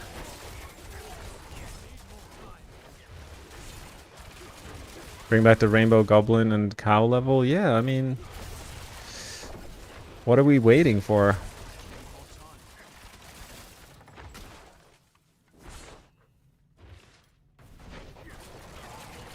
This should be a good boss for me, because I hit them all. Oh wait, so what's going on here? Well, I need to read these things. Teleport to the next dungeon.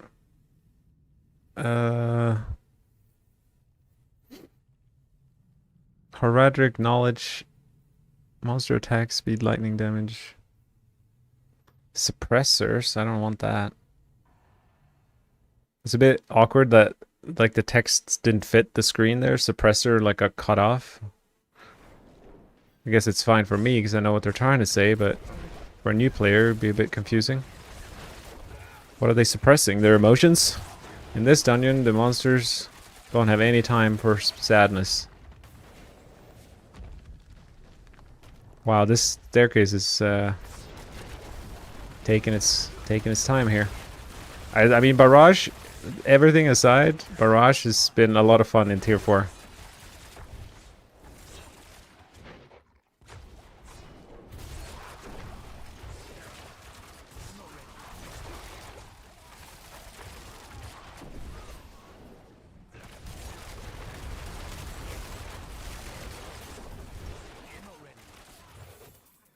So these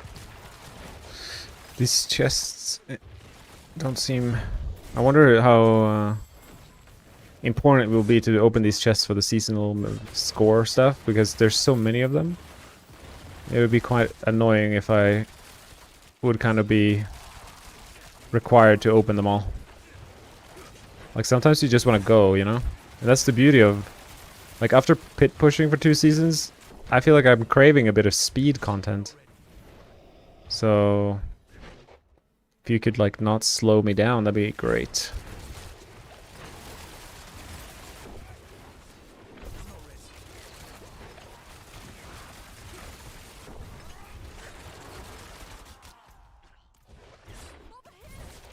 Over here, help! Oh, Channeling Shrine with Dash Shadow Step is just like Gauntlet vibes. I honestly I miss Gauntlet. It was some of the most fun I've had in Diablo 4. When you like just hit like a perfect range shadow step into dash into another shadow step, and you don't even know where you are, but you're flying. It's very satisfying.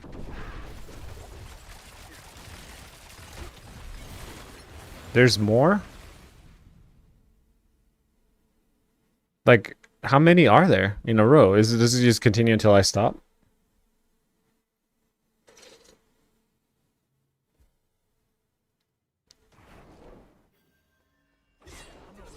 Oh, Astro's Lair. Okay, we made it.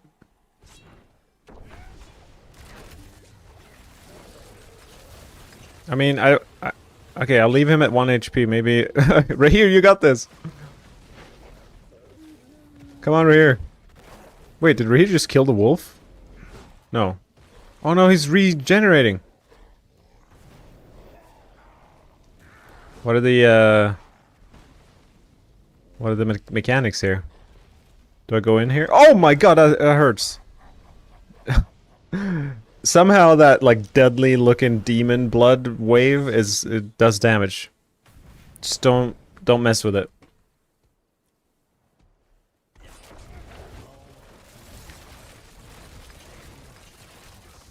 Oh, okay, so you kind of kill the wolf and...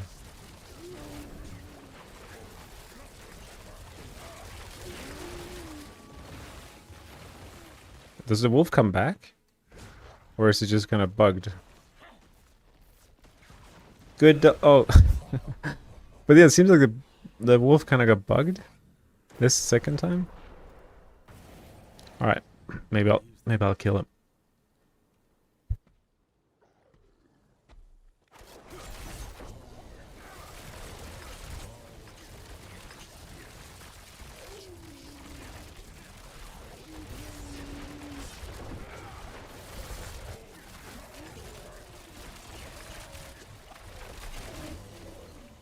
There you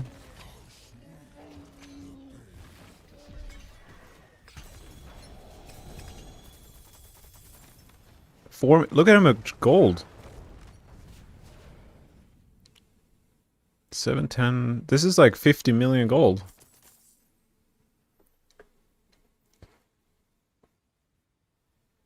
I mean, not that I need gold, but that would be, that's one incentive. I think overall, everything else, reward-wise, was really bad. But the gold was good. Like, this was supposed to be that was an equipment delve, Nightmare Dungeon escalation thing. And the motivation was to get gear, and I got 4 GAs in like, I don't know how long I was in there, 20 minutes? So I'd say that's... Wait, what's this? Oh, okay, that was from the goblin. Well, at least I can say I tried the seasonal thing.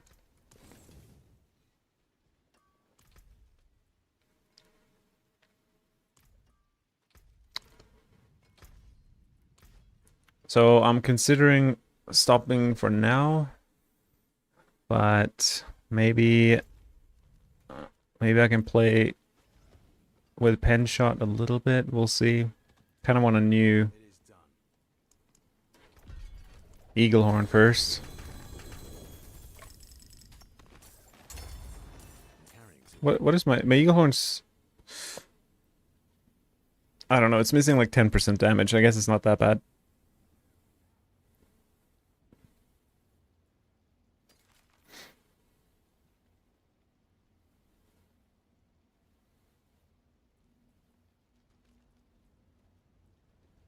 It's not worth the time hanging out with the goblin for that small reward. I forge more than horseshoes and what still got some good in it. I always struggle with gold. I haven't been able to learn how people make money selling stuff exactly. Do you ever have gold problems? I don't have gold problems because I trade a lot. And the benefit of every season I blast at the beginning of each season, and when you get ahead of a market, it's easier to stay ahead. You can sell items really expensive at the early on. And you can farm things that people need, like GA uniques and stuff, and you can accumulate your wealth pretty fast by playing more.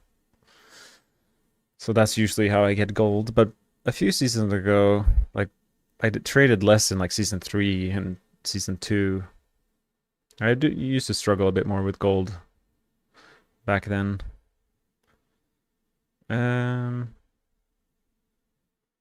It's annoying to get gold in hardcore, I can imagine.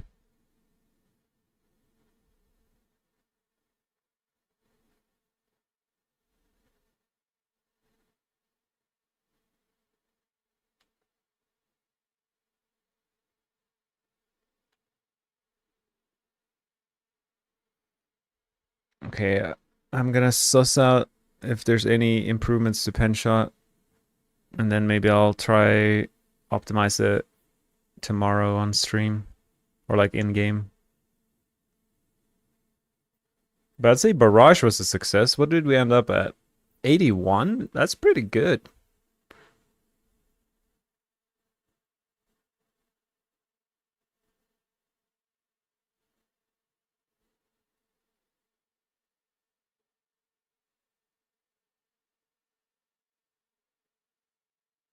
What? I got a raid from Hans. What the heck? Thank you.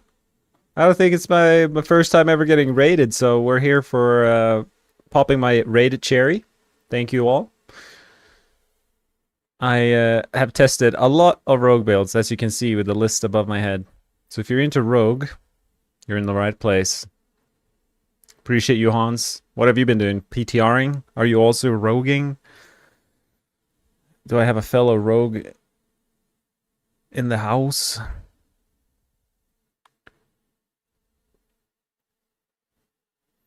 Right now, I'm just kind of tinkering with my pen shot planner to see if there's anything to optimize. How's cooking going? It's going well. We just played Barrage, and I tried out the seasonal Nightmare Dungeon escalation system. Seems like decent fun, but the rewards, as per usual, are not there for the new content. Like the gold, I got a really good gold reward for doing the new Nightmare Dungeon stuff, but gear-wise, it's pretty sad. Druid sucks this season. I haven't heard anything from other classes except for Spiritborn. So Druid sucks, eh? What about Druid? Is like, oh, I guess they were overpowering and now no longer, or the snapshots are gone and stuff. What about poison builds? Aren't there like Druid poison stuff?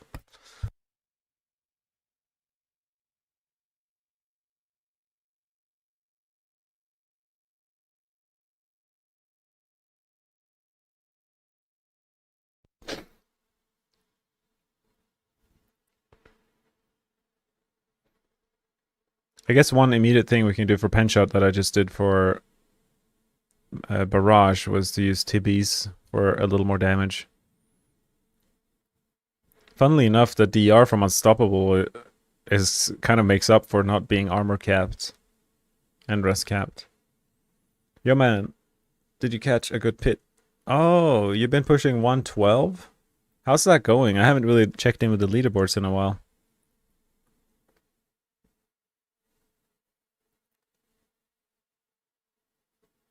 Four people.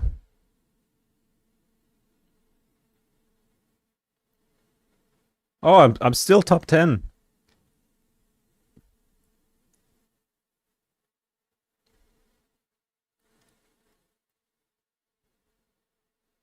There's like a whole page of 111s.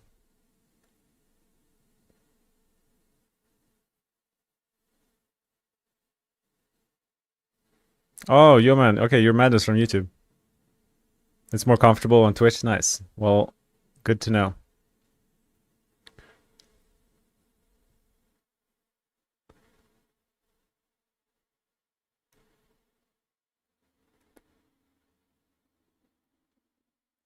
So it seems like Barrage and Penshot are exactly the same build, but just different bow, kind of.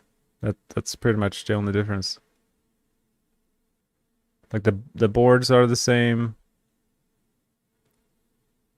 The nodes and glyphs. What did I accidentally click on?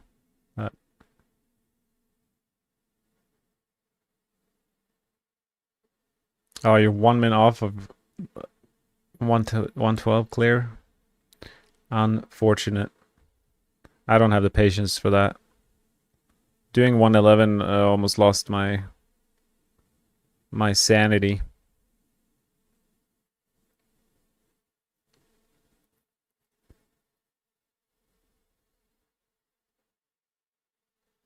One tap mic? Actually, no. It's in like everyone says that it's always been the case that pen shot sucks on bosses. But it was for some reason, I guess because I was bouncing the pen shot off the wall the entire fight. But the boss took like a minute when I did 75 or 78 or whatever it was. So I think with a perfect, there's a boss room with pillars and you can like double bounce it. I think if you get that boss room, you might be able to push even higher with pen shot just because of how much it quickens the boss fight. Can I share my TB build link, please? Mekti, you should follow Ava. I don't know if he's in the chat. I don't know if Ava is sharing his planners. But Ava has been cooking Twisting Blades. But stay tuned for the max roll. I guess he will probably make a public version of it for Season 9. I will definitely be there. But yeah, Ava will be sharing that sooner rather than later, I am sure. I don't personally have his TB planner.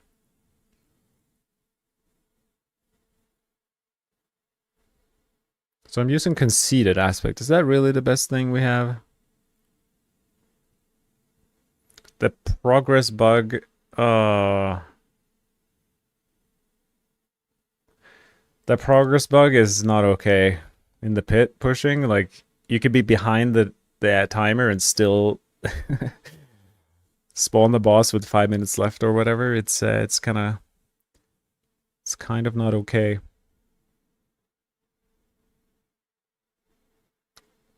Okay, so we could switch around some of the attack speed here by quite a bit. How do I have so much attack speed?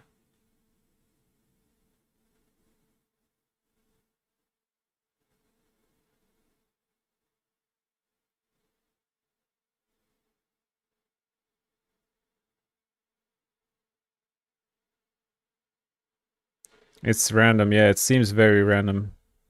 Sometimes the game just gives you a pity run where you just spawn the boss in the middle of everything. There's even monsters left. You're hitting like 6 elites and like boom, we're done here. I don't know why that's the case. I kind of been enjoying putting the cooldown reduction on the pull here. This is kind of like the new tech that I've figured out today, that when you don't have a lot of jewels to put in, this thing on a shorter cooldown, the pull, has been really nice. On barrage at least. You're off, Hans. Thank you so much for the raid and thanks for stopping by. Good luck with 112 in the future or whatever you decide to do.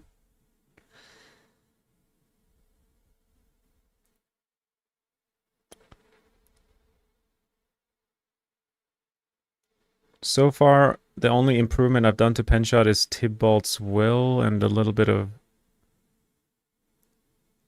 power change. You still play Dota, Matthias? Yeah, I play Dota a lot. I'm almost, I think, close to 8k MMR, but I play with my friends and just play unranked. It's a kind of a chaotic experience. Japanese guy 100% goes for it. He goes for the bug. Okay.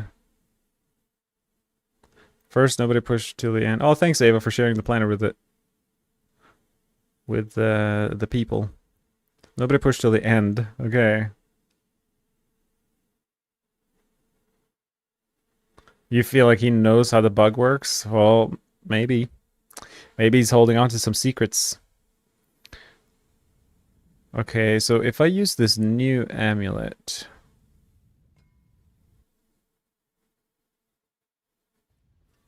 Malice...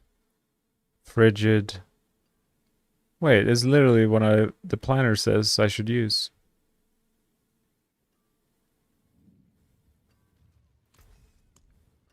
I can masterwork this better.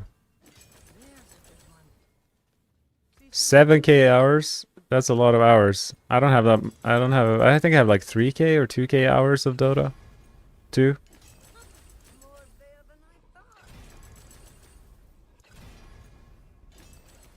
Notorious Soul 69. Yes, this is the new season. Or it's not the new season, it's the PTR. Basically the beta for the new season. So we're like basically doing testing and stuff like that. Slight improvement of the amulet. Okay, let's see. Override and then Penshot equip.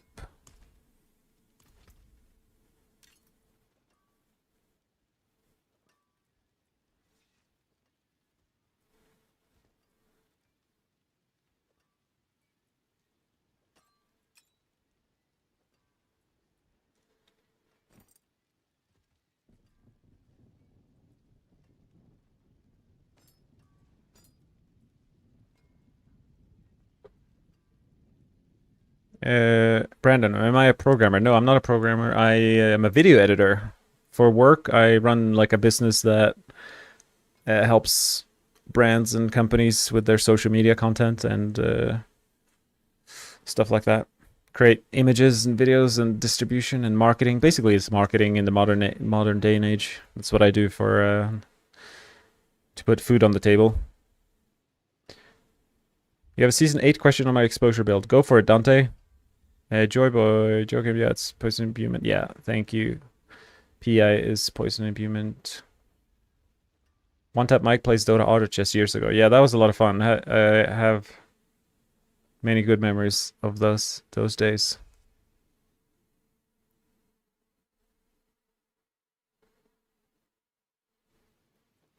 All right. Eagle horn, everything else.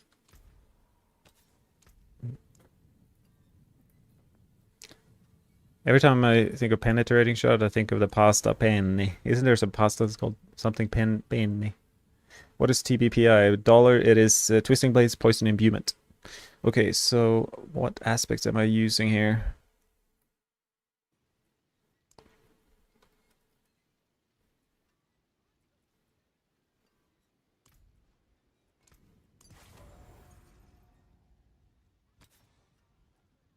And what about the ring? Barrier. Is that the best? Okay, this is interesting. What about Inner Calm?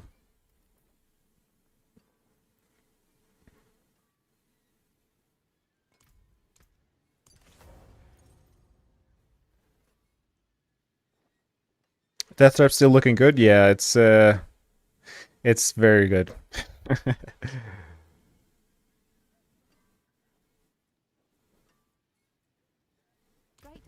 I'm actually interested now that I think about it. I don't think for barrage and pen shot, I think my Paragon board is the exact same.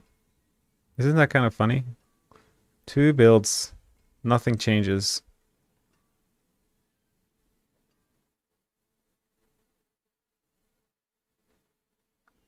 Shadow Step doing 85. Let's go. I think I'm gonna edit this on my feed here. So Ava, I'm gonna remove my Shadow Step 75 and put Shadow Step above in the list.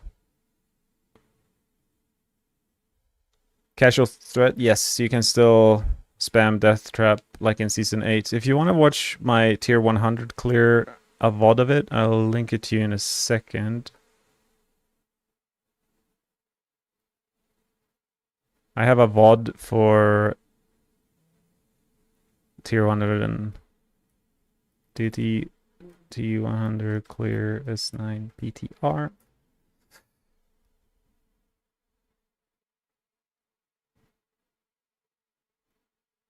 I go through the whole build. I go through the gear. I go through the Paragon skills and everything as well. And that was like the first try of 100, so we could definitely fish for a higher clear.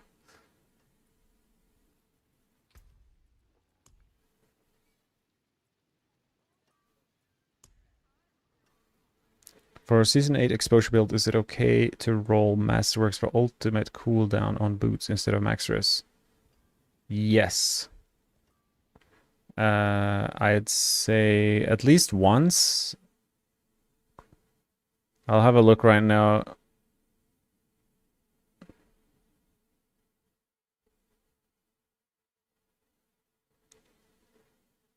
What is the exposure build? So this roll, if you go like, let's say we go like that. What's our resources? I mean, what you could do is you could run resource elixir here. So now, as long as you have over 150 energy, Dante, if you have a resource elixir, you can roll your ultimate cooldown reduction. But like, this is not ideal if you're going to be pushing or whatever. But this whole setup is not ideal for pushing anyway. But yeah, you could do it this way if you wanted to. Oh, I shouldn't have saved that, but here we are. All right.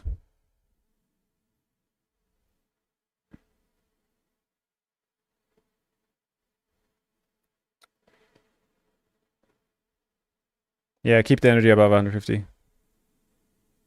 You stick around for the stream for now. Appreciate it. I think I'm good to try some more Eaglehorn now.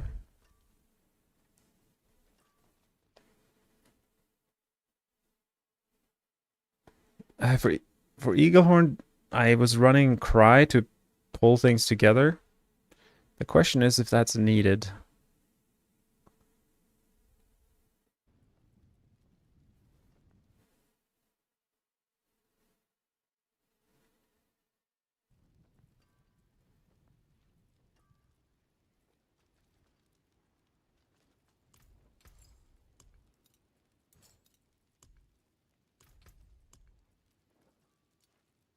Okay, so I do realize one thing, which is that I was running Cax on Barrage without resource issues, but I haven't rolled any resource generation anywhere. So I'm a bit confused how that even happened.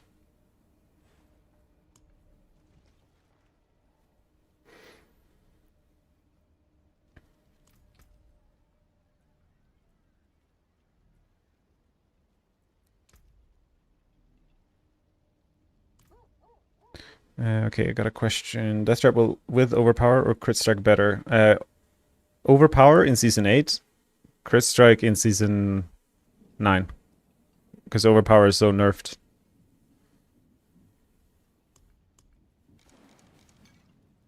Okay, so this build, we're over the armor cap with Tibalts. I don't even know how that's possible. Our resistances are very sus. Oh, I need to... Wait, I did fix the skill build. Oh yeah, I need to remove that.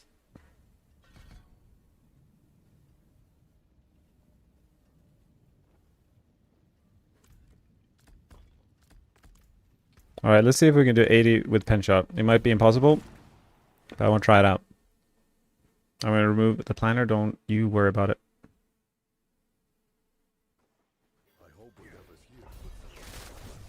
So this is normally a good map, but there's nothing to bounce anything on. Then that's a bad thing.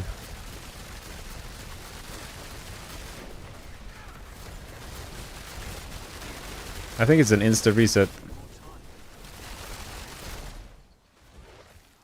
We're gonna get a map with some walls.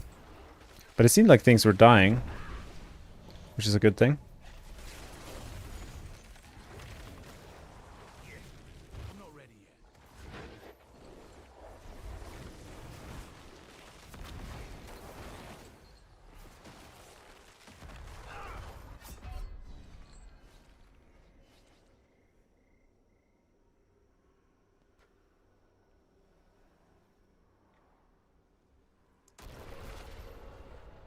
Do I use close quarters combat for fun? Exposure has more multiplier? No, exposure is worse than close quarters combat. Less damage in Season 8 Death Trap. So I don't use close quarters combat for fun. Although I guess you could say it is fun to deal more damage. But the main reason is because I wanted to push the potential of the build.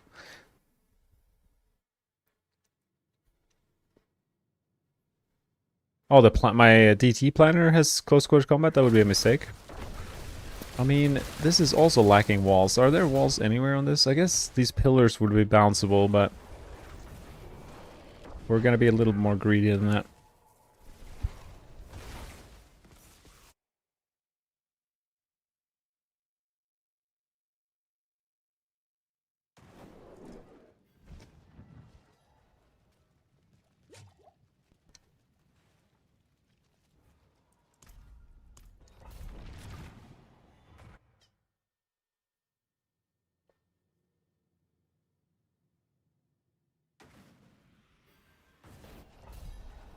The wolves are good because they kind of chase you, and there are walls if we...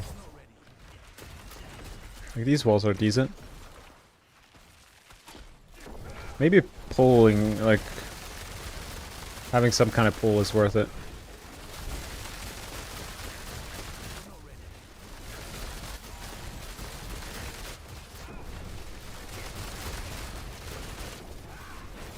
Maybe Chilling Wind is worth removing with the seasonal power.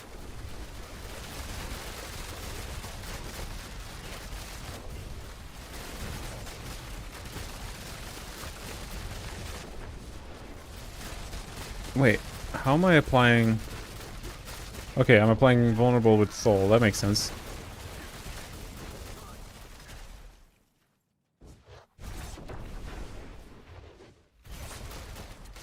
Here's a wall! Yeah, we need more pull, I think. Because then you can drag things to the walls. Which is currently kind of lacking.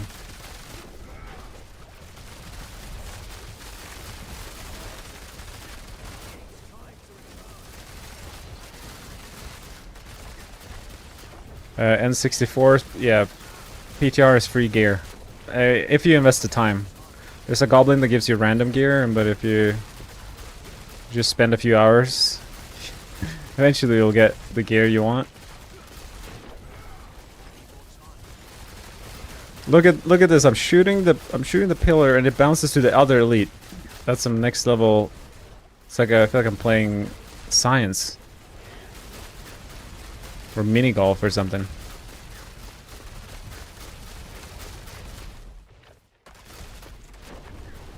It is a bit sad that I keep getting these open maps, because I think I'm just gonna search for like the dream map, like the castle with the square tunnels with walls on both sides. I just want to see the potential. Marv, hey man, I just found your Rogue on D4 planner. I was wondering if you have a tier 1 version of it. Which one? Which are you referring to, Marv B X718? Which build? I might have a tier 1 version. Is it Death Trap? If it's Death Trap, you can go to the variants in the drop-down menu on the planner. Yeah. I'll show you on the stream real quick. You see, here's a drop-down menu above the rogue kind of character on the planner. So if you go to... I'm assuming you're on my Death Trap one. There's a bunch of planners here. You can go to Starter. And this is like got some really basic gear. And if you start with this as the baseline and then work towards, I don't know, the exposure build, for example. You can utilize these two. It's like, okay, this is my goal, but this is where I start.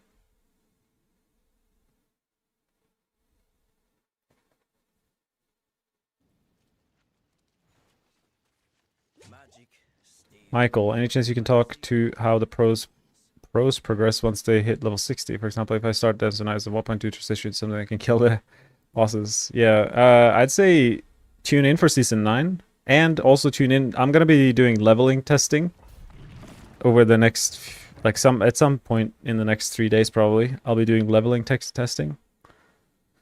And then you can see how I mean, I hope I can recreate like a... Well, this might be an interesting map. Look at all the little cave walls. Look at it bounce! Look at it go! Does it bounce on the barriers here? I don't know. Sorry, I got distracted. Do I enjoy Flurry TB? I enjoy Flurry more. Because of the... dashing and just the AoE feel of it. TB is just so tiny. Now size, usually I wouldn't say it matters, but in this case, size definitely matters.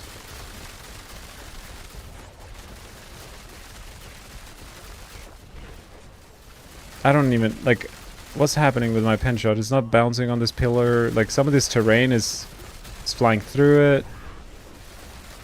If I can't bounce anything, my DPS is a little sad.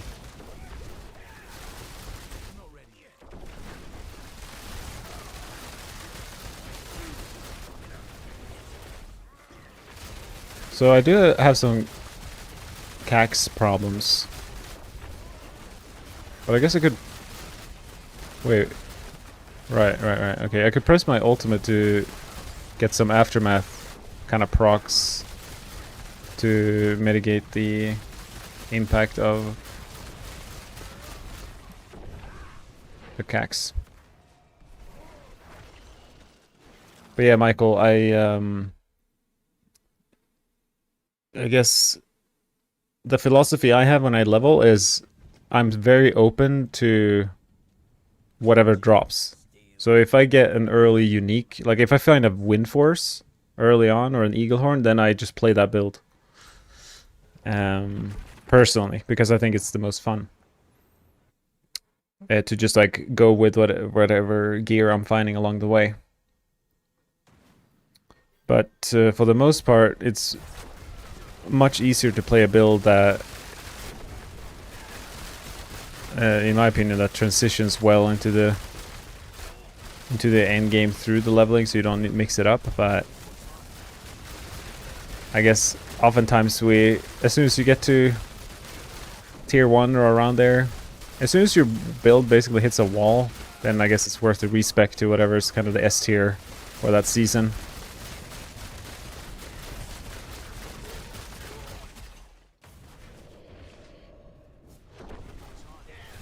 But I haven't really thought about how to communicate the leveling and progression process. But I have thought about making a few videos about it, so you've got me thinking. I appreciate that. I'm gonna try hit this pillar over here, but I'm not sure it's doing much for me.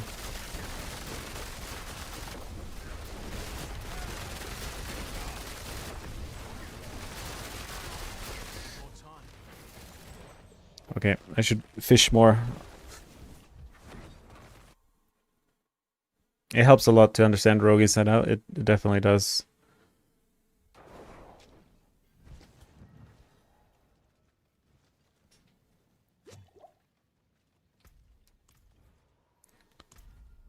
But basically, no matter what the build is, it's all kind of the same for rogue, I feel.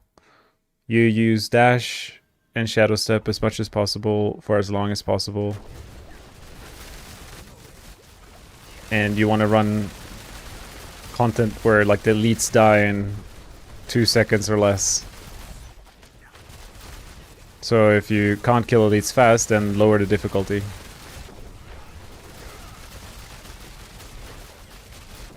And unless you're playing a really bad build, anything can really do tier 1. I'd say the first challenge is to get your first GA weapons. Once you have your first GA weapons, you can play any build and you destroy T1. So the challenge to keep in mind when leveling and progressing is, okay, I'm gonna get to tier 1 after a few hours of gameplay.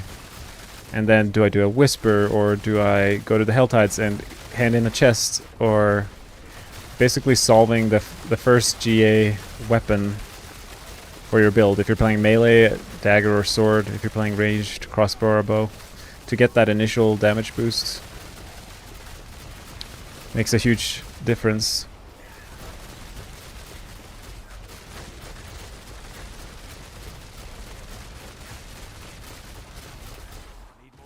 So this should be a decent map. There's kind of walls everywhere. We'll try it out.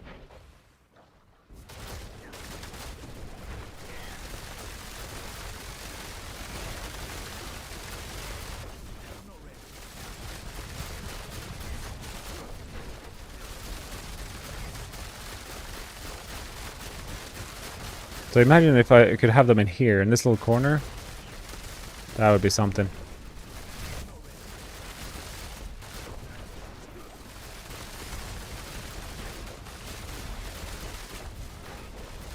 It's actually so difficult to bounce effectively. Like right now I'm getting some good bounces. It's like a fun little mini game with pen shot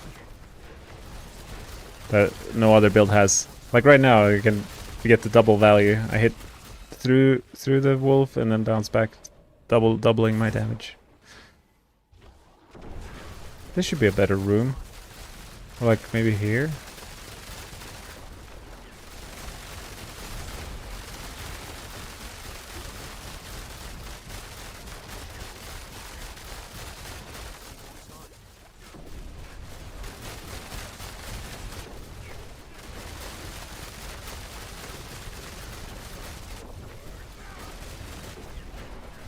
You should get comfy to tier 2, tier 3 the first day.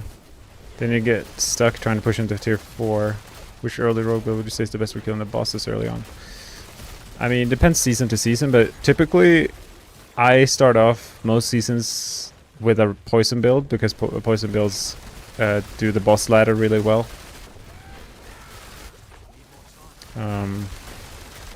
But I mean, the last 2 seasons have been weird because now we're all like ultimate damage and rain of arrows or poison trap, and it's weird. But in the past I would always do like rapid fire poison or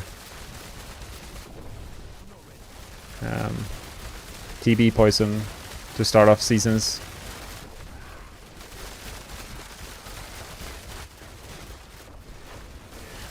Because typically a lot of power is hidden behind the uniques and the mythics. So I try to get there as fast as possible, and people pay gold to get help, in the past at least, for boss clears. Like, they have the materials but they want someone to kill the boss for them. You just post about that in the global trade chat and stuff. Some people will pay you to kill the bosses, so by virtue of having a character that can clear bosses, you can make a lot of gold in currency and trade for items with that.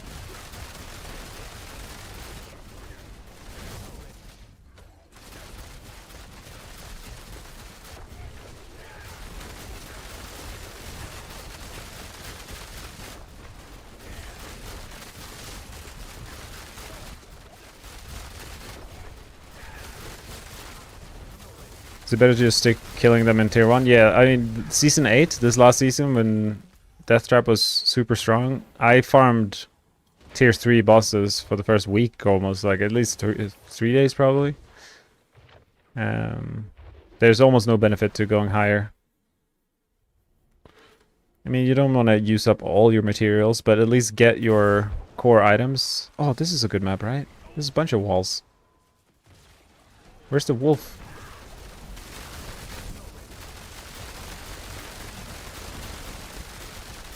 Wow, the DPS there must have been... I wish I had a DPS number in the corner or something so I could just enjoy the numbers that would have happened right there. What if I hit this pillar? Is that bounceable? I guess this works. Oh, this would be good. Let's go.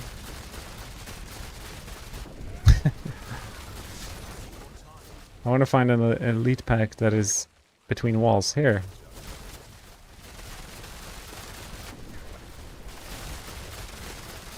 Where's my pull happening? There. It feels a little slow in terms of how often I'm pulling. I would expect more damage from these walls, but okay, there we go.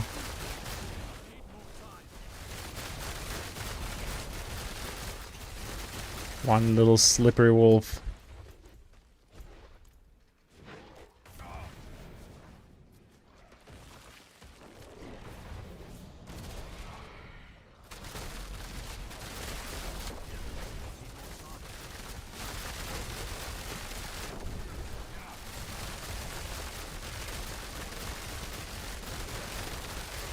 I have no... like, these circular kind of pillars in the corners are... it's so hard to predict what happens when you fire into them. But sometimes the damage is there. Yeah, I'd say the strategy is to kill in the beginning of a season, to use your own materials in as low as a tier you need to get the core uniques for your build. And then save all the rest. Like, don't try to get a min-maxed unique. Just like get the build functioning. Usually the aspect is the most important. Like, I'd rather have a item power 750 Fist of Fate that are max roll than a GA Fist of Fate that has the low roll of the aspect. So, to just get some basic uniques and then use those to get to tier 4. I'm curious if the boss room will have a wall or two, because that will definitely help us. I mean, hello? Did you guys see that? I killed an elite pack from start to finish. Before they got unstoppable.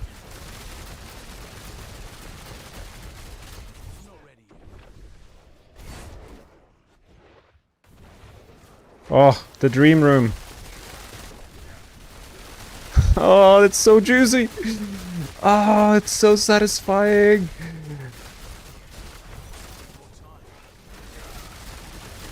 The double ricochet, tripling my DPS.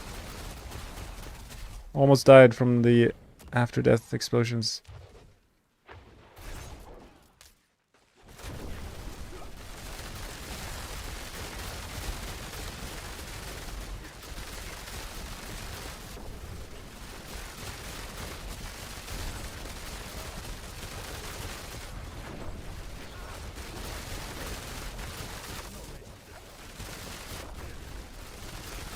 This has been a magical map. I must admit that whatever this is called, it looks like a Zelda castle. There's a wall in here. Come on, Mr. Boss. Yeah, you stand right there. That's perfect.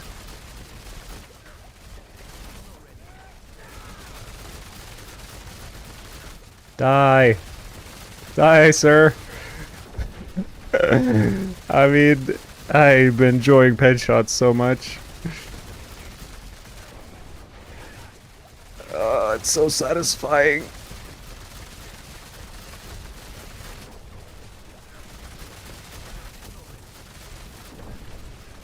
Look at the black beam of pen shots slicing through him. The ricochets. The DPS is pretty good.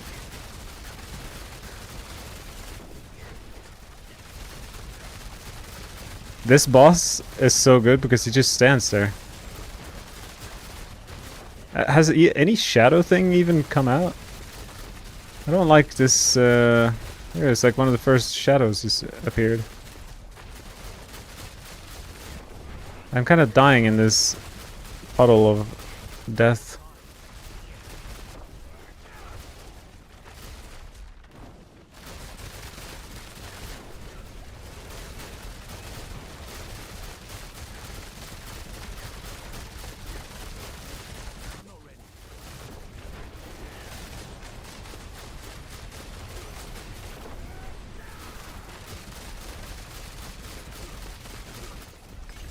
Over 4 minutes left. Pretty scuffed first level, but the second level was a good map.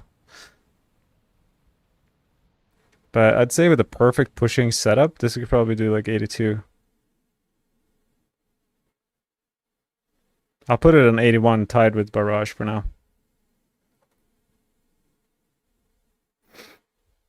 It's like the same setup, same gear, same Paragon, and it performs like very similar to each other. Eaglehorn and Windforce. Barrage versus Penshot. Alright. I think my job here is done today. For me, what's left in the PTR, I think leveling. I'm gonna level with Flurry. So you can look forward to that. I'm just gonna do a leveling practice and see how it feels. We got the new basic skill damage. I'm actually really excited about it because the blade shift with combo points, we're dealing double damage with blade shift each cycle of Flurry combo pointing. I mean, I think that'll be pretty pog-ilicious. So that'll be fun. And other than that, I don't think I have much left to try in terms of builds. Look at that list. It's like all the numbers are there.